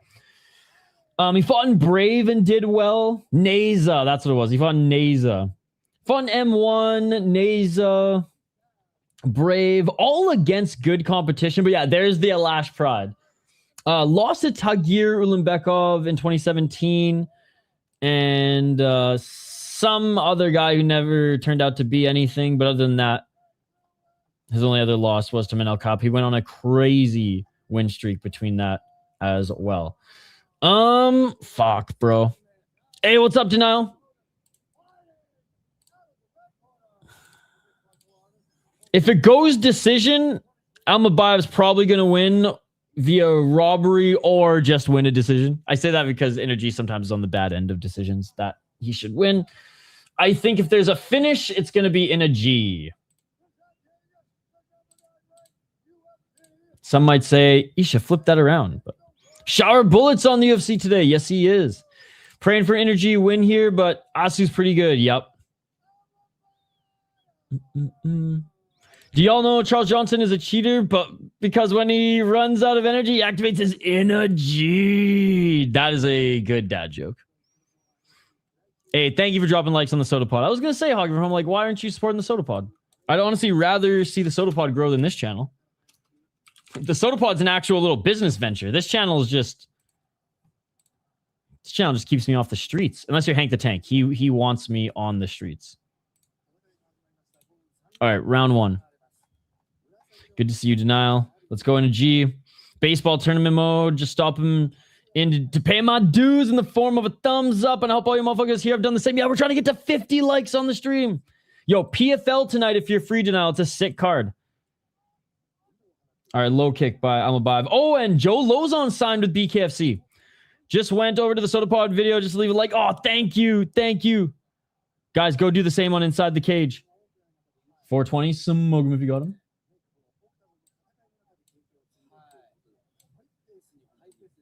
Oh, right hand by Almabayev.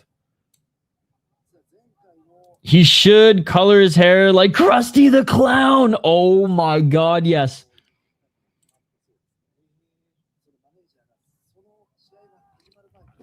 Beautiful low kick by Almabayev. Almabayev with a nice right hand. 402. Is this Johnson's 3rd fight of the year? He's always so active, even if he takes damage in fights. 351. Let's see. This is his 3rd fight of 2026.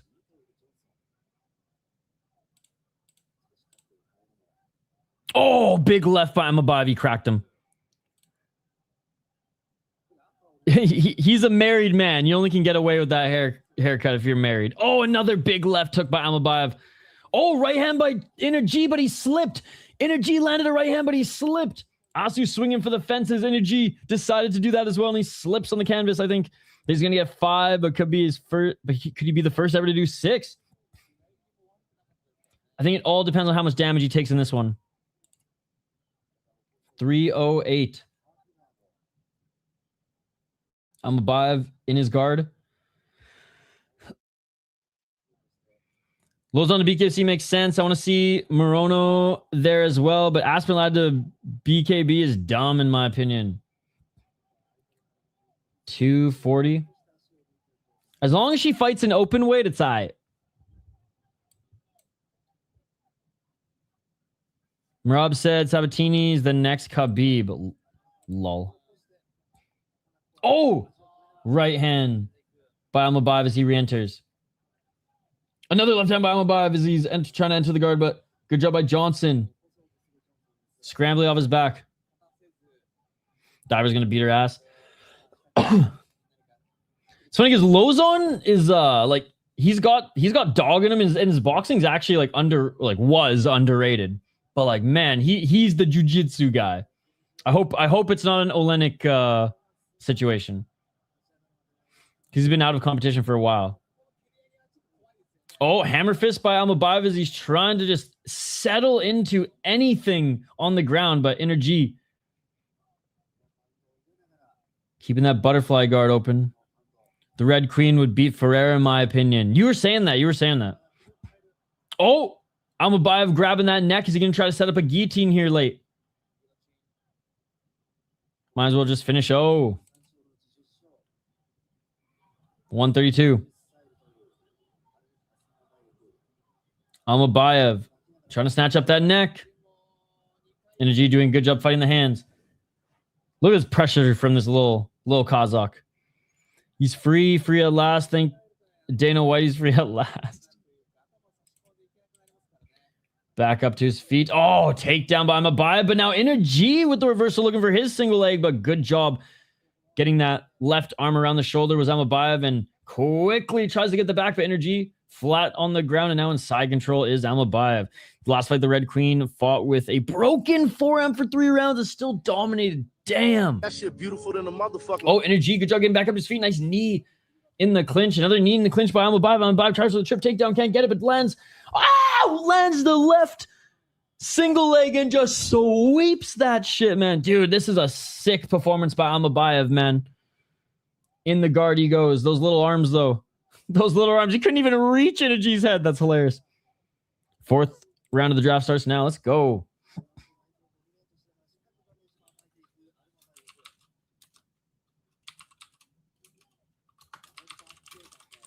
I love this butterfly guard from Energy. Dude, I love the crowd chanting, and like there's no Azerbaijani fighting right now, and the crowd is chanting. That's awesome. Good crowd. 10-9. Yep. I mean, every time Octagon goes to Azerbaijan, the crowd is always hyped too. They love their fights. No way. No, is that Briz's son?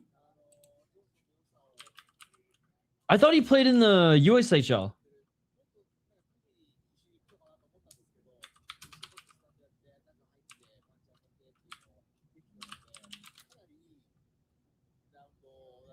It is his son. No way.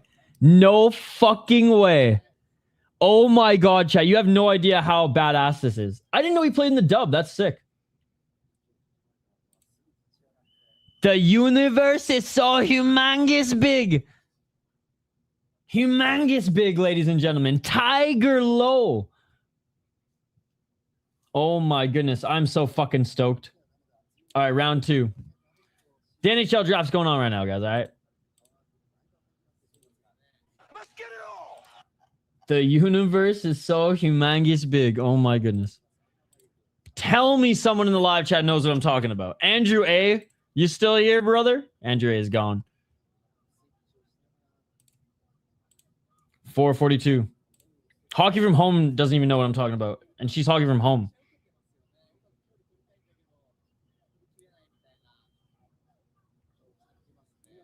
Almabayev pressuring Johnson outside that center line.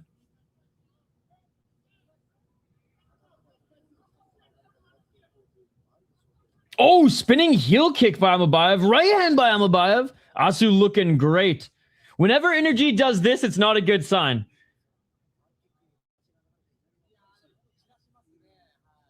Right hand by Johnson. Thank you for the updates, Hogging from home. I appreciate it. He's cracking the piss out of Energy. Oh, nice. A low kick by Almabayev. Dude, he's looking like friggin'... He's looking Piotr Jan-esque here against a Tiger Muay Thai opponent.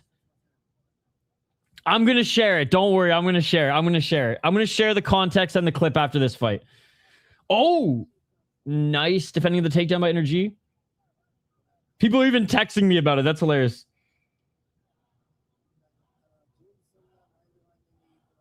Oh, the crowd is cheering for Almabayev. Back up to his feet. Energy.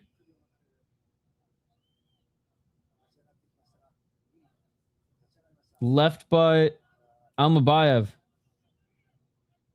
Oh, bleed kick. Oh, spinning heel kick to the balls. Herb Dean gives the fucking finger, dude. Oh my God. That was a heel to the dick.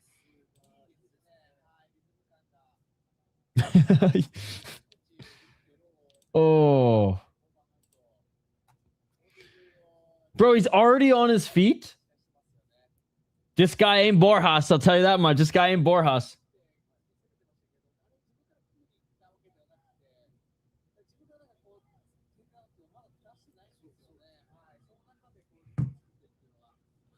I'm sorry. I know what I did wrong there, Herb. Big Herb. I know what I did wrong. All right, we're back at it. Oh, spinning heel kick to the face now. Oh, he hurt him. Almabayev hurt him. Energy with the right uppercut. According to MMA prospects, a vault, the number one prospect in the world is Chopurov, and he's from Azerbaijan. Chopurov he's a bad man. I smell TKO, right hand by Energy. Almabayev with the right hand. Almabayev, double leg. Beautiful double leg. Energy back up to his feet. Krusty the Clown. I cannot stop thinking of Krusty the Clown. Right to the body by Energy. Energy. Right uppercut. Energy with the right. Low kick by Energy. Almabayev's going, eh. All right, I've seen enough. Joshua Van, Almabayev. Almabayev gets a takedown. 214. Oh, yes, you just finish him. Almabayev. Beautiful wrestling here. Able to stay in half guard. Or sorry, able to stay in side control.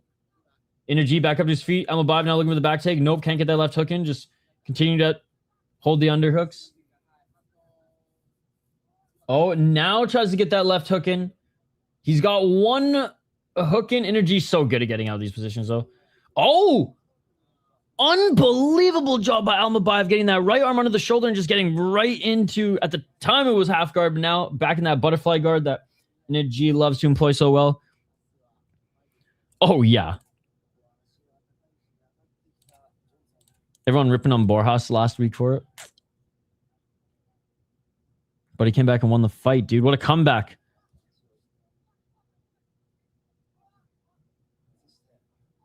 $117. Oh, nice ground and pound by Almabayev. Now he's half guard, but just constantly moving, right foot planted. Almabayev with some right hands.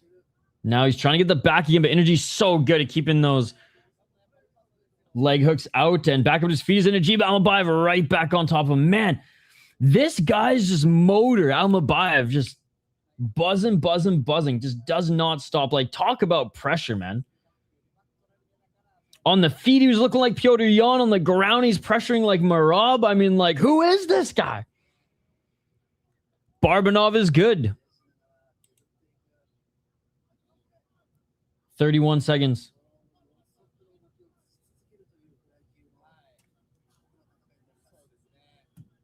Knees to the back of a G.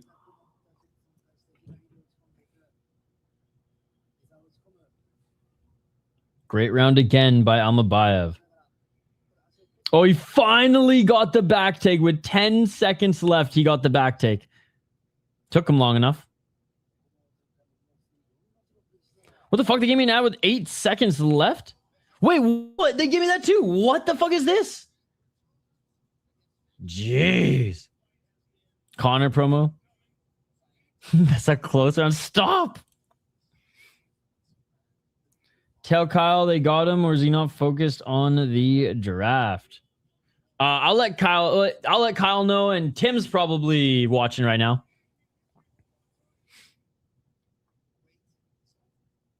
The wait is over. What wait? The wait is not over till Connor's in the cage, bro. I even saw that ad on You Next. The wait is not over till Connor is in the cage, bro. Oh my God, Charles looks dead in the corner. Yeah, he does not look... He looks a little discouraged right now, let's say that. He's back up on his feet, though. I mean, he hasn't been able to find the answer to the striking or the grappling, so that's got to be discouraging. Asu looks unbelievably locked in to think Alex Perez was beating his ass before he got the ghillie, right? No, this is one of the best performances I've seen from Almabayev, and it sucks it's against our boy in a G. Round 3, ladies and gentlemen. I'm sure we could get in a G on the podcast. He does a lot of podcasts with those who get a ton of views and those who don't get many. Let's go, Hockey from Home. 4:35, round 3. Round 3. 3 more fights after this. Oh, and there's the takedown again by Almabayev. Johnson will need a big third round indeed. Oh, no way. Inverted triangle.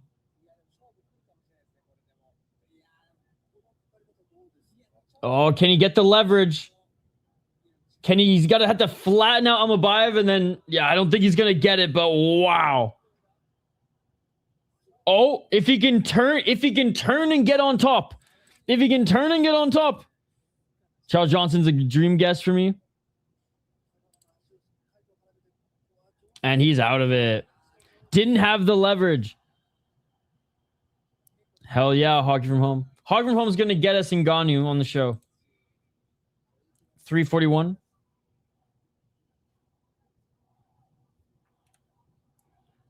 Back, trying to get back up to his feet energy, but the pressure from Almabayev is just too much, dude. It's just too much. Herb Dean just having a cigarette there in the corner.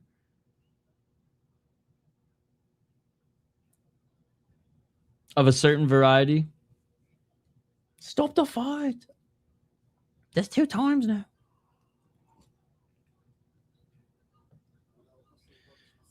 I know, Grasso big timed you. 305. Charles Johnson doing everything right. And he's got back up to his feet a lot, but just, man, Almabayev is right on him every single time he tries to find an out or is on his way out. Almabayev, beautiful back take. Both hooks in energy, rolling to his left. Almabayev staying on him. Body triangle secure, but he's a little bit on his side right now. Should get that one champion of the one organization of the guy who's going to make his debut for 4 years in a row. Which guy? Oh, back mount, but not for long. I mean, Charles Johnson's going to continue to roll. I'm not sure, Hockey from Home. I'm not sure. Almabayev, top position, body lock. Oh, big shots by Almabayev on the back. 2 minutes and 16 seconds. Body triangle firmly secured. Ankle down, though, and Charles Johnson doing a good job digging that ankle into the mat. Charles Johnson almost fought the ankle there, but staying on him is Almabayev.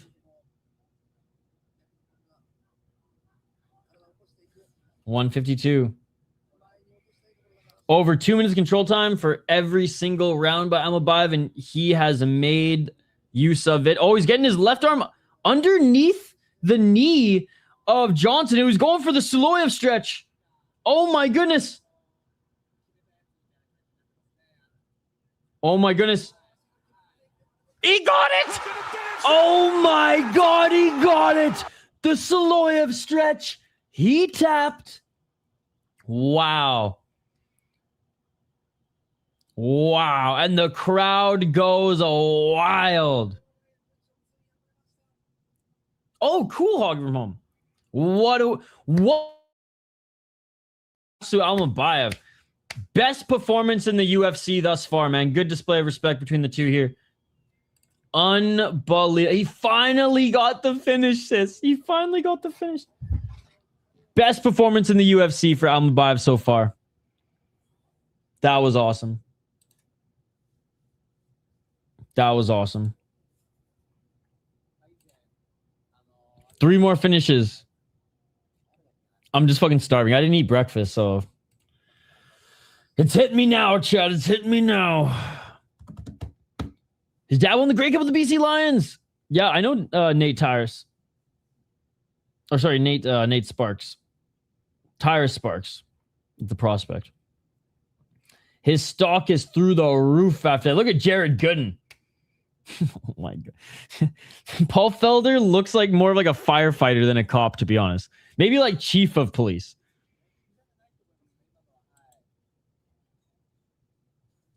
Nice. Go Caps.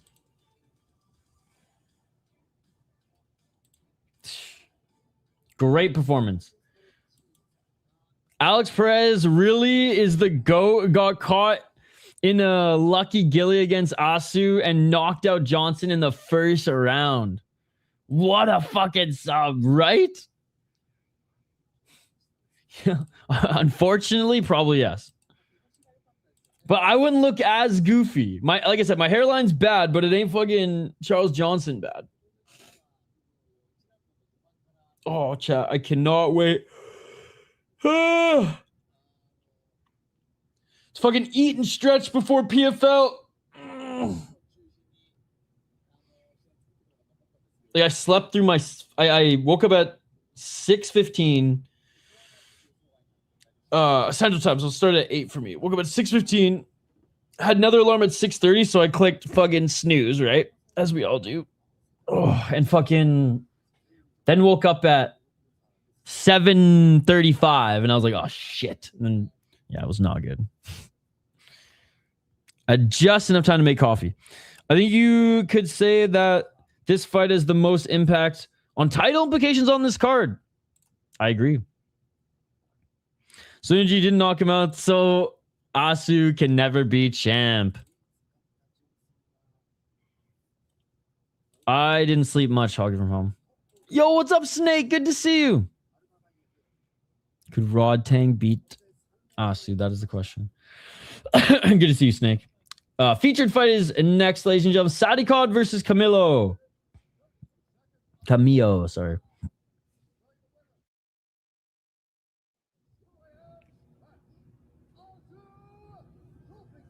Let's go.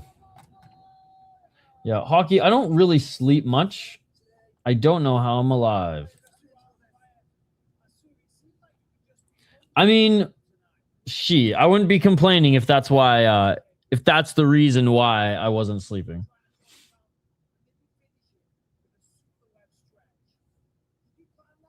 I don't know why I thought that this fight would be a finish earlier. Hopefully Sadykhov finds the finish, but this one's probably going the distance.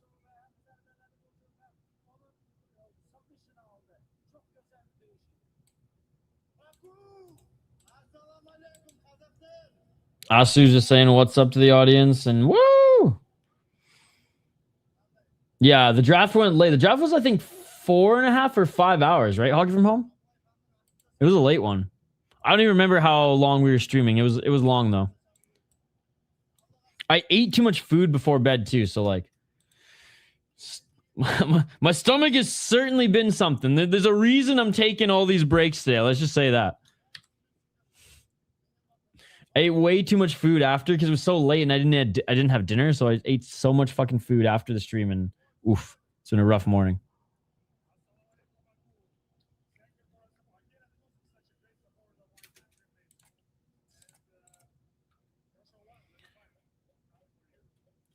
Didn't Asu pop? How is he still in the UFC? Served his suspension.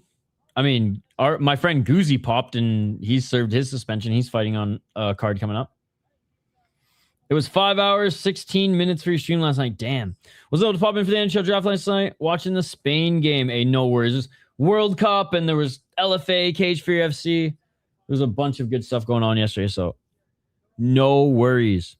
That submission was awesome.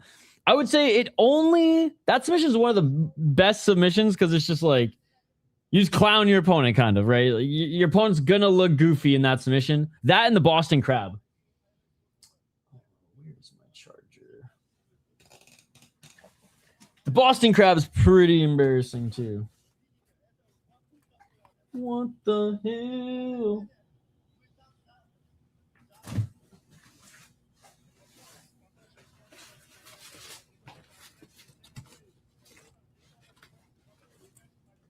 Huh?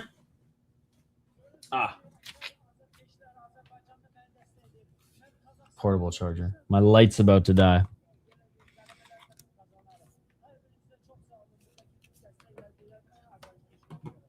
Two translators. What is this? One championship? The Boston Crab is diabolical. Or a 4 like lock. You picked him to win by submission. Let's go. Let's go.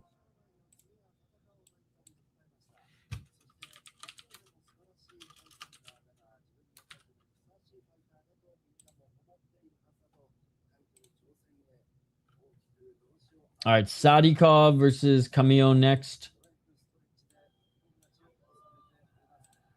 Hey, Shavkat Rakhmanov looking dapper in that suit.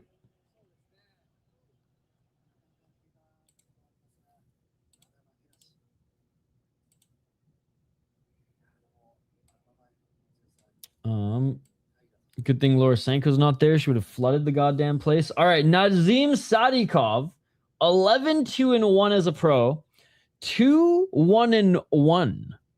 2-1-1 draw in his last 4 fights. Shavkat never fights again. Mark my words. Ian Gary ended his career. Oh, what is this? Freaking McGregor, Holloway, promo. He's out of Azerbaijan originally, but he's been fighting at Saralongo Gym for a while. 32 years of age. Also out of Syndicate now. Okay. 8 KO TKOs, 2 submissions, 1 decision. He's been knocked out once and submitted once. He's gone 4-1-1 in the UFC. 4 wins, 1 loss, 1 motherfucking draw. Lost to Fiziev in his last fight. Got TKO'd in the second round. Before then, beat Nicholas Mota. Crazy fight that was. Beat Ismail Bonfim. Oh yeah, he had a draw against Slava Claus. Was there because like a point was taken away or something? I forget that fight. But anyways, beat Terrence McKinney and Evan Elder. And on Contender Series, he knocked out Ahmad Hazanzadeh. Hazanzadeh is a piece of shit, filth human being, and that has aged beautifully.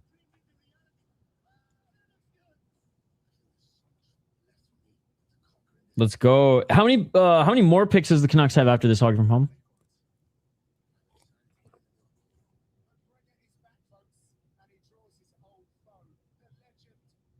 John Gooden's doing the promo for this?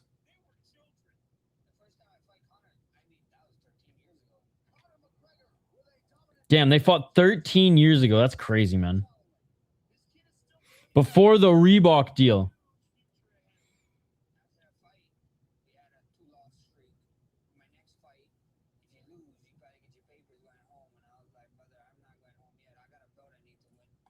The Unk fight. An Unk star fight in the UFC, baby.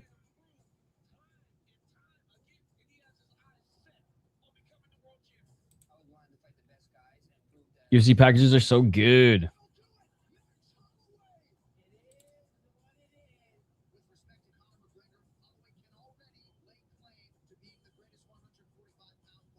It's funny, they're like skipping from Gooden Okay, Gooden did the main narrating. Okay. This is a pretty good promo. It's a pretty good promo.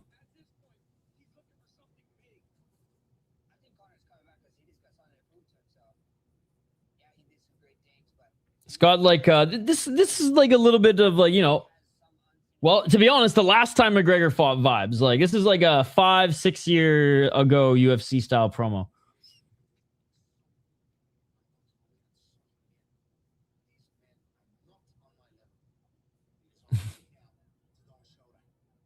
A focused McGregor. Can he get it done?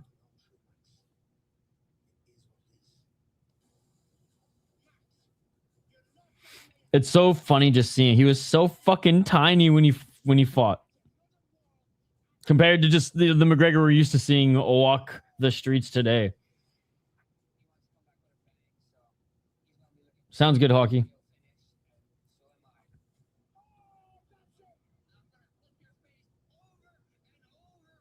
I didn't watch that interview that they keep referring to, or the interview with both of them. Is it worth watching? Yeah, I miss video packages like this. We get our video package fix from fucking Ryzen these days, though. Connor Dunsard, so much coke, his hair fried. Hunter's Thompson style.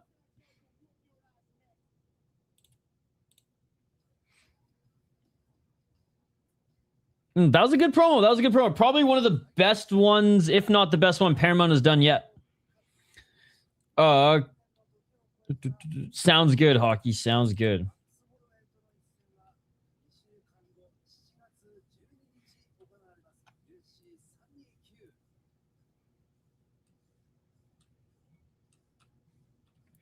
Was there anyone's famous kid this year in the NHL draft? There's a lot of like there's a lot of storylines. Manny Malhotra's kid was drafted 3rd overall to the Vancouver Canucks. And then, yes, Brizgalov. That's what I was doing. So the Canucks picked this guy's kid. So he was a goalie in the NHL and Stanley Cup champion, but he wasn't the starter when he won the Stanley Cup. He did help win a round in the playoffs, though, when the starter was hurt.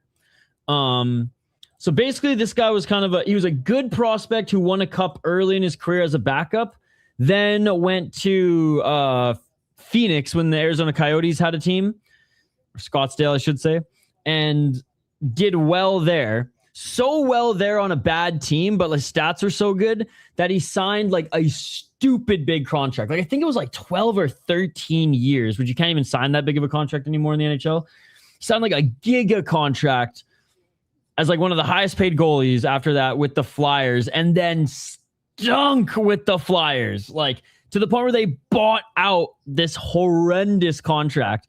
I think maybe even, did they buy it out or did they traded it to like a shitty team who bought it? But regardless, he's Russian, but he ain't Russian. He's his own thing. And he stayed in the United States. And his kids were born here and developed here, and they're really good hockey players too. But HBO did a documentary when he was with the Philadelphia Flyers that first year, which was just awful. And he stole the show. He fucking stole the show. Talking about the universe is so humongous big. Talking about his favorite fucking whiskey. He got benched for a game, and they're like, so, like, what are your thoughts on being benched this game? He's like, yeah, he's like, my tea's gonna be pretty warm on the bench, you know, like I got a big blanket, blah blah blah. Like, anyways, he's just a character. So when I heard his kid was drafted in the 2nd round, right, Hockey, to the Vancouver Canucks, fucking stoked that we're gonna probably one of thousands of clips from that documentary. Highly recommend it. It's called HBO's Road to the Winter Classic. They had 3 seasons of doing it. It was fucking awesome.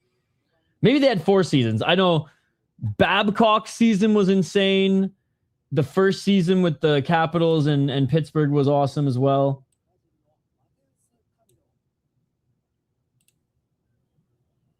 He was definitely for the locker room.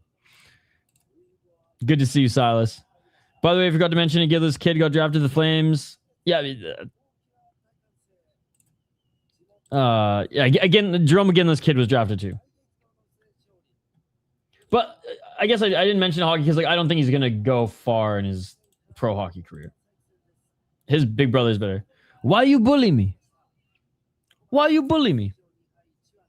It's only game. Why you have to be mad? It's only game. How come the name is Black Wolf and him and Hamza are the same color? I don't know. Oh, okay. Thank you, Hockey from Home. All right. So, yeah, Sadykhov, like I said, 8 knockouts. Pretty good fucking UFC run thus far. Camilo, 10-3 as a pro. This is the guy who asked Dana White, called out Dana White to put him on the Korean Zombie card, right? What was this guy's story again? Yeah, he called for the... Oh, no, that's what happened, right? So he was fighting in Fury FC, lights out, tough enough, where he beat some pretty good guys. 4-0, 6-0, 13-5. And then he got invited on the second Korean Zombie card, beating a Botov, who was an 8-0 guy. And then calls to be signed to the UFC. They give him Gabe Green. He loses via rear naked choke. And then he beats Slava Claus via decision in his last fight. So far from a top prospect. He's got 4 KO TKOs, 2 submissions. All 3 of his losses have come via submission and 4 decision. I think Sadykhov is going to TKO this guy. What are the odds for this one? Sadykhov only minus 175. Damn. I would love to see him and Eddie Bravo do a podcast. Oh my God. They might have, to be honest. Here, Mystic, let me see if I can just find a compilation of his greatest fucking quotes for you. Didn't Dana go to watch his opponent and he won? Yes, that's what it was. And then he said, Dana signed me, and Dana signed him. That's exactly what happened. Exactly that.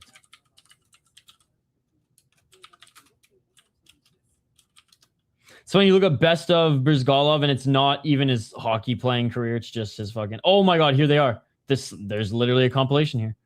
Here you go.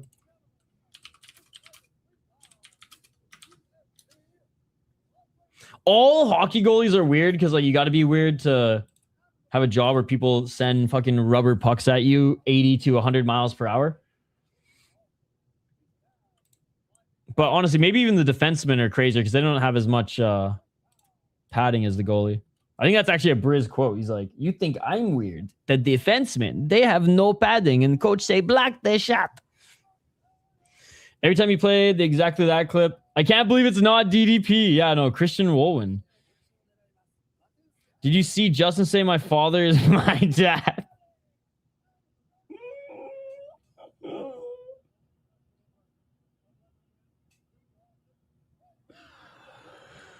How many crayons a day do you think Justin Gaethje eats? That should be the poll question.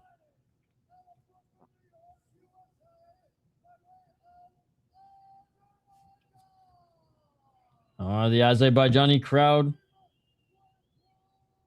going crazy for their boy Nazim Sadykhov. Nazim Sadykhov, as the Japanese broadcast says. No nonsense fucking Rich here. Let's go.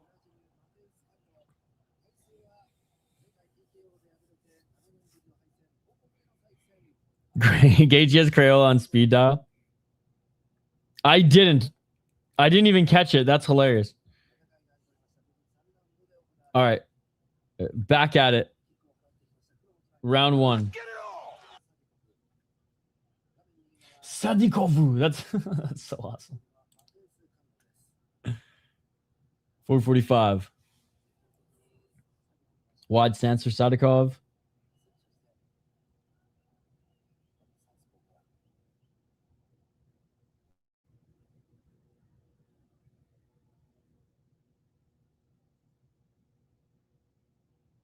Oh, Sadykhov misses.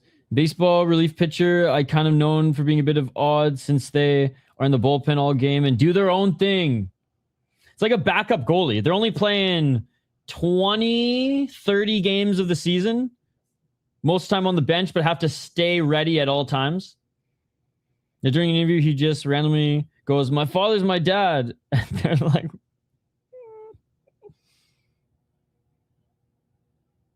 I like Torres. Sadykhov pressing Camilo outside that center line.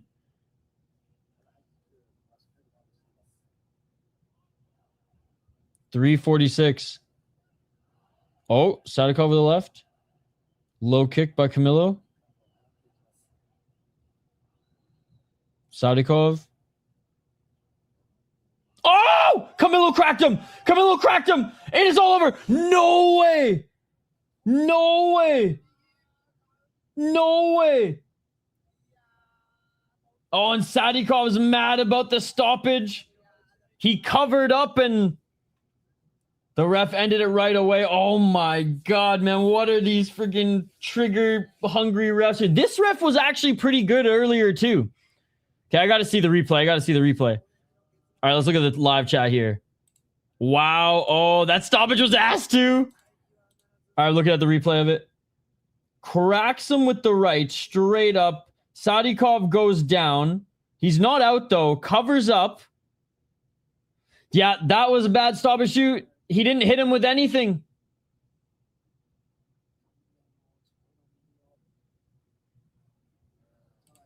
Backup goalie for like Real Madrid is my dream job. This ref is a hair trigger. That's intelligently defending yourself. And no shots were going through. Yep, exactly. I don't know why he's mad. He have the sign to stop the fight. None of those follow-up shots landed. Yeah, Nazim was still there, agreed. He's still only 25. That was a terrible stoppage. Wait, no, who did you ban?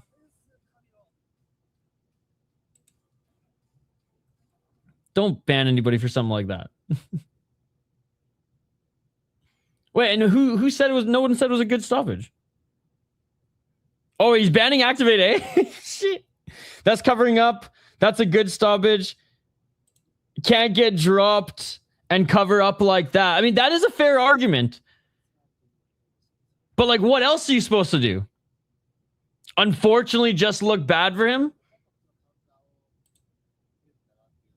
No sis? Well, yeah, don't ban sis. That's iffy, not bad, not good. That's not ban worthy at all. That's a bad stoppage if you banned him. That's a worse stoppage than this ref if you banned him. I'm just saying. Just early. I hate the superior rule set. Ban me, coward, you won't. Yeah, come on, unban him, unban him.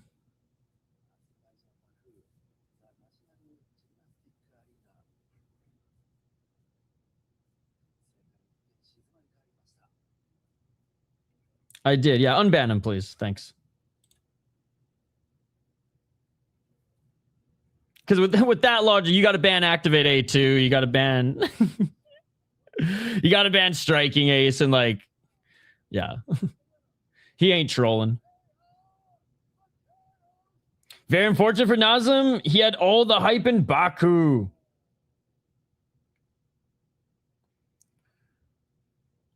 Man, 3 trigger-hungry refs here tonight. The first one's still the worst, but I don't like these last 2 either.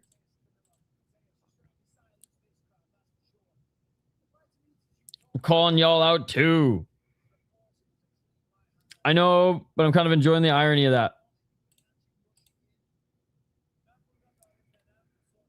I think YouTube moderators are the current day Stanford prison experiment. You fucks can't even give a legit reason. I mean, Activate A literally did give a good reason. None of the follow-up shots landed on the head. I don't have volume. Mini Mota couldn't do it, so they brought in Big Mota next year.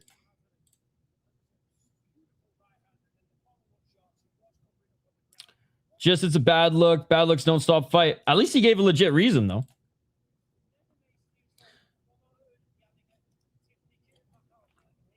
I still think in ranking how bad the stoppages were so far, the first one was the worst. I would say this one number 2 and the other one number 3.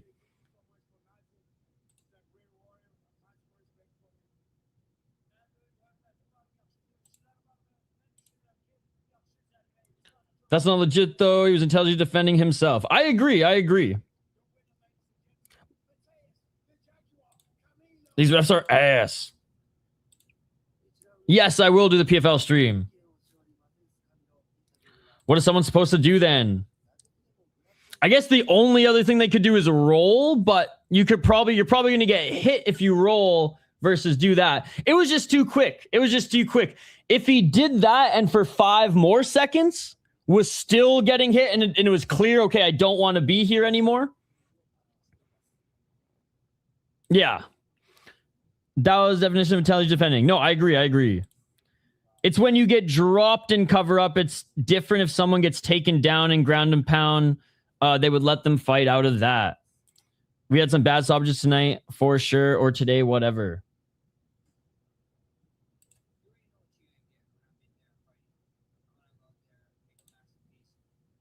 How do you unban in chat? Add mod. How do you reverse ban? Hold on. Do I have to go into my settings? Hold on, chat.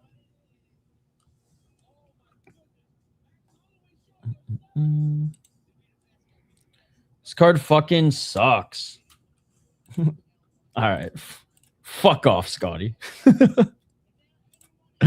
I think he was unfortunately rocked. It's not like Pereira versus Onk that he was getting hit consistently and not defending himself, but sadly Sadykhov one was bad. Oh, okay. Then we're good.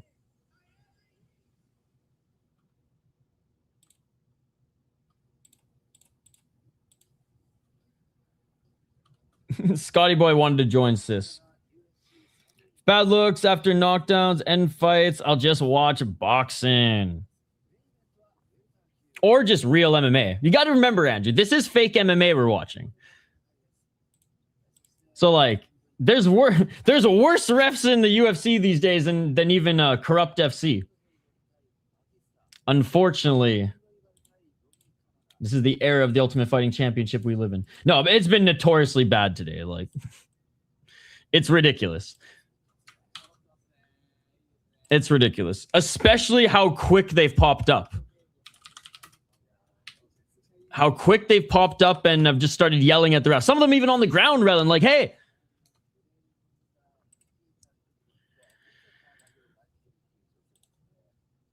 Trigger hungry and maybe not trained, clearly not trained for, look, as an amateur ref, okay, maybe you make some mistakes like that. Like an amateur, a ref who's getting reps reffing amateur fights, just like the amateur fighters are getting reps fighting. Those are where you see some of these mistakes, but they shouldn't be happening at this level. And it ain't the regular ones. Now, Goddard had one bad, I guess he should have stopped the fight earlier when Puliaev went to sleep. But other than that, all the other, like Herb and him have been fine tonight. Unfortunately, that's not Herb Dean's fault. Ironic that the reffing is going backwards, highest level. They end the fights early, and on the lower levels, people get years actually taken off their careers. How good is Ignacio Bahamondes? I think his brother is going to be better. Like, as an amateur ref, seeing a guy go down like that is just reason to stop a fight, but not in pros.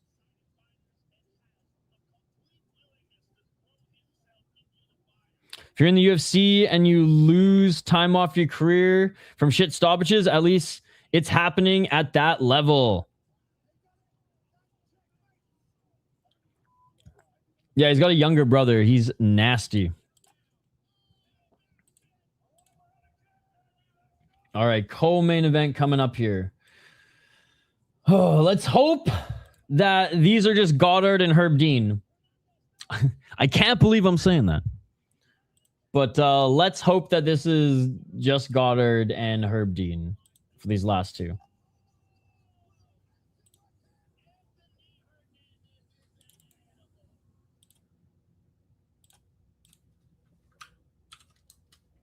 All right, they're going to the panel here.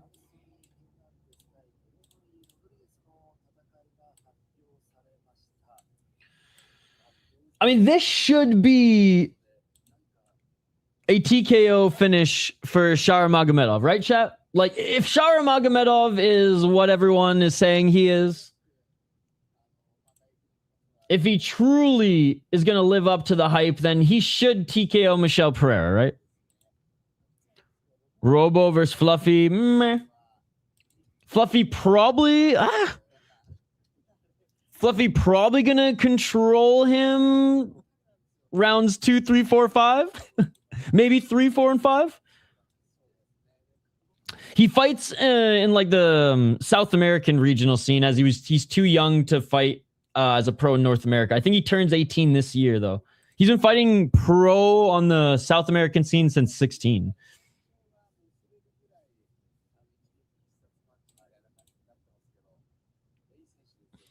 All right. Michel Pereira against Shara Magomedov. Magomedov 16-1 as a pro. 4-1 in his last 5 fights. That's how I imagine it going. 12 KO TKOs, 4 decisions, 0 submission victories, 0 submission losses. 5-1 the UFC, 3-0 in Fight Nights Globo, 3-0 in Chinwoo Men, dude. He's been in Hype FC, which means he hasn't been getting paid. His last win was against Marc-Andre Barriault last year. Beat him via decision. He couldn't even finish Marc-Andre Barriault at this stage in his career. You just got to avoid that early Robocop till you can apple the life out of him. Grapple the life out of him. Armin Petrosian, as we beat before MVP, Michael Oleksiejczuk, Antonio Tricoli. Tricoli's a whatever, but Michael Oleksiejczuk's fine. Andre Petrosian, Old Bruno Silva, and an older Mike Under. Like, how is this guy so popular? How is this guy so popular? He lost to the only good opponent, and Michael Venom Page past his prime, but still good. Like, that was his only loss. He fought near nobodies on the regional. Yeah, he fought in some tournaments, which are fun, but those were like the modified rules ones, and he didn't even fight in the same day. I don't know. Good kickboxing style. I like how he mixes some of like the karate kicks in there as well. Good kickboxing style. Takedown defense is getting better. His record suggests he's dangerous on the feet, but he couldn't even finish Marc-Andre Barriault in 2025. Michel Pereira, 32-14 as a pro. At one point was a very exciting and fun fighter to watch, and now like his cardio gets worse with every fight we see in the Ultimate Fighting Championship, and I really do not know why the UFC is obsessed with keeping this guy. He beat Zach Reese via split decision in his last fight. Who gives a shit? Honestly. 11 KO TKOs, 8 submissions, 12 decisions. He's been TKO'd 3 times, lost once via submission, and he loses mostly via boring decision. Dude, he has a one eye, looks like a pirate. Shara diehards. Oh, that's why they're a fan of him. Bro wasn't meant by schedule, strength, and topology. Like how strong, I was going to say how strong the schedule is. Like how much they fought in a year and the level of competition in which they fought. I enjoy watching Pereira. I do not. At one point, I did. I don't enjoy watching a guy run around for a minute and a half and then completely gas anymore. 10-5 in the UFC, 2-1 in XFC, 3-0 in Road FC, which was pretty cool that he fought in Road FC, and 2-1 in SBC. Split decision against Zach Reese, whatever. Lost to Kyle Dawkins, lost to Abus Magomedov, lost to Anthony Hernandez. Now, he did lose to 2 really good opponents. The loss to Dawkins, goddamn, beautiful win by Dawkins. Beat Pereira. Pereira is awful. Good win over Oleksiejczuk. Good win over Andre Petrosky. And yeah, in 2022, he beat Santiago Ponzinibbio split decision. Like this was where he started to not become fun anymore. He was fun up until this. And this fight was a good fight. Beat Ponzinibbio. And then, again, he beat Petrosky easily. Beat Oleksiejczuk pretty easily. But that's when the question started to arise. Poteriev, I don't know, man. He just looks so bad in these fights. And these aren't that impressive. Again, Oleksiejczuk, sure, but maybe I'm just overrating him because he fucking got his ass handed to him on this card too. Petrosky, meh. And like, this is one of the worst fighters I think I've ever seen in my life. So, Shara, Magomedov, I guess. I mean, maybe Michel can out-grapple him, but probably not. Does Tapology have a page that breaks down the strength of schedule? Apparently, I've never used that. I've never used that option. I guess I'm going Shara Magomedov because I just do not believe in Pereira. I don't believe in his cardio. I don't believe in his grappling. I don't believe in his striking. 4 or 5 years ago, the Pereira that fought Ponzinibbio, sure. The Pereira since, nah. Magomedov will likely keep this on the feet. He'll likely get back up to his feet if he gets taken down. And he's probably going to beat Michel Pereira.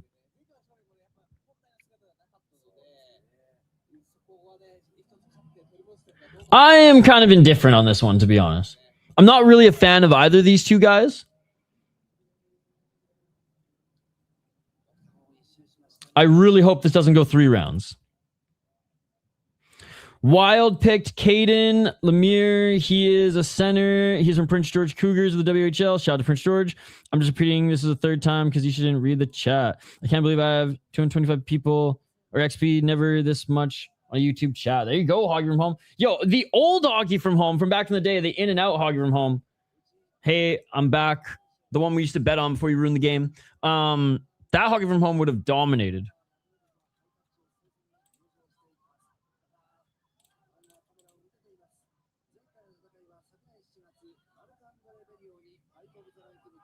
This should be a fun fight.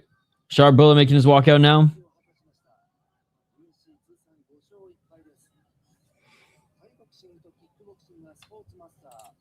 Yeah, kickboxing style. Thai kickboxing style.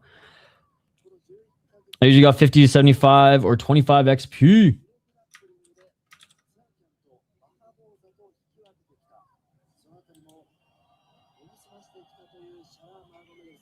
Never triple digits before.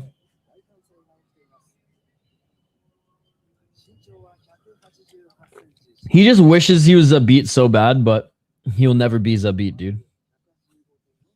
He will never be Magomed Sharipov.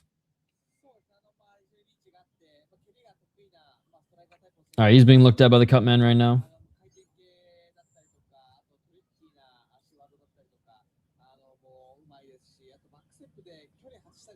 He has 1 of 12 spinning back fist knockouts in UFC history. The double spinning back fist was nuts against Petrosian, I will say.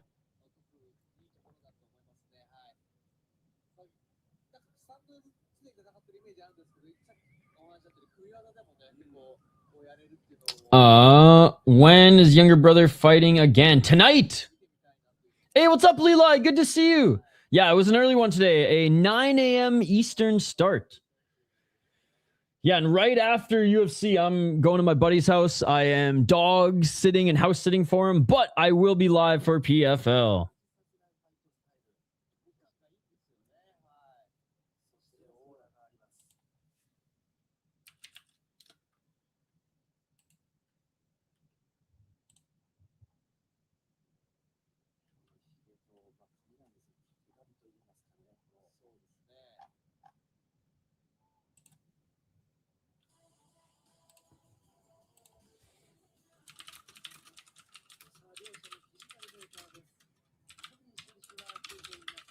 All right, tail of the tape. Both them 32.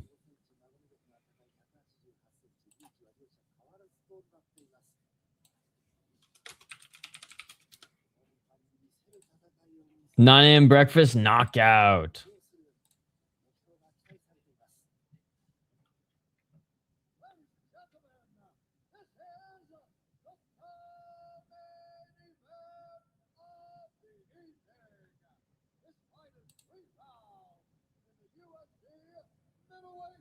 Why not? That is my question back to you. Do you not like dogs hockey from home? Are you not a fan of dogs hockey from home? I know you're a cat person. Because dogs are fucking awesome hockey from home, and any opportunity I can hang out with a dog. I'd rather hang out with dogs than humans. Humans suck. Dogs are dope.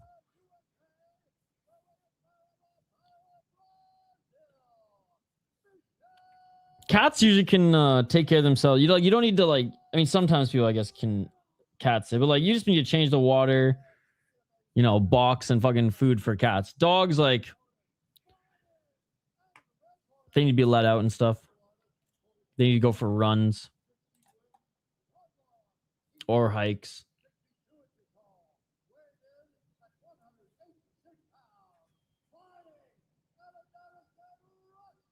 All right, here we go. Co-main event, chat. These 5 hours have gone by like that. If I lived near you and had McGeesh only with me... Oh, thanks, Dr. Rom. I want a Maine Coon, and they're like a cat dog. True. Yep. They're like a good hybrid. Dogs are great when we have a dog that regularly watches the show. Sugar, my Chihuahua. Yes, shout out to Sugar. Scotch Chihuahua. I am not going to play the Thomas the Tank Engine clip because I know she's hanging out. All right, round number 1.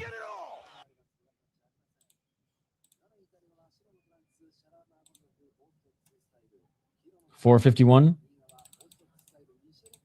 Both them wide stance, light on their feet.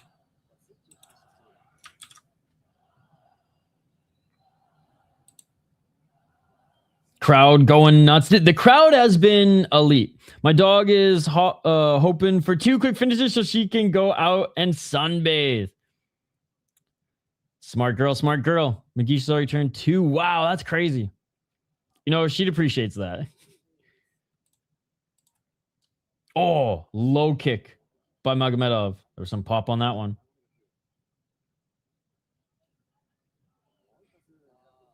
.410. Pereira was fun to watch back in the day. Oh, Pereira just knocked down Shara Magomedov. No way. No way. The other ref would have ended the fight already. Shara's fine. He's covering up. The other ref would have stopped the fight already. 348. That's 2 times now. Up kick by Magomedov. Beautiful right hand by Michel Pereira there. Up kick city. It's a windmill here by Magomedov. Pereira trying to find his entry. Right hand by Pereira. Oh, another 1-2 by Pereira. Magomedov focused on the freaking up kicks, not the roll and get back up to your feet. Pereira trying to enter side control. It's a beautiful right hand by Pereira. Right on the nose, bro. Right on the nose. 306.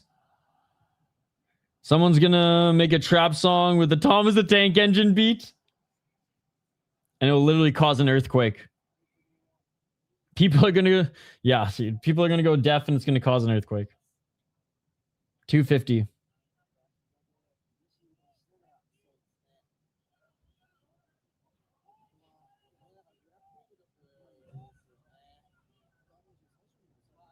And if Magomedov knew jiu-jitsu, he would at least threaten a triangle, but he doesn't even know how. 232. Or an arm. Hey, big shout out to the people who are still watching. Appreciate you guys. Oh, Herb Dean warning Michel about grabbing his glove. He readjusts position. Or, sorry, reestablish his position. Oh, no, he pulled his hair. I thought he pulled his glove. He pulled his fucking hair, dude. Shara Magomedov, that cheating fuck, pulling hair. 216. Shot to the body. Yeah, I just saw it. Jesus. I heard don't grab it. Mine went to glove. Replay saw the hair. Jeez, bro. You know what? Herb Dean should just let Pereira take a chunk out of that fucking orange mane. Oh, right elbow by Pereira. Pereira doing some good work in the guard. Close guard of Shara Magomedov. Ground and pound. Right elbow. That should have been an immediate point.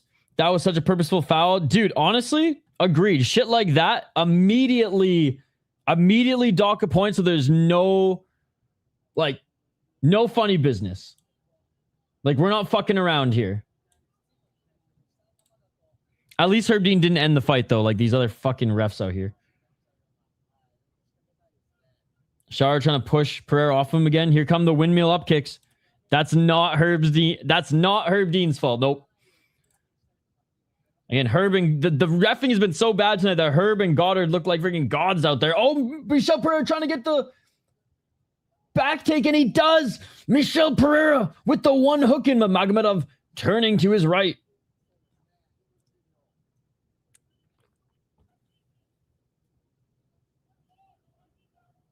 "44 seconds. Magomedov with the reversal. What is Michel doing, dude? What a reversal by Magomedov. Classic Pereira losing a dominant position. That's crazy that he gave that up. That's crazy. Like, I say nice reversal because the outcome was nice, but like, it wasn't a nice reversal by any means. He literally lifted his left knee up and just pushed with the left shoulder over. And now he's in the full guard of Michel Pereira, who's going to be tired in the second round because Michel Pereira is always tired in the second round. I don't care what weight class he's in.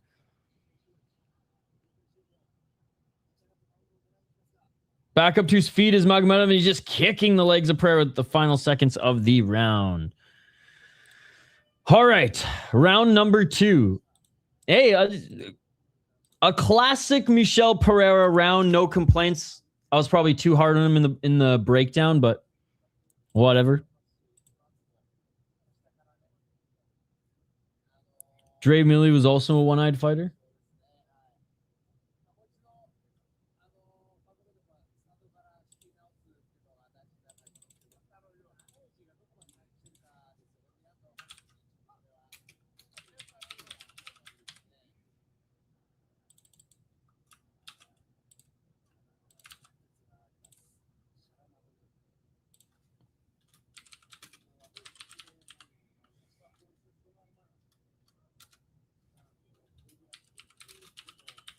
Hey, what's up, Mauricio? How you doing, buddy? The Herb Dean special. Pereira should let Shara get up. Another jab like that could end the fight. Reminder, guys, we got PFL after this. If I can jump on Cage Warriors, I will. Takes me about 20 minutes to get to my buddy, or 15 minutes to get to my buddy's house. Traffic, 25, 30, but I don't think there's... Oh, Herb Dean saying you have to stop breaking any more rules. Based Herb Dean. He ain't fucking around. Pereira's already breathing deeply here, but... And Pereira's saying, hey, don't grab my hair. And Pereira should just grab his hair next. Take a chunk out of those locks. All right, round 2. Let's get it all.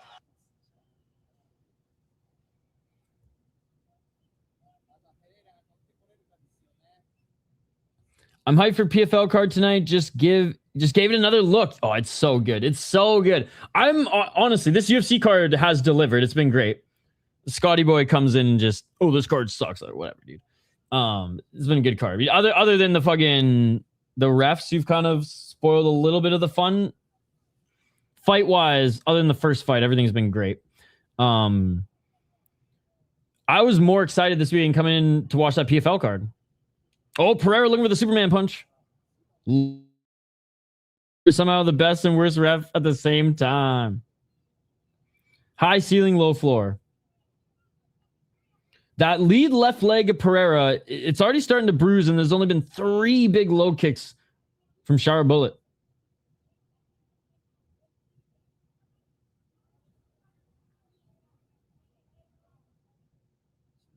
.353. Magomedov walking forward. High kick attempt by Magomedov. Pereira fighting like MVP, just waiting on that counter shot. Oblique kick. Those low kicks, though, by Magomedov are going to fuck up Pereira. And that lead left leg, you can see above the knee, bruised pretty badly.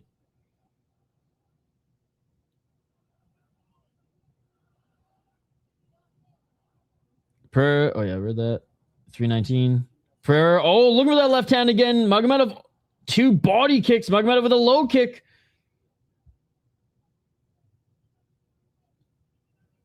Those kicks are starting to land some wear and tear. Now that right leg by Michel Pereira is getting beat up.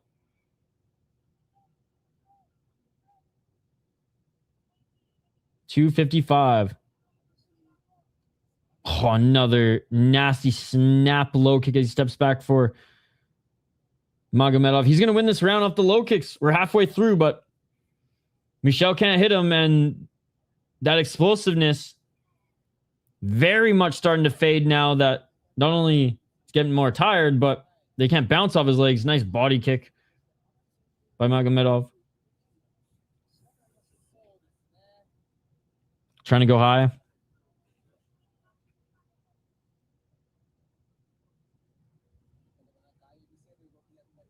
$216. Right hand by Pereira. Magomedov with a spinning back fist. Low kick by Magomedov.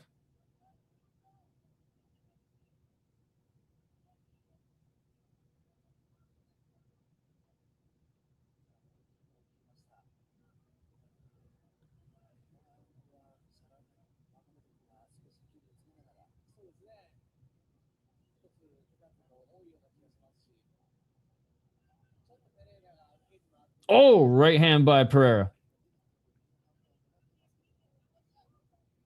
136.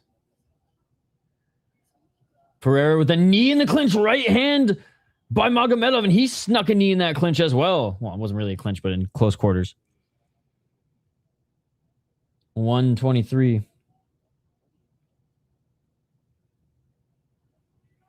I guarantee that Octagon card's still on, and it's going to go till like 3:30, guys.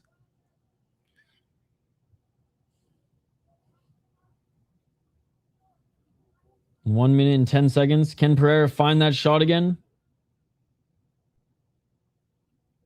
Pereira can't even get his side kick on target.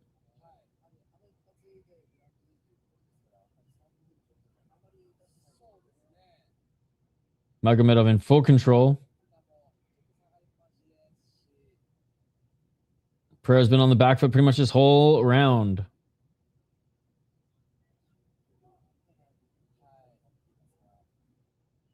He's dancing in there. Herb Dean saying, do something. We need some action. Oh, nice. Kick attempt by Magomedov and a left jab by Pereira. Front kick by Pereira. Magomedov caught it. Tried to land that counter right.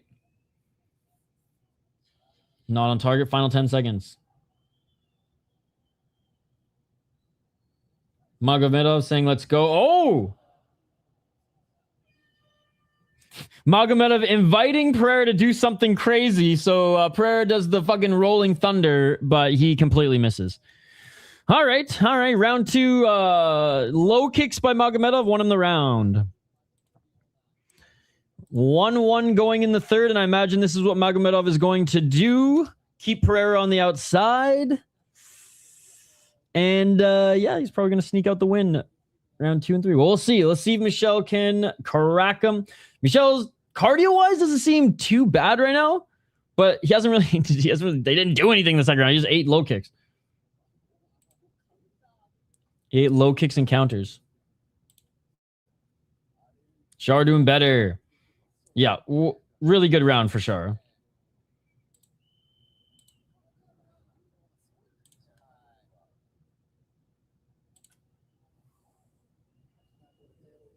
All right, we're back at center. Shara trying to get right in the mix of things early here. Round 3. Shara definitely with more pep in his step.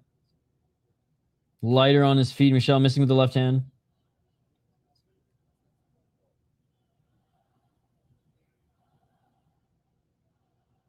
Both them bouncing. That's about it.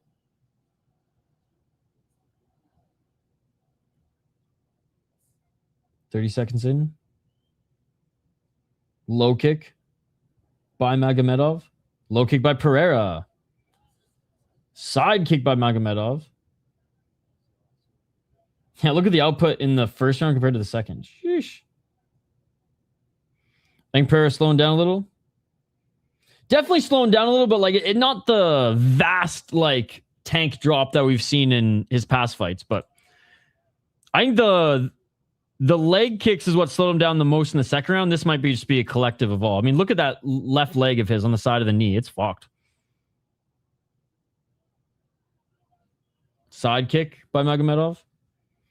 God, I can't wait. I hope Mini Zabit doesn't grapple his way to a victory like he did in his last fight. I hope we see some good striking from him tonight. And AJ McKee's opponent is a motherfucker, dude. So, like, AJ might lose. 336. Prayer with the left to the body.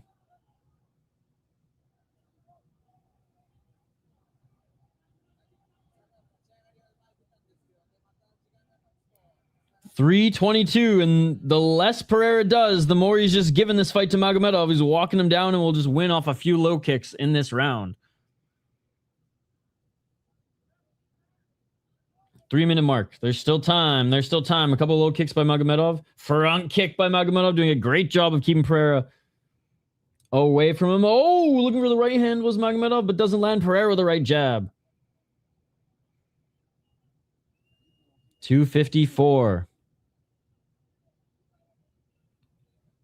Pereira looking for a takedown. Can't get it. Oh my goodness. And Shara Magomedov almost got into the top position. Pereira back up to his feet. And he got eye poked. He got eye poked. Herb Dean confirms he did get eye poked.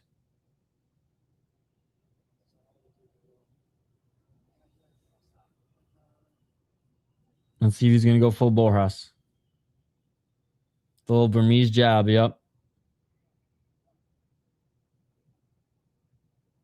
Oh, yep. Yep. That was bad. There's calling your own foul, and then there's that.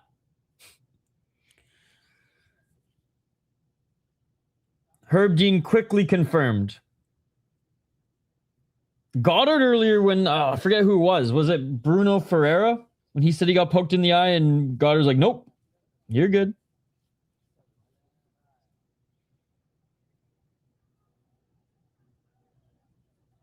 I knew this fight was going the fucking distance. That was on purpose. You don't know that. Wild claim to make. They have Alexander Shabley back on PFL. I'm for sure watching tonight.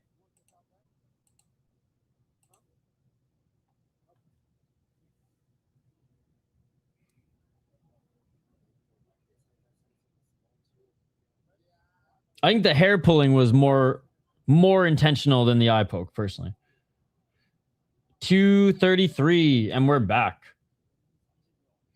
The old face wash. Yo, what's up, Bacon, Eggs, and Cheese podcast? Which is dumb to do with these fucking gloves and in this sport. Left hand by Pereira. Bacon, Egg, and Cheese podcast. I am craving a bacon, egg, and cheese right now, let me tell you. 213. Can Michel Pereira win back this round? 203. I just want to see good fights, man. I don't give a fuck who wins or loses. Low kick by Magomedov. Right hand by Pereira. Pereira pushes him off. Magomedov wanted to get in the clinch, and Pereira just pushes him off. Front kick by Pereira. I want to see Mini Zabit do his thing. I want to see a good fight in the main event. Oh, left by Pereira, but Magomedov with a body kick. Magomedov doing well. 1-2 by Magomedov. Pereira starting to go for it here a little bit, and Magomedov's like, all right, let's go. I've been waiting. Oh, almost landing that spinning back fist. Almost landing that flying knee clean. He almost landed that spinning back fist too. Whew. It was beautifully timed on the entry. And Pereira, it's like every time Pereira goes for a takedown, he like ends up on his back for a little bit. Back up to his feet.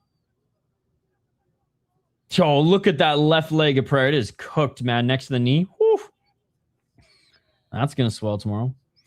Magomedov's got some nasty low kicks. He's got some nasty kicks. I'll say that. He's got some nasty kicks. Fun fighter, not really, unless he gets the knockout, I guess. Yo, poke him in the eye, Pereira. Poke him in the eye. Now Pereira's watching his hand. So is Herb. 32 seconds.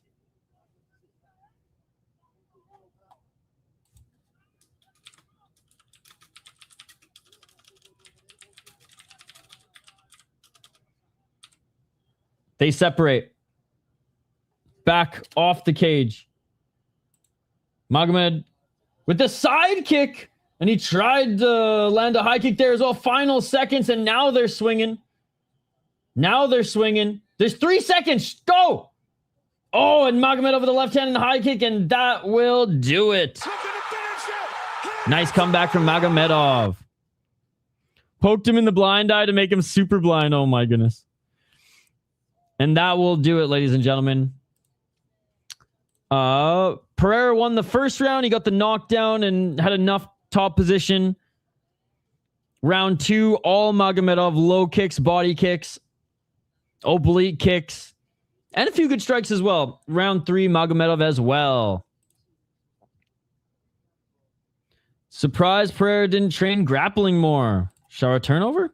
Can't get takedown unless it's against the fence and still failed.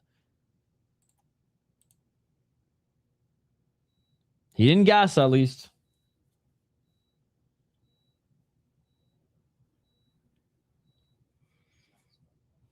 All right, main event after this.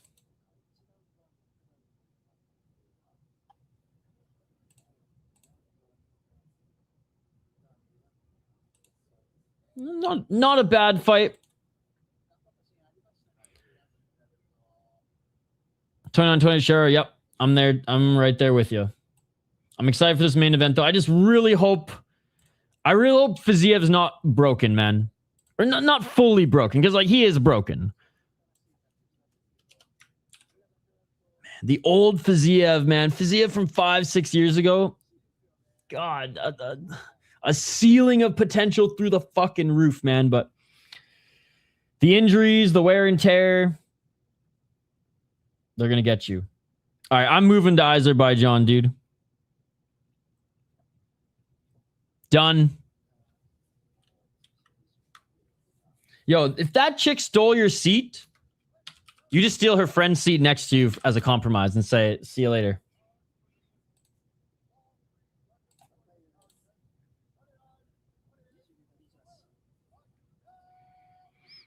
It's impossible to say because we don't know what Fiziev we're getting. And I'm not a fortune teller. And Magomed wins. Canucks draft Connor Davis in the 5th round. He's a left winger. I think if Fiziev is broken, he probably gets finished by Torres at some point. But this likely goes the distance. And hopefully Fiziev can give himself enough runway early that if it does go the distance and Torres does pick up some steam or catch him late, that he still has done enough to win.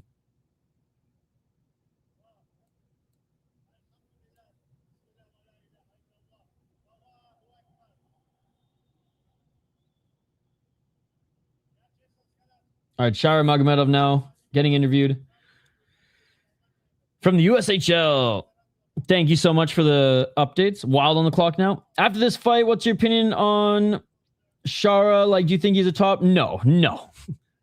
He will never be a top contender. I'm taking the fight to go over 1.5 rounds. Probably the smart move. Like, I'm leaning on it going the distance more than I'm not. I'm just worried for our boy Fiziev, man. I mean, Fiziev really doesn't have any haters. And unless you're like a Bobby Green diehard, Fiziev really doesn't have many haters. It just sucks that his fights were so violent early and that he's been dealing with a lot of injuries as of late that we didn't see him develop into the prospect we thought. We didn't see him develop into the fighter we thought he could fully be. Or maybe he did develop to that fighter, but he just wasn't able to have the success because of, well, fucking injury bug. Draw. That was not a unanimous decision fight. Yes, it was. Absolutely was. 2 rounds to 1.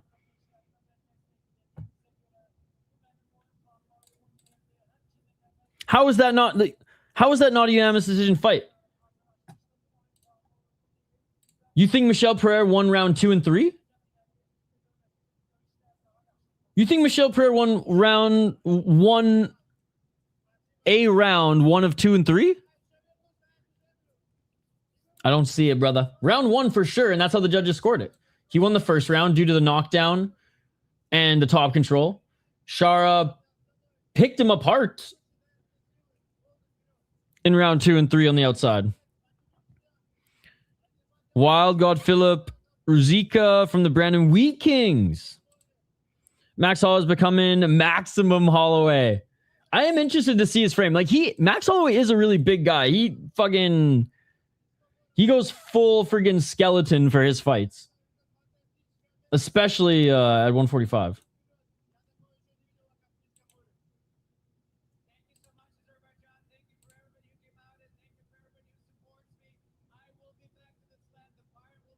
He said the pirate will be back to Azerbaijan when he wants the belt.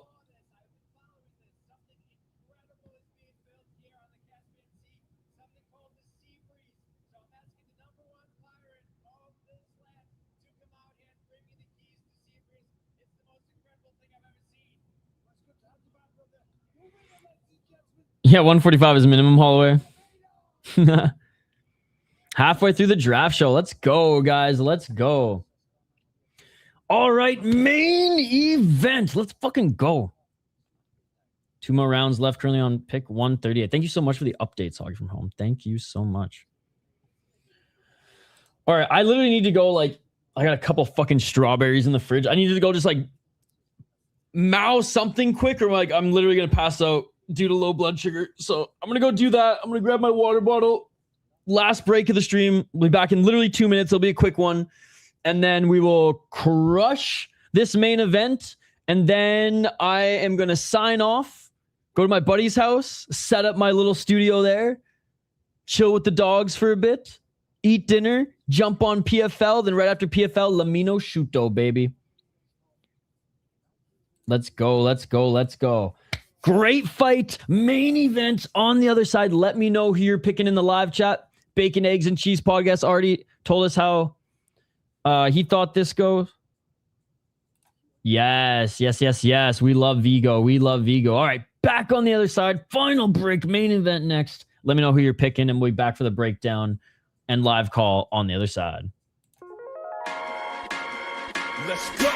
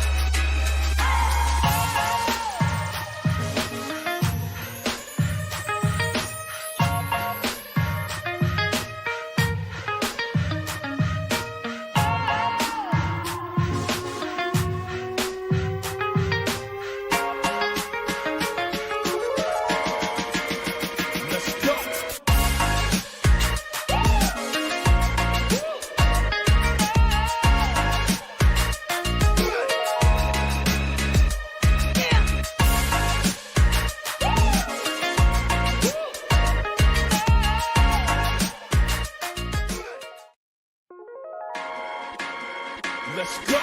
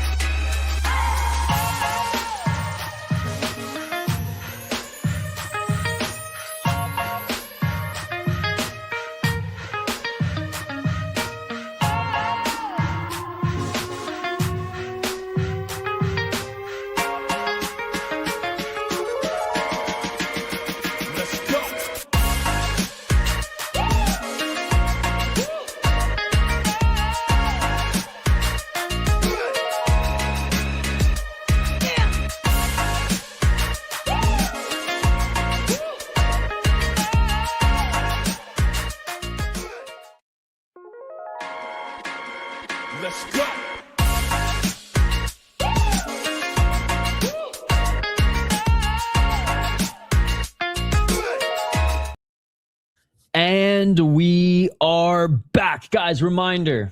I know it's an annoying YouTuber thing to say, but I'm not a real MMA YouTuber, so I can say whatever the fuck I want. Smash that like button on the stream. We're trying to get to 50 likes on the stream. That is the goal here today. Not sure if we're going to hit it before we sign off, but hopefully at the end of the day, this stream, this video gets 50 likes. Hope you guys have enjoyed the show so far. Love hanging out with you guys and watching combat sports. And as you can see in our schedule, if you click the post tab of the channel after you've just liked and subscribed, you can see our schedule. If you just scroll down a little bit, we got UFC. We're wrapping that up. We got PFL San Diego starting pretty soon at 7 p.m. Eastern. So starting a few hours here, then Lamino Shuto at 3 a.m. Eastern. It is a free broadcast. UFC, bruh. Yo, what's up, Kelly? What do you mean UFC, bruh? Yo, what's up, Jonathan? How you doing? How you doing? And then tomorrow, because Sunday, there's no MMA other than like after Lamino Shuto. And because I wasn't able to cover anything yesterday evening because I was on the Soda Pod doing the draft stuff, I might do some boxing tomorrow night. Ishbin Whack.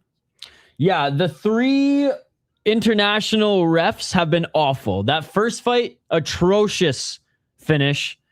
And then the Sadykhov one, really bad. And then the Walker one, pretty bad. I can't believe I'm saying it, but just they should have left them all to Goddard and fucking Herb Dean. I don't know what that means, Kelly. I don't know what that means. Is that what the kids are saying these days? I'm too old to keep up on all that lingo. The reffing in the second fight?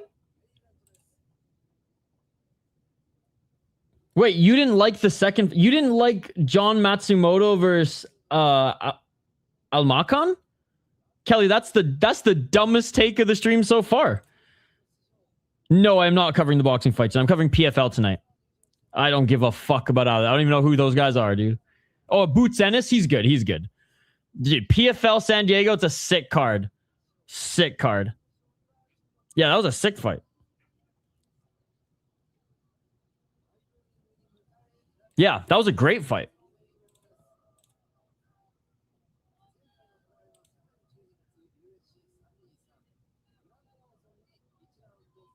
All right, walking out is Torres.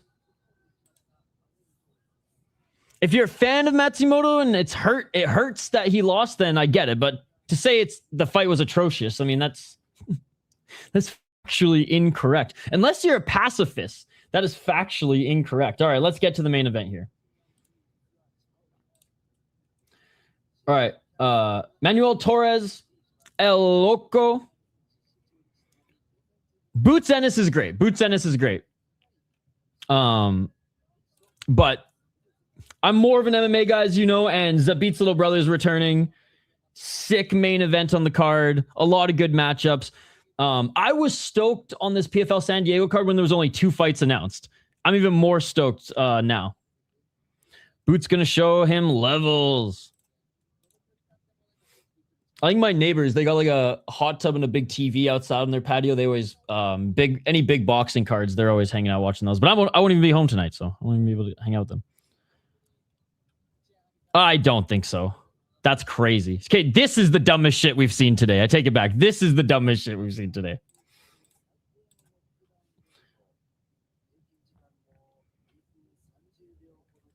All right.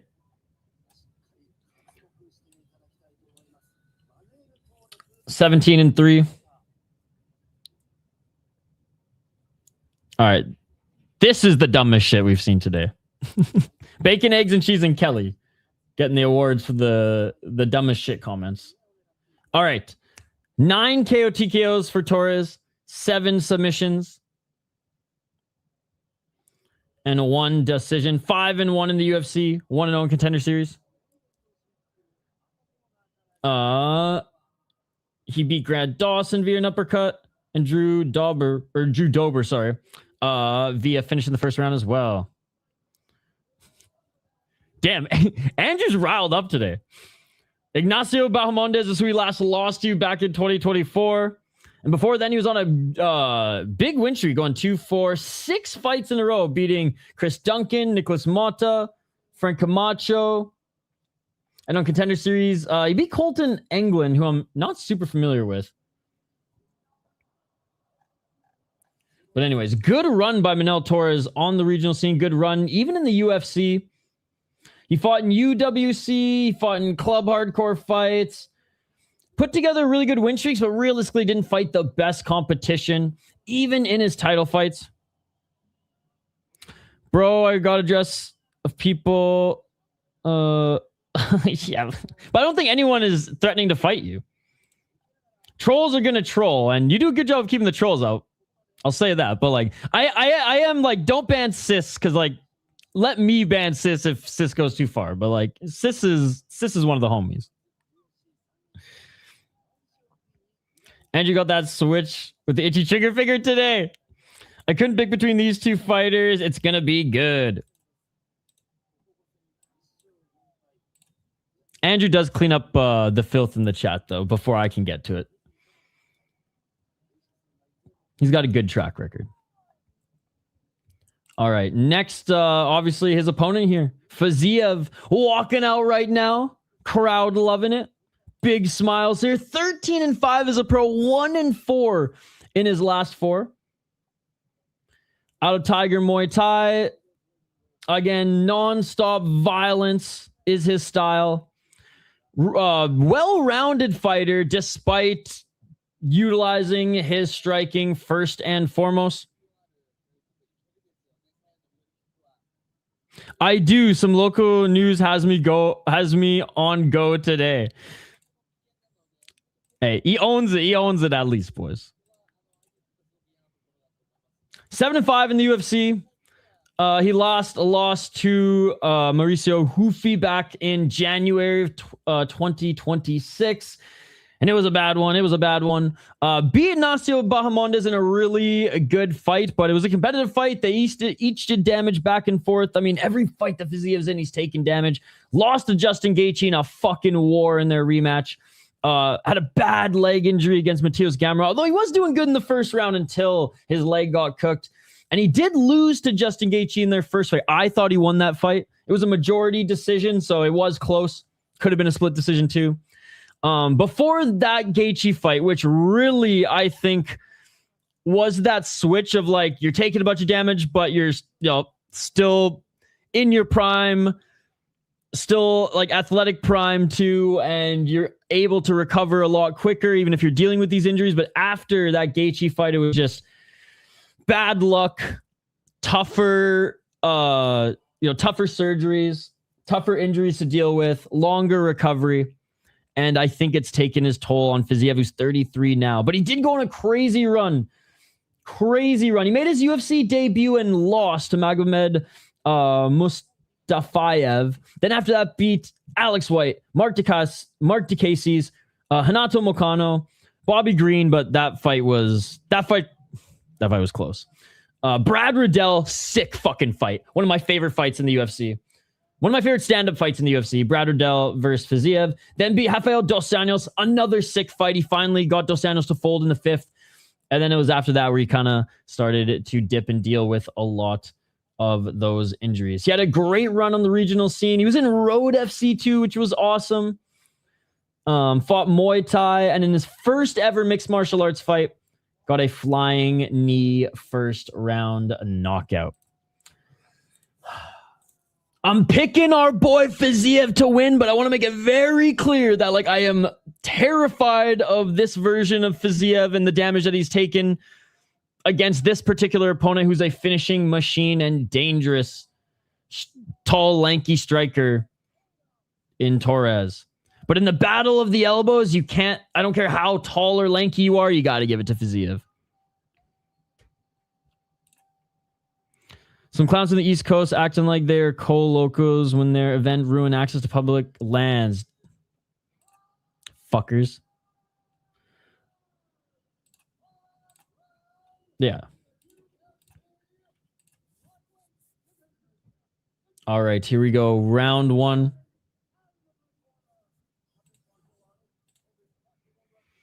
Coming up here, they're being announced right now.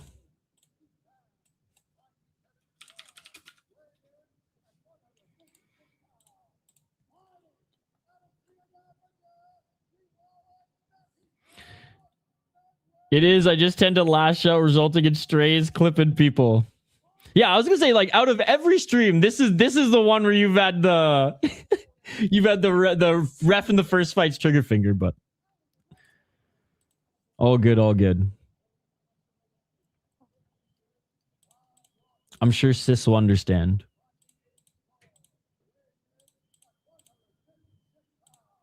I did make it clear that, like, we didn't want that, and yeah, Sis, you won't be banned.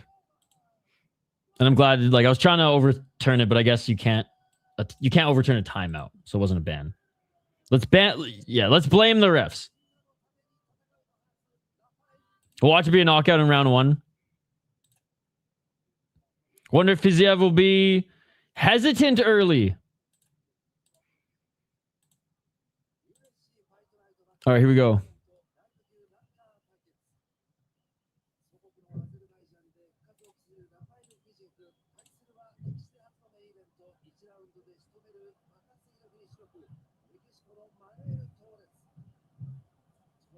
All right, boys, let's go. Let's go. Crowd going crazy. They've been going crazy since the first fight. Round 1, last fight. Will be back in a few hours for PFL. Torres looks huge. I mean, Fiziev was never the tallest guy, but yeah. Torres is, Fiziev getting right into the action early, going for a right hand. Fiziev pressure, low kick by Fiziev. Torres to the right, swinging a miss. 4:44 on the clock, Chilez. 4:44 on the clock. Oh, Manuel Torres with the 1-2. Fiziev with a good high guard. Fiziev ducking under that right hand by Torres.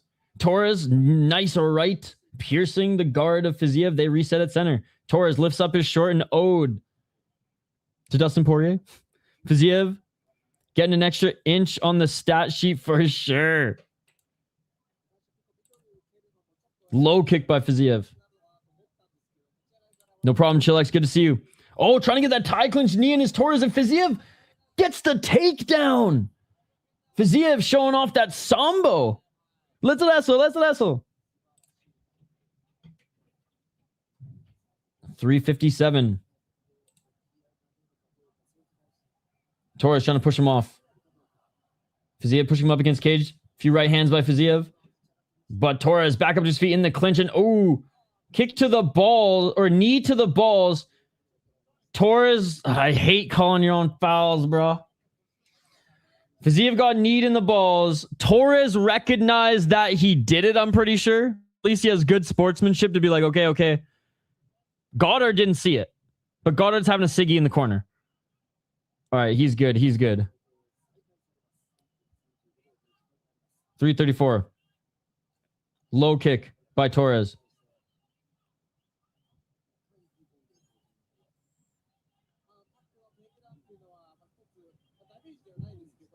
Low kick by Fiziev.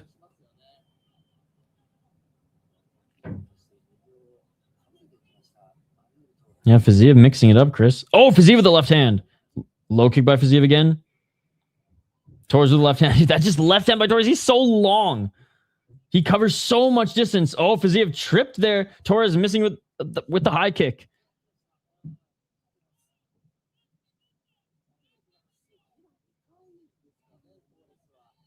Torres left hand. Fiziev low kick. Fiziev another low kick. He's going those inside low kicks. Spamming them early. Misses with the body kick. 2:36.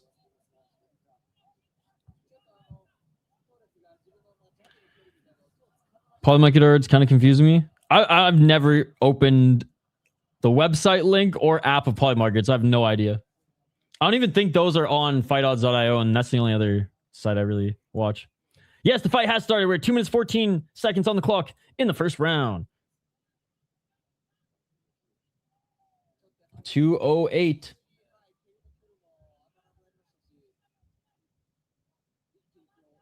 Left hand by Torres.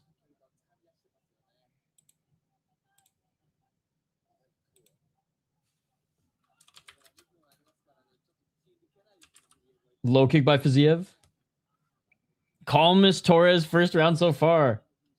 Or calmness Torres first round so far. Left hand by Torres. Oh, nice knee by Torres. Left hand by Torres. That jab is getting through. Torres with a low kick.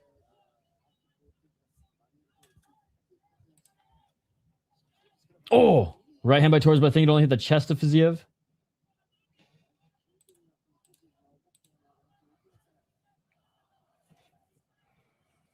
And Torres has 5 rounds, right? So, being a little cool and collected in the first, left by Fiziev. Fiziev with another inside low kick. Those are going to add up. Another one by Fiziev. He's attacking that right leg of Torres. And the left leg of Torres already has some damage on it.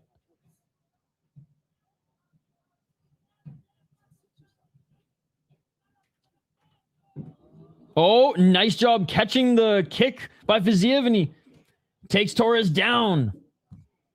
Fiziev mixing in takedowns. Veteran. Fiziev's turning into an unk, bro. 33 seconds. He's fighting like an unk. Well-rounded. Showing it off. Back up to their feet.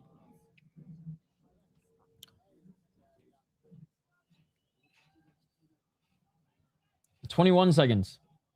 I agree.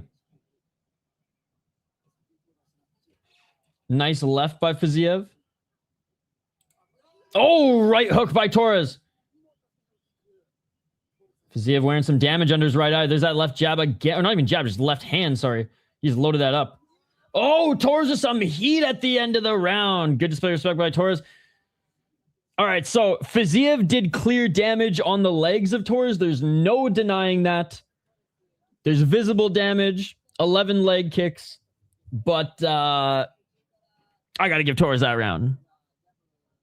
I think the more effective damage was on the feet. Fiziev couldn't control him on the ground. Good round for both, though. Fiziev fighting a smart fight. Torres fighting a smart fight. They're still tagging each other with shots. Good first round for a 5-rounder. Things are probably going to start heating up here soon.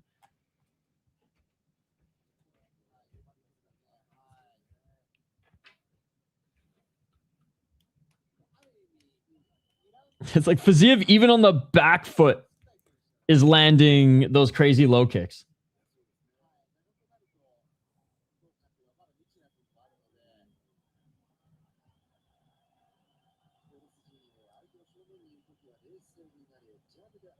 All right, here we go.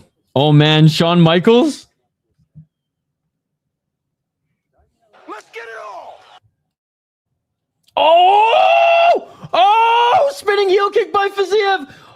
Classic Fiziev. Oh! He's dead. He's dead.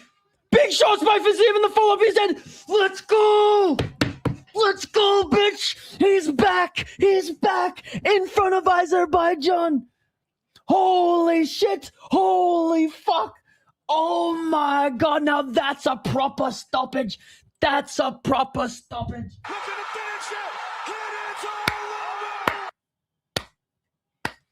over. Oh, let's fucking go, dude. That's what I'm talking about. Oh, I'm so happy for him. I was freaking pit sweats during that fight, dude. Oh my God. Look at that welt on the left eye of Torres. That's a broken orbital. Great way to end the card. Fiziev gets it done. Yes. Holy. I saw Activate say, oh man. I'm like, something's about to happen, bro. Hand was up as well. Must be broken. Doing that in front of your home crowd, that's something you can only dream of. Breaking your losing streak too? No, wait. Or did he have a win in his last fight? I don't remember. Whoops.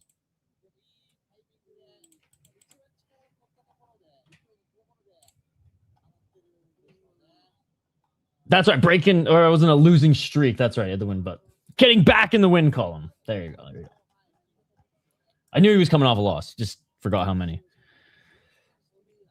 Motherfuckers need to stop thinking they can block head kicks with one hand. It happened twice today. Wow, I'm so happy for him. He's a great guy. He deserves it. Went straight through. That's how you went to fight. some follow-up shots. Yeah, that's how you end the fight, with some follow-up shots. Yep.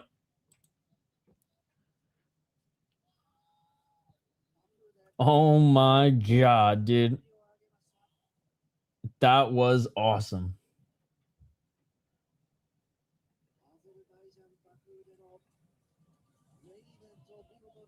That was awesome. All right, ladies and gentlemen, I'm going to run here because, like I said, I'm dog sitting and house sitting, and my homies have left. So the doggos they're home alone right now. It's only been a little bit. So I'm going to go let them out, hang out with them for a bit, get dinner ready for the both of us. With a few dogs. I think there's 3 dogs I'm hanging out with today. And then I'll get the PFL stream set up, the Lamino Shuto stream set up, and that's what we will stay up all night watching. Lamino Shuto all night and PFL all evening. He was a lot smaller too. We didn't forget. Did you not listen to the breakdown? We didn't forget. Hey, great to see you, T. We'll be live later. A big shout out to everybody who's hung out with us here today. I appreciate you all. Thank you to Euphoric Notes for the $2. Thank you to Junior Morpheus for the $5. Thank you to Combat Casual for the $5. Thank you, Striking Ace, for the $5 membership earlier this week and for supporting us for 7 months straight. Man, I just missed it. Aaron, you'll see the highlight everywhere. I'll be back for PFL tonight, brother. Smash that like button, guys. When did you knock him out in the second round? 30 seconds in. 30 seconds in. Good to see you guys too. Good question. I'm just gonna bring up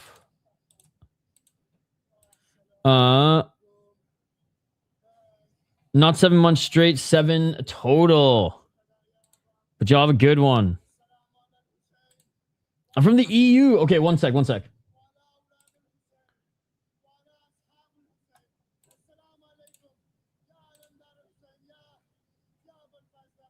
I'm just gonna bring up the schedule and we'll do a quick plug for the channel. So if you guys haven't subscribed yet, please do so. We cover 30 plus hours of combat sports every single weekend, mostly MMA, then Muay Thai, kickboxing, and the least we do is boxing, but we'll probably do some boxing Sunday because it's a thin Sunday as far as mixed martial arts goes. I'm almost at 30,000 subscribers too, so that would be a fun and big milestone to hit. Every week we post our schedule as well. So what we've been covering this weekend, we crushed some one championship. We crushed some, well, I didn't end up doing Octagon actually, but we crushed the UFC. We'll be live for PFL. So 7 p.m. Eastern, so that's 6 p.m. my time. So what is that? 3, 4, 5, 6, 4 hours. 4 hours. Sweet Fiziev won. Tiger Muay Thai guys both landed a head kick finish. That they did. We also post highlights of every prospect making their debut or young fighters on the UFC roster. I'm 2 behind. I didn't get to the last 2 today. Super busy yesterday with a different show on a different channel, but post highlights of fighters, Ultimate Fighter, Dana White Contender Series, UFC. We also post crazy stories in the world of mixed martial arts. So check some of these out as well. And as you can see, we cover everything, ladies and gentlemen, everything. We have weekly membership streams. We have Ultimate Fighter streams every week. We'll have Dana White, we'll have Contender Series 2 when it starts. FOMO that I didn't watch Octagon, but it's probably still going on right now. So yeah, we cover everything every weekend. Subscribe, join our community. We appreciate you all. Thank you so much, Chillax. Thank you, everybody. We'll see you for PFL in a few hours.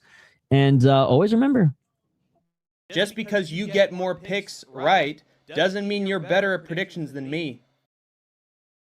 truer words have never been spoken. We'll see you guys in a few hours for PFL. Peace.